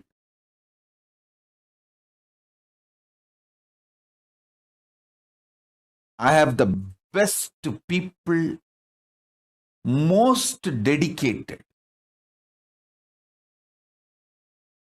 One of the most sweetest message I received in last few days is Akhil Kodali sending me message, Swamiji, please come to satsang. I miss you too much. I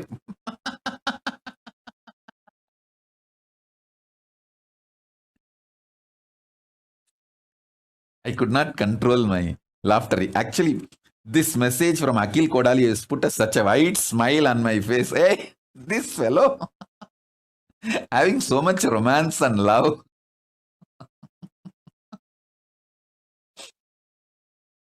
I tell you, I have best people around me.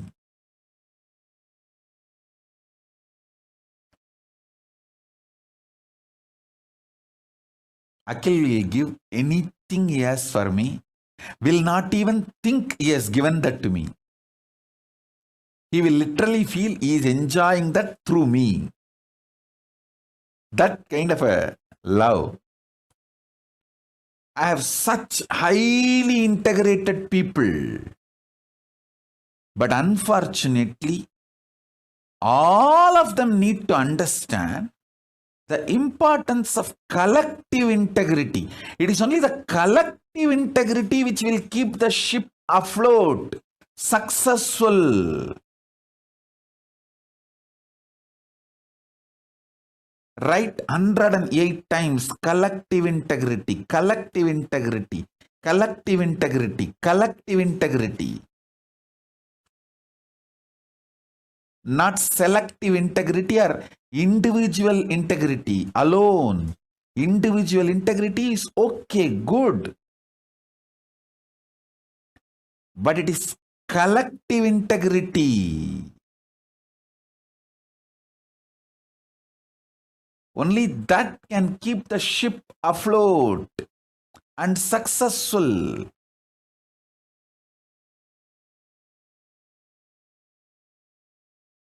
My second responsibility is making my Sangha, Kailasa, all the people who gave their life to me,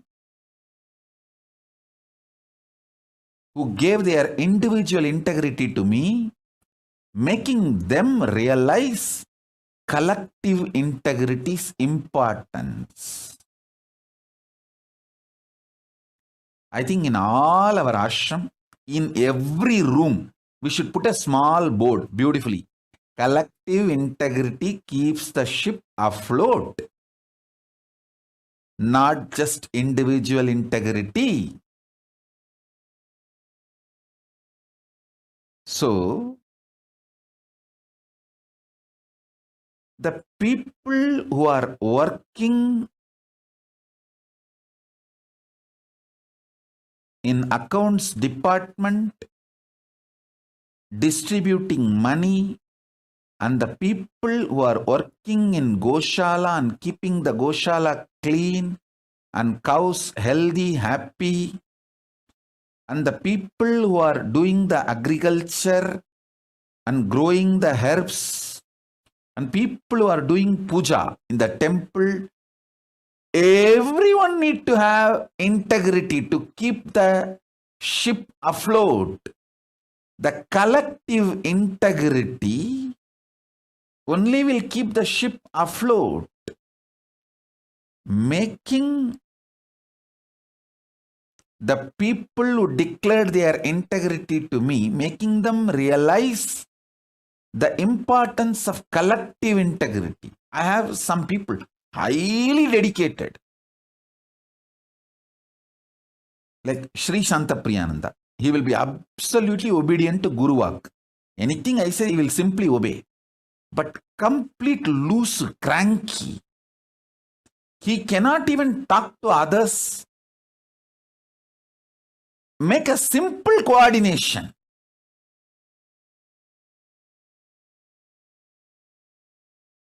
Even simple coordination he cannot do.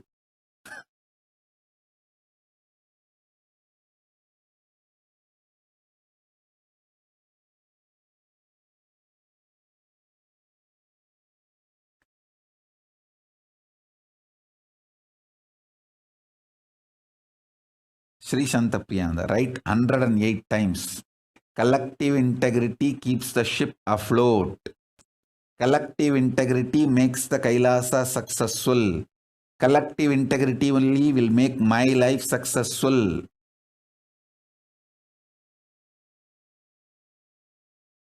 If one department fails,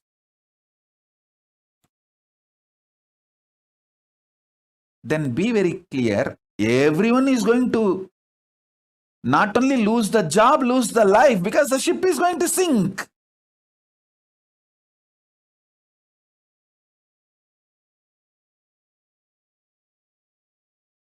In all our ashrams, all our temples, all our monasteries, all our gurukuls, we should have a clear board.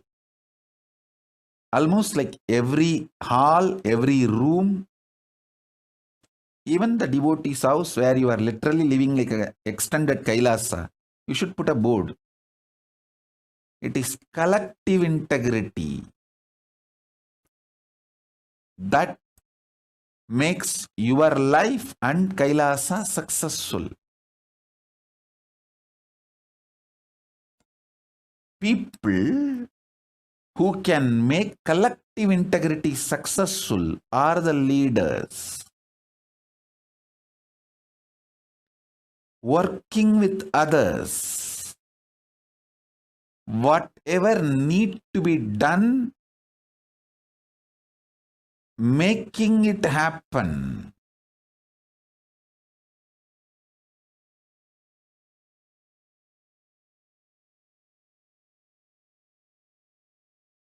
My second responsibility is teaching my Kailasa people the collective integrity.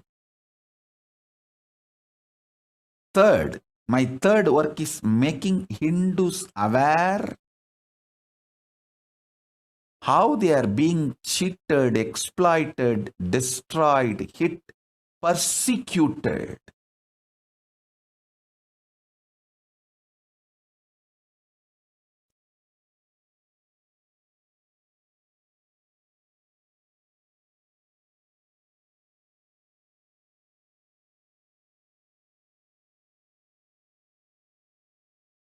I tell you, one of the worst thing is Hindus are not even realizing they are being persecuted, they are under siege. Very active war is going on. Hinduism is the fastest shrinking, dying religion.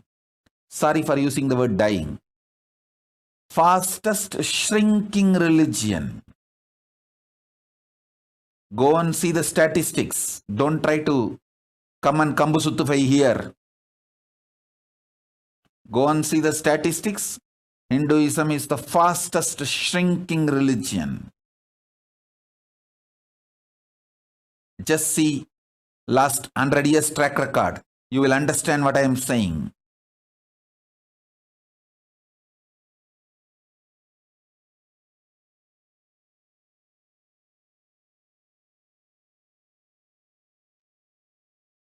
These three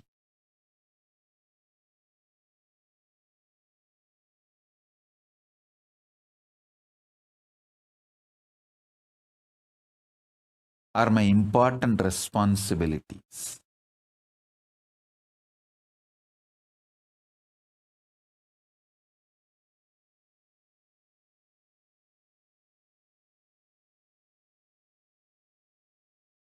Let me do my first responsibility.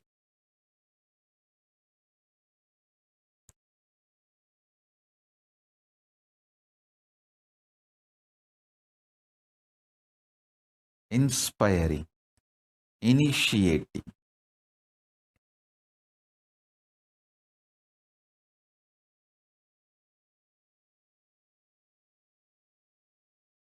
making all of you understand in every level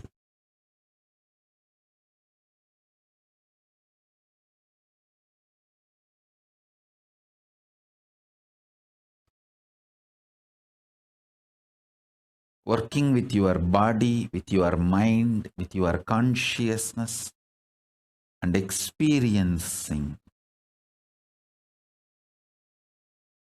Divya Sarira, the divine conscious body,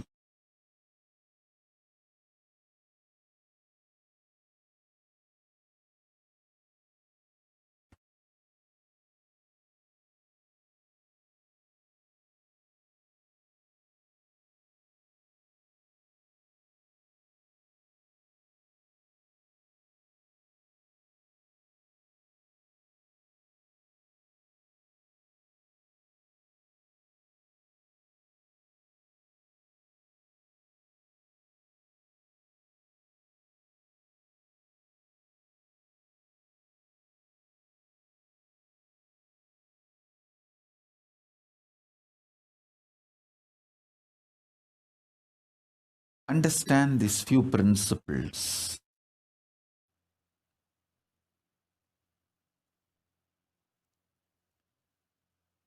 These few principles which I am going to share with you all now are like universal, sarvabhaumya.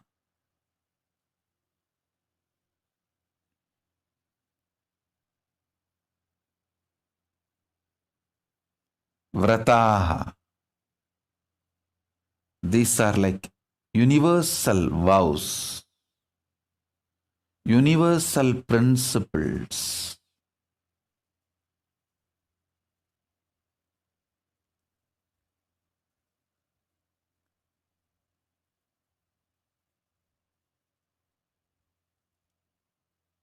Sattvic means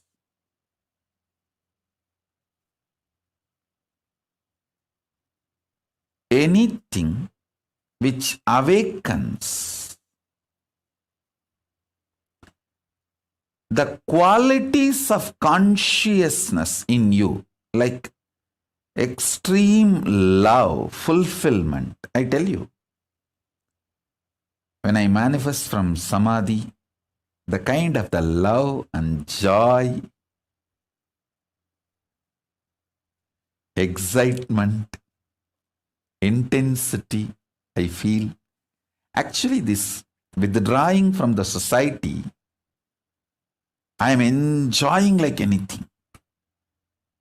I am basically a loner. Enjoys is aloneness. I don't feel intimidated or disturbed by the crowd. Thousands coming. No, I don't feel disturbed. It's not that I hate people, no. But I enjoy my space, just being with me in samadhi.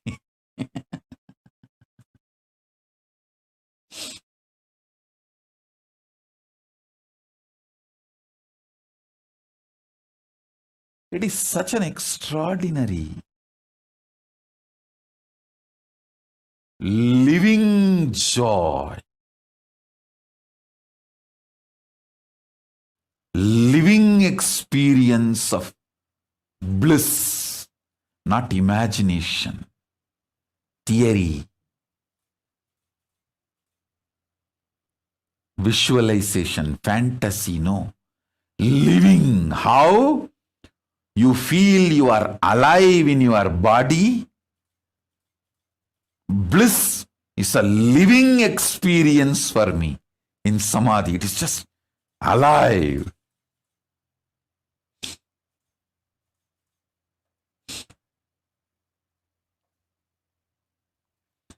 Anything infuses that bliss, alive, as living experience in you is sattva.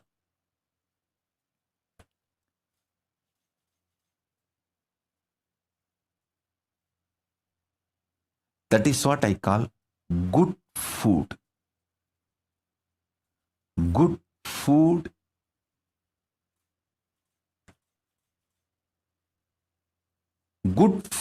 is sattva. Sattva is the good food.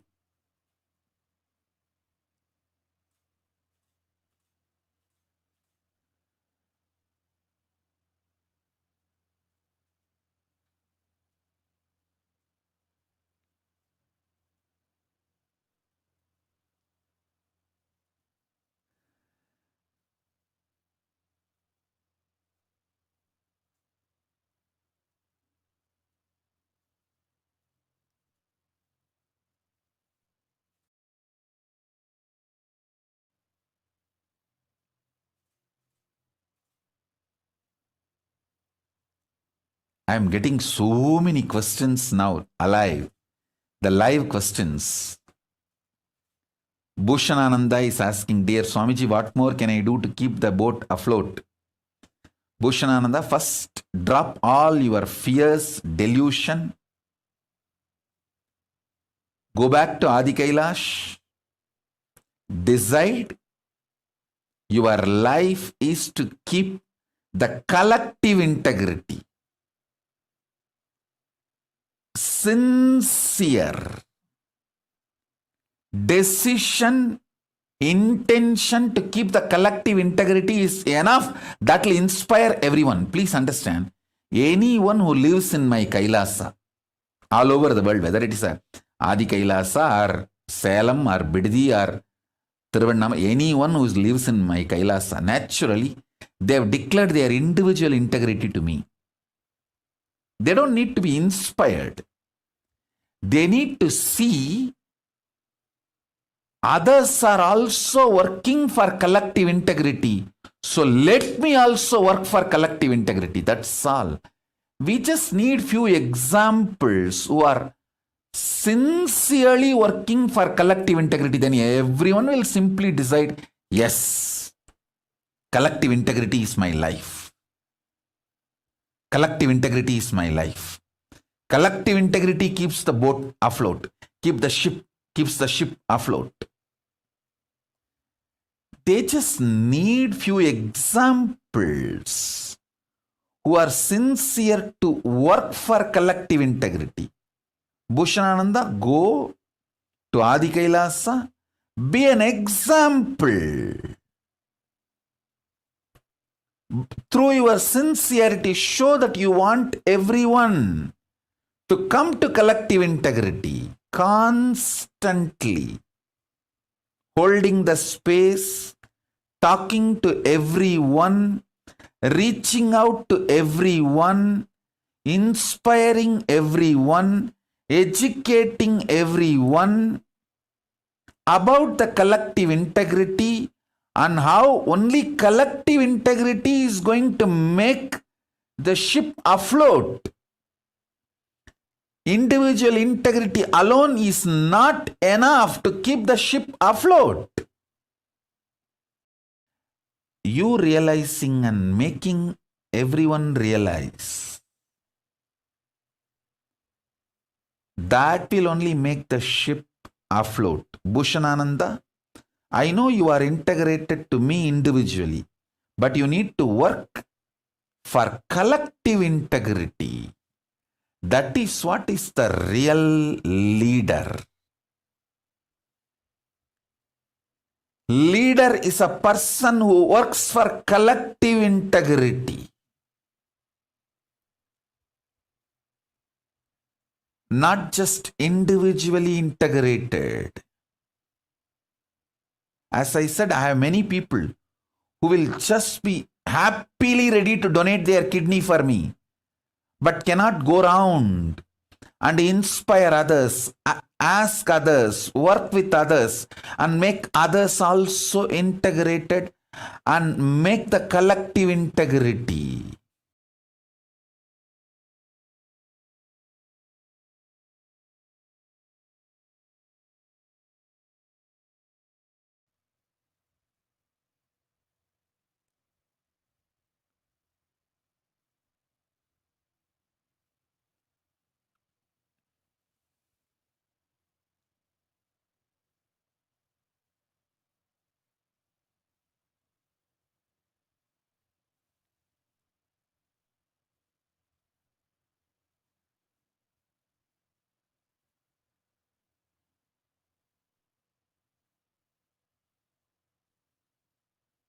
I'm just seeing all the questions, live questions.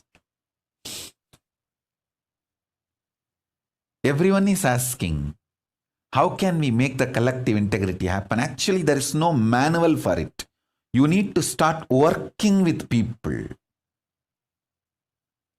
You need to start listening to people. You need to start bringing completion with yourself and with people. You need to start building team. We have a clear process. Manifesting everyone's reality. That used to be the syllabus for Inner Awakening 4th level. We had Inner Awakening level 1, level 2, level 3, level 4, where everyone's vision, ambition is shared and everyone tries to help to make everyone's vision into reality. So that should become the ecosystem, the collective integrity should become the ecosystem of every Kailasa.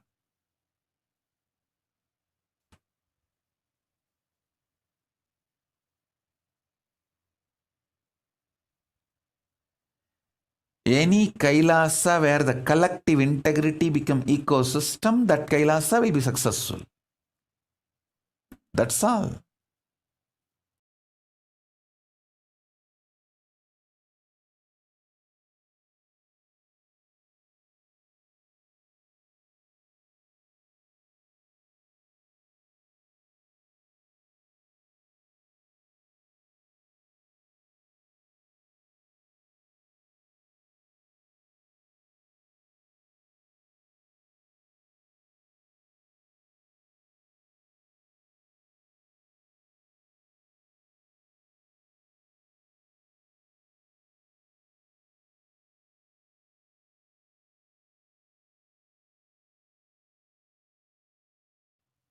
Maybe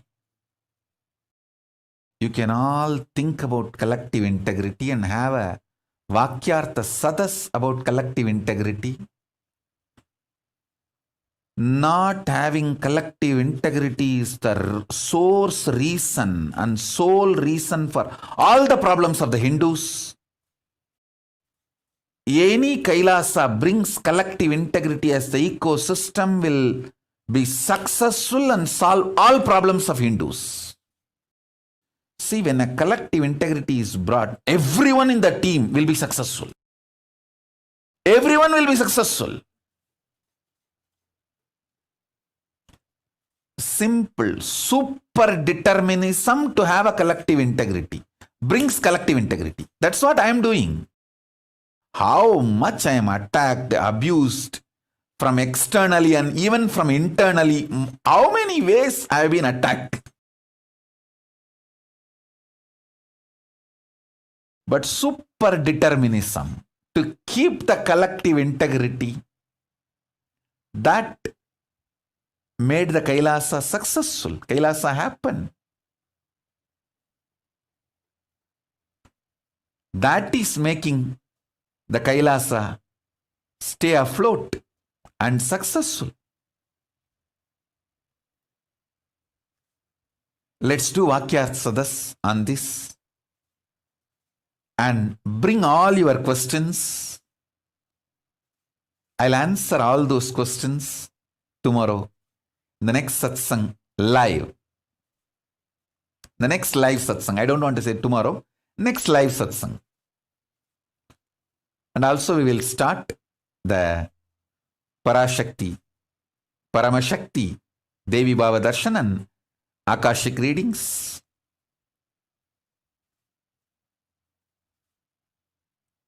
Soon.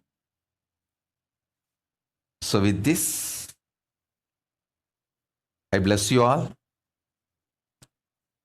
Let's all work on this collective integrity. Let's all radiate with collective integrity also. Integrity, authenticity, responsibility, enriching, causing, living Paramadvaitam, the Shuddhadvaita Saivam, the state, space, powers, being, superconsciousness, and Kailasa of Paramashiva.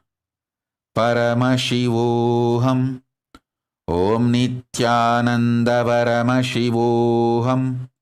The eternal bliss, Nityananda. Thank you. Be blissful.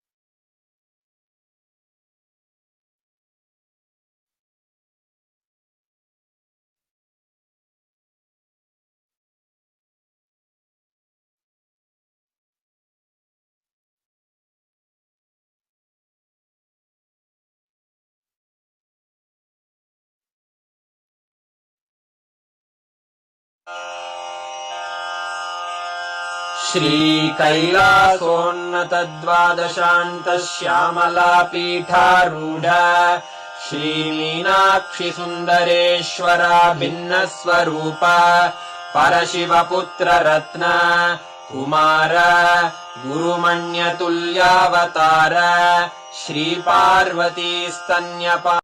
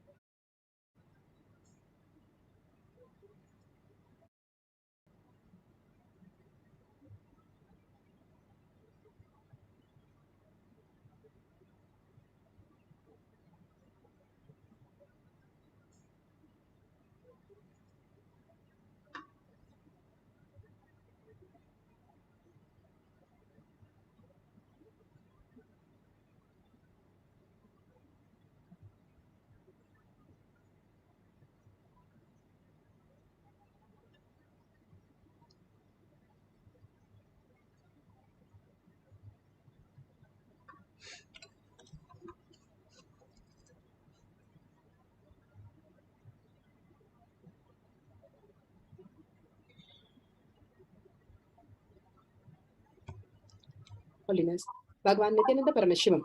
Let's start with the Sadguru Vandanam.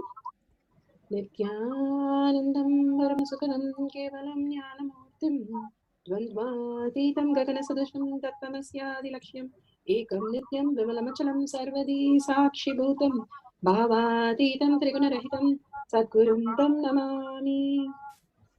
Let's go through the disclaimers. Security measures. No photography, video, audio recording. Important cautions.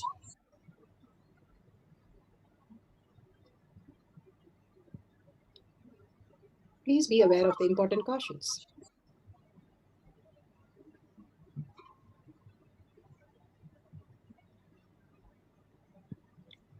What is Pa manifestation? Let's hear from Bhagwan himself explaining what is Pa manifestation. All the 25 states of consciousness, when they happen in you due to your chemicals and hormones upside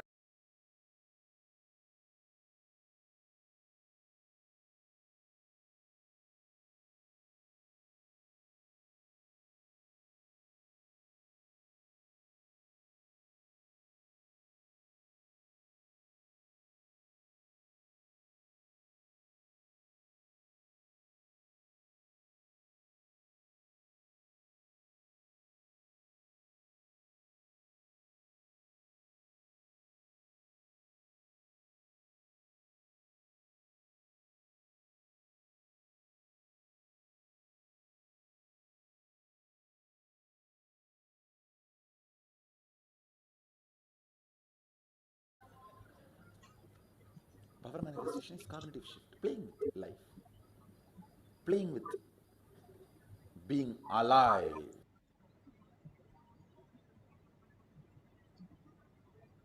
Beautifully, Bhagwan explained what is power manifestation. The science of power manifestation. It's a science because it is repeatable and all of us can manifest the powers of Paramashiva. Experiencing the superconscious breakthrough in each of us is science of power manifestation.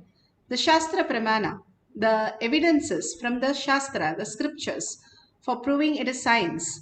The Shastra Pramana are eternal, unchangeable truth revealed in the source scriptures, the Vedas and the Agamas. The Apta Pramanas, experience and the results of the Aptas, who are the Rishis, Munis, Ganas, Nainamas, Alvars, Siddhas, all of them manifesting all the powers of Paramashiva, which is authentic, time-tested and scientific and foolproof. Bhagavan has beautifully made us understand that how these humans became the superconscious being are the Aptas, who are the authority of Hinduism. Atma Pramana are the account of His Divine Holiness, Bhagavan Nityananda Paramashivam, this millennium's avatar's personal experience of each power manifestation, Bhagavan's very own Leelas. Bhagavan has beautifully explained in the satsang how he had been in the space of oneness and manifested Kailasha as a super-determination. He is making us understand how the collective integrity can manifest Kailasha in our life. Shakshi Pramana.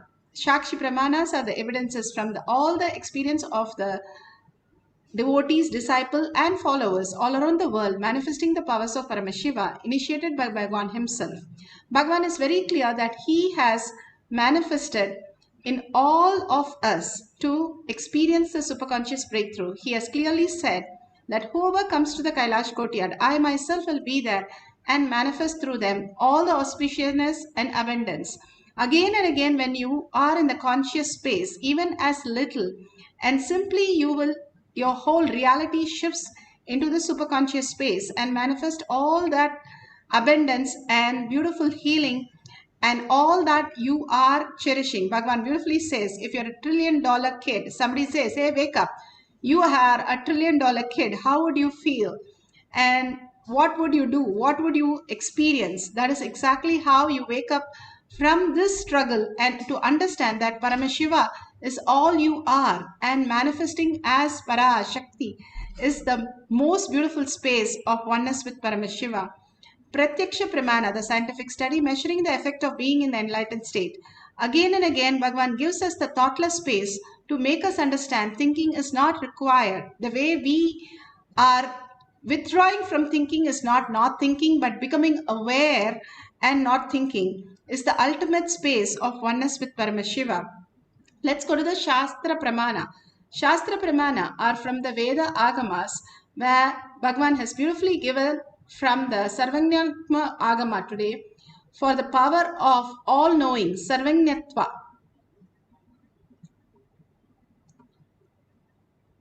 Agama, verse 15. Evamekatmabhavena samstitasya tu yoginaha sarvajñatvam pravarteta vikalparahitasya tu. Evamekatmabhavena samstitasya tu yoginaha sarvajñatvam pravarteta vikalparahitasya tu. Bhagavan Parameshwara says, within such a yogi who established himself in absolute non-dual oneness with Lord Shiva and who keeps himself free from all sorts of differentiating notions, the exalted supreme power of all-knowingness, Sarvanyatva, gets unfolded in all its fullness. Bhagavan beautifully says how we are differentiating ourselves from others, from other objects, other being, other things that are around us. Beautifully says that how God, Paramashiva, lives in the stones, breathes through the trees, moves through the animals, and manifests through the humans as superconscious being. Beautifully, if we understand that everything that exists is a dimension of Paramashiva manifesting as that reality. If we understand how we can understand a clay dough, a kid is playing with a clay dough, making a pot in a clay, making a house in a clay, and a doll in a clay. All the material that is a clay, the very source material is a clay. Same way, the very source material is consciousness, Paramashiva. And each one of us looking in and searching for that space and discovering that space is the science of our manifestation. And Bhagavan initiates us into that space for us to experience the higher superconsciousness, who we are. And that is what Bhagavan's play for all of us, Guru's blessing for all of us to recognize ourselves, who we are, what we are, and how we exist, the very core of us.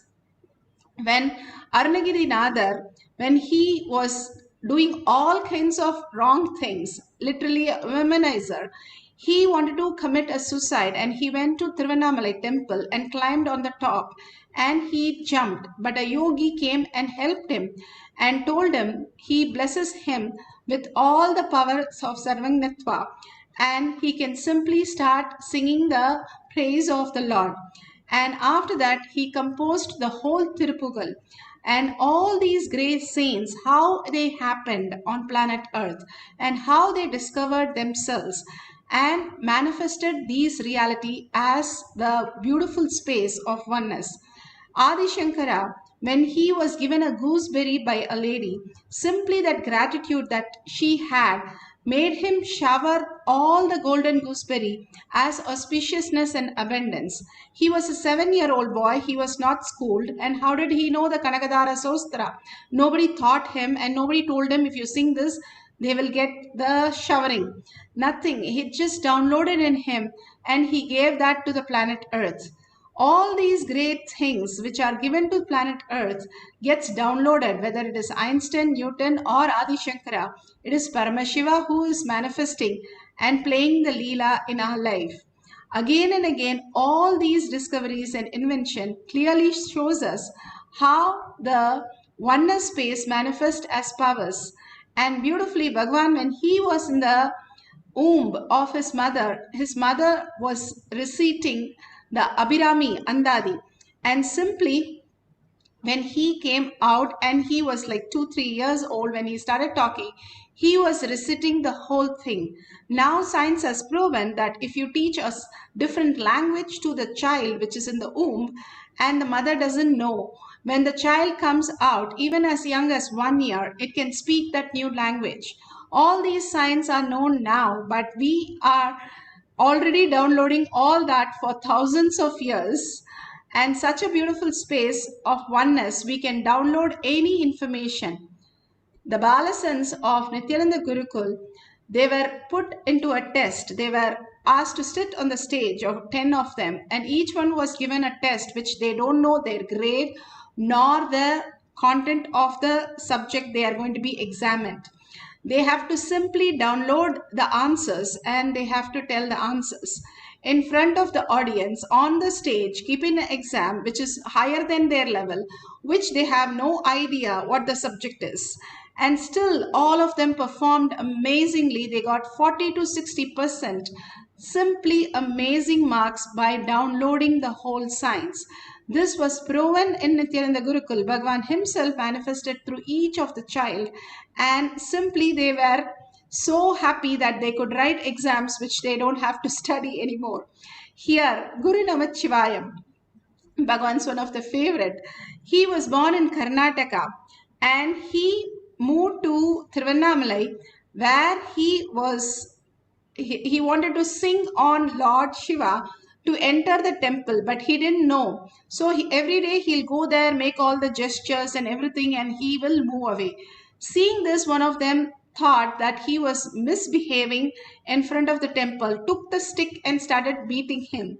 So when he was beaten by a stick, he sings to the Lord, "Oh Lord, finally you made me do it. Otherwise I would have never done it." And he sings in Tamil, and the door opens and he simply surrenders, thanking Bhagavan for the beating that he got for singing the verses on Shiva to open the door. Even he thought that hitting was the right appropriate thing for him to expand into the superconscious space. Being in that oneness space, that everything is auspiciousness, everything that happens only expands to the more and more higher reality. Oneness with Paramashiva is the ultimate space that you can experience. Beautifully, Bhagavan explains how he is manifested the power of downloading Hindi. And so beautiful, he speaks and in Hindi and narrates the instant how it is happening in him.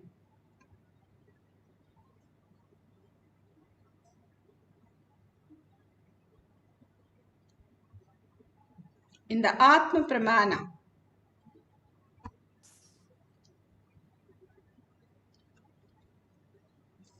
The possibility of the human life is what we call Kundalini energy.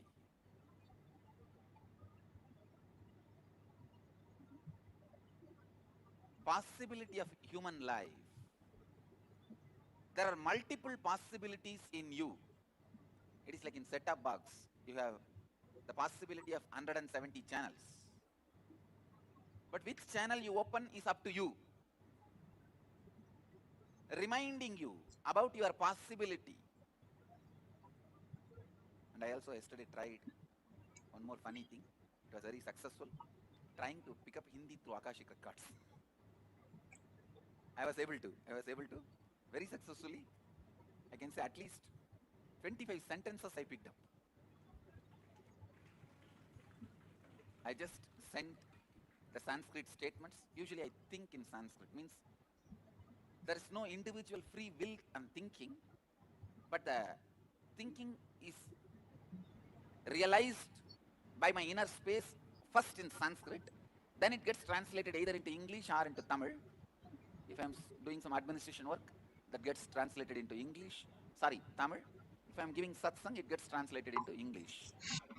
So yesterday I tried to send that raw material, that Sanskrit, into this Hindi software, and the statements came out. Kundalini is your possibility. The multiple possibility. After 25 statements, I think I myself got overexcited. So the moment I get overexcited, I fall into samadhi. The overexcitement leads to too much of completion. You can't have the gap between internal and external. So, the overexcitement. If you discover something new, how you get excited? Like that I started getting excited. So the moment I started getting excited, I saw very clearly the Sanskrit, the words go inside and come out as a diffused energy. The words are not coming out. It's like the vak, what you call vocal cord in that area. From the being, the words enter, and by the time it comes out, it just becomes prana. It is no more a word. It is disintegrated to prana. Means gone back to the original source, the original form. So the original form of a letter is mantra. Original form of a language is mantra, the prana space. I know I'm throwing too many mystical details. Even if you don't understand, it's okay. I just wanted all these to be on record. When science evolves to scale spirituality, that time the scientists will discover the meaning of all these words. Till then, let all these be at least on record.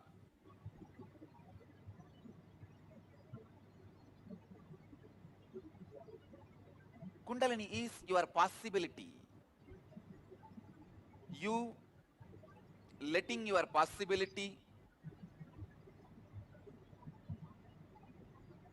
happening in you. You trusting your possibility without self-doubt.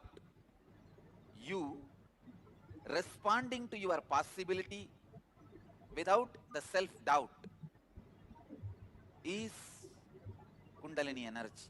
Please understand.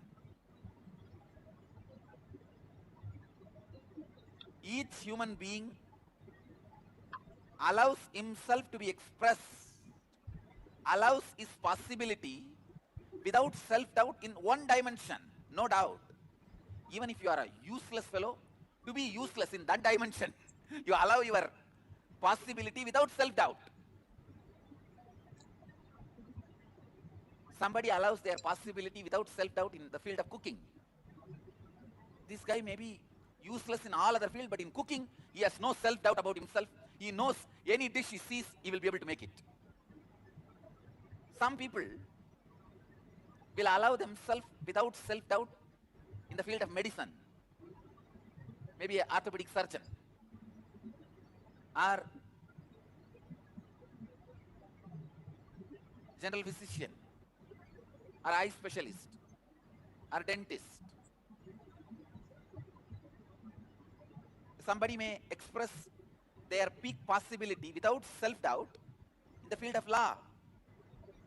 So every human being expresses his peak possibility, allows his peak possibility in some one field without self-doubt. It is not that you don't express in any field at all. No, then you can't be alive. Even to be alive, at least in one field, you have to allow the Kundalini to breathe through you. Kundalini has to breathe through you at least in one field. I have seen some people, they will be so cunning. In the cunningness, they will allow their peak possibility. In some field, you allow your peak possibility without self-doubt. Bhagavan has beautifully said how the possibility in us without self-doubt, and Bhagavan beautifully said how collective integrity, that he is beyond all these struggles that is going on in his life, and he only super determination that he has, that Paramashiva is only real. The side effect is Kailasha, Bhagavan says. All that auspiciousness and abundance flow through us when we declare that Paramashiva is who we are, and all that manifests is PARASHAKTI. Here, beautifully, Bhagavan gives us the power of translating unknown languages. They have translated the word Swarupa, and she found the meaning that it is a one who devoted to the truth. That is a beautiful space that devotee has explained how she has manifested the power of Sarvangyatva. You're going to translate English to unknown language or unknown language to English. Either way is fine. You can use Google Translation for verification. If you have a partner, you can ask the partner to give you a sentence or you can take few sentences and start translating it in Sanskrit or any language that you don't know anything about. And simply you can see how Bhagavan is going to manifest through you. And we have seen many times, this is a very common thing, that was a child in the Paramashivam program, and she was crying for a few days because she doesn't know that she cannot speak in English. She can only understand. And she was a French kid. And she went to Darshan, asked Bhagavan that I want to download English. And the very next day, she started speaking in English. Yes, when you start speaking, you will usually make so many grammatical mistakes. The accent will be wrong. But she was a fluent English speaking kid. How can a kid just learn overnight the language and grammatically correct the first time she starts talking, and without stammering or trying to find words? And she was crying till that day that she doesn't like the program because everybody speaks in English and not in French. And suddenly the whole thing shifted and she just started speaking in English. We have seen so many times the Balasans, how they don't know Tamil. They come from different parts of India, and a Telugu kid was struggling how he can conduct a Tamil show, TV show, and Bhagavan blessed him. The very next day, he went on the show and started speaking in Tamil fluently. That is where we get a shock. How can you just download a language where it becomes just fluent the next day and you start talking? That has happened many times that we have witnessed in Gurukul. Now it is for each one of us to experience all these great truths in our life as our reality. So let's start. If you have a video camera, please record these great videos which you will cherish forever. All these great things that Bhagavan is telling us to do. Simple integrity, simple obedience. We will cherish the ultimate space of oneness again and again. So apply the Jnananjan. If you have the Kantamala, there's a locket and you can apply the Jnananjan in your temple and your third eye. If you do not have, apply the Basma and Kumkum, which from any temple, that is also perfectly okay. And if you have a partner, you can ask the partner to write down a few sentences from a different language, or they can give it in English and you can translate into some languages that you have never known before. Whatever you perceive, just start writing it down. And at the end, if you see 5 to 10 words continuously, absolutely write in the other language, or the translation is so beautifully done, then you have manifested the powers completely. But if you just feel the Kundalini energy and if you feel only the heat in the body or just got 1 or 2 words correct, that's beautiful. You have started manifesting. First, we need to understand we are manifesting constantly our life. We are consciousness who has come, and we also manifest our body, and through this body we experience the 5 senses. Everything that happens is a manifestation. And understanding this as a manifestation, and everyone that we have are the different shapes and size of ourselves who are projected as our own reality. How in the dream you project, that is exactly how you're projecting right now also. So if you understand that, you will not be angry with somebody. Your right hand never gets angry with the left hand, even though it hurts sometimes the other hand. It is always in oneness how your microcosm works in your body. If you understand that, that is exactly how your outer reality is also. Everything that exists is a perception of you. And the existential reality is much different, where you are consciousness, which becomes the matter also, and which you perceive also. Such a beautiful space starts manifesting as reality. Now, let's go to the instruction. Let's sit straight with the head, neck and spine. Few minutes of meditation, deep meditation, will put you in such an auspicious abundance healing space for yourself and whoever is next to you. Just sitting in this session with so many of hundreds of us meditating on Paramashiva is the most beautiful space that we can experience. So visualize Paramashiva and verbalize whatever Bhagavan gave, the whole definition of collective consciousness, how we happen in others' life as others' reality is nothing but our own reality. Again and again understanding the others are nothing but the reflection of us, fulfilling different parts of us, and understanding that in a deeper and deeper sense, we'll understand that you are Paramashiva. Each one of us are Paramashiva, manifesting as PARASHAKTI.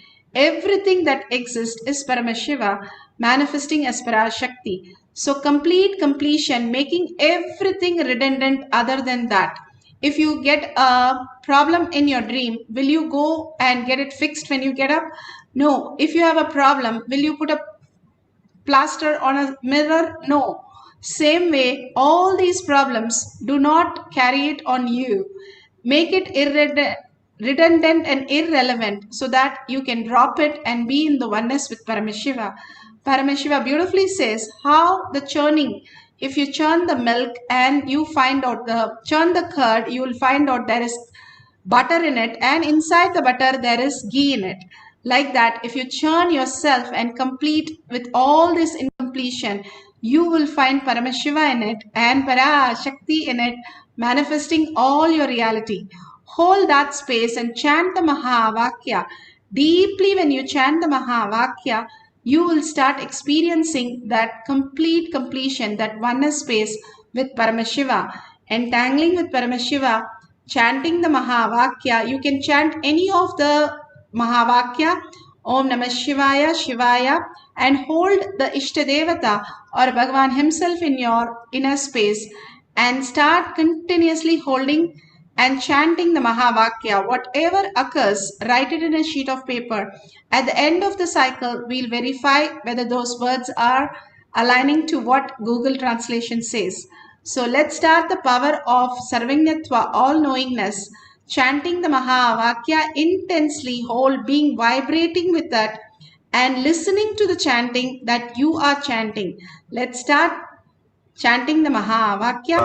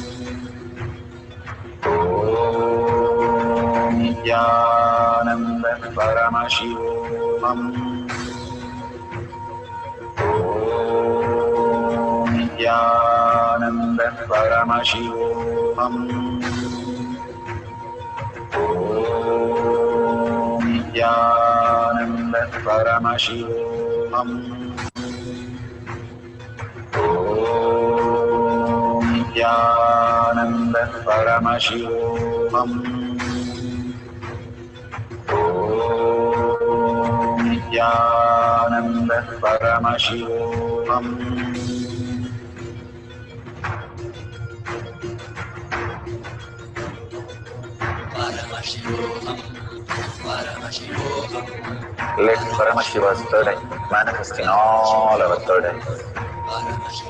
Let the Amrita pour, let the Varni open up, manifest in all of us.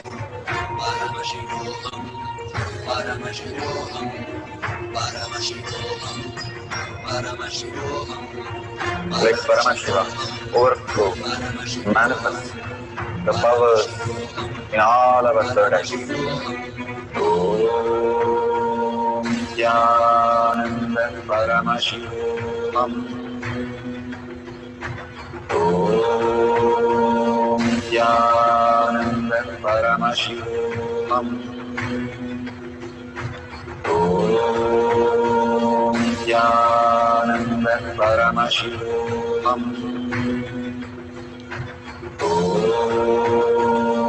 Jnananda Paramashivam. Om Jnananda Paramashivam. Om Jnananda Paramashivam. Om Jnananda Paramashivam. Om Jnananda Paramashivam. Om Jnananda Paramashivam. Om Jnananda Paramashivam. Om Jnananda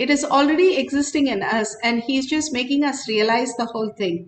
Like somebody has lost their glasses and they're searching, and somebody says, hey, your glasses is on you, and you say, oh yeah, and Bhagavan says like that, we will just recognize our space of Paramashiva and say, yes, I am Paramashiva, everything is manifesting in me.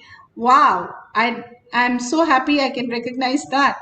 And that is the most beautiful space when that happens. That is exactly how these Balasans manifest, and they say, oh my God, I am Kalabhairava. I am able to do the Akashic reading. I am able to see the golden letters. All these greater truth, when it becomes the reality in you, you start recognizing your higher self. And that is the integrity that Bhagavan is saying. How you have to be integrated to your higher self, your earning to know that, seeking that.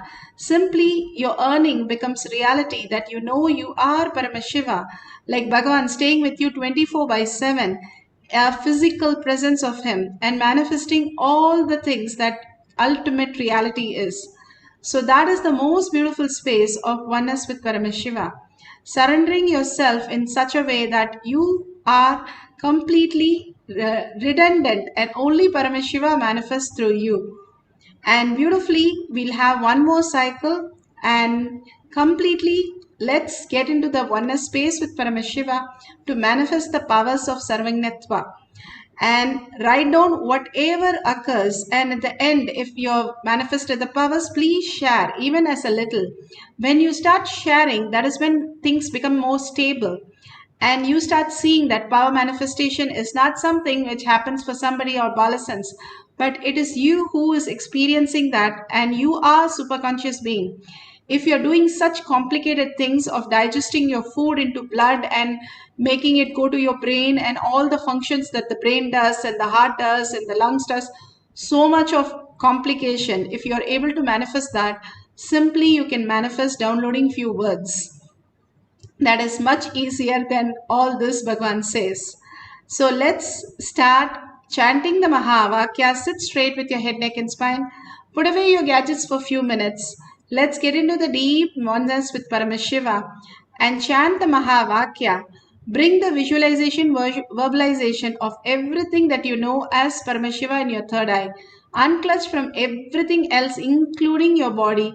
Just merge into the sound of Mahavakya and oneness with Paramashiva, Shaktipada, and experience the power of Sarvajñatva. Let's start chanting the Mahavakya. Keep the paper ready to start noting down all the details. Whatever comes to you, start writing down. Don't judge anything. And simply you'll see the correct answers also among that. So start writing down all the things, and let's start chanting deeply the Paramashiva Mahavakya.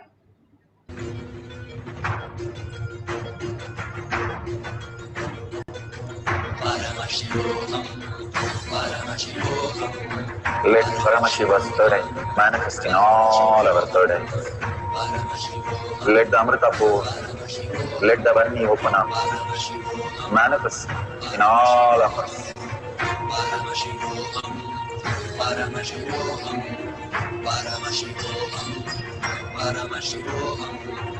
Let Paramashiva overflow, manifest the powers in all our third eyes.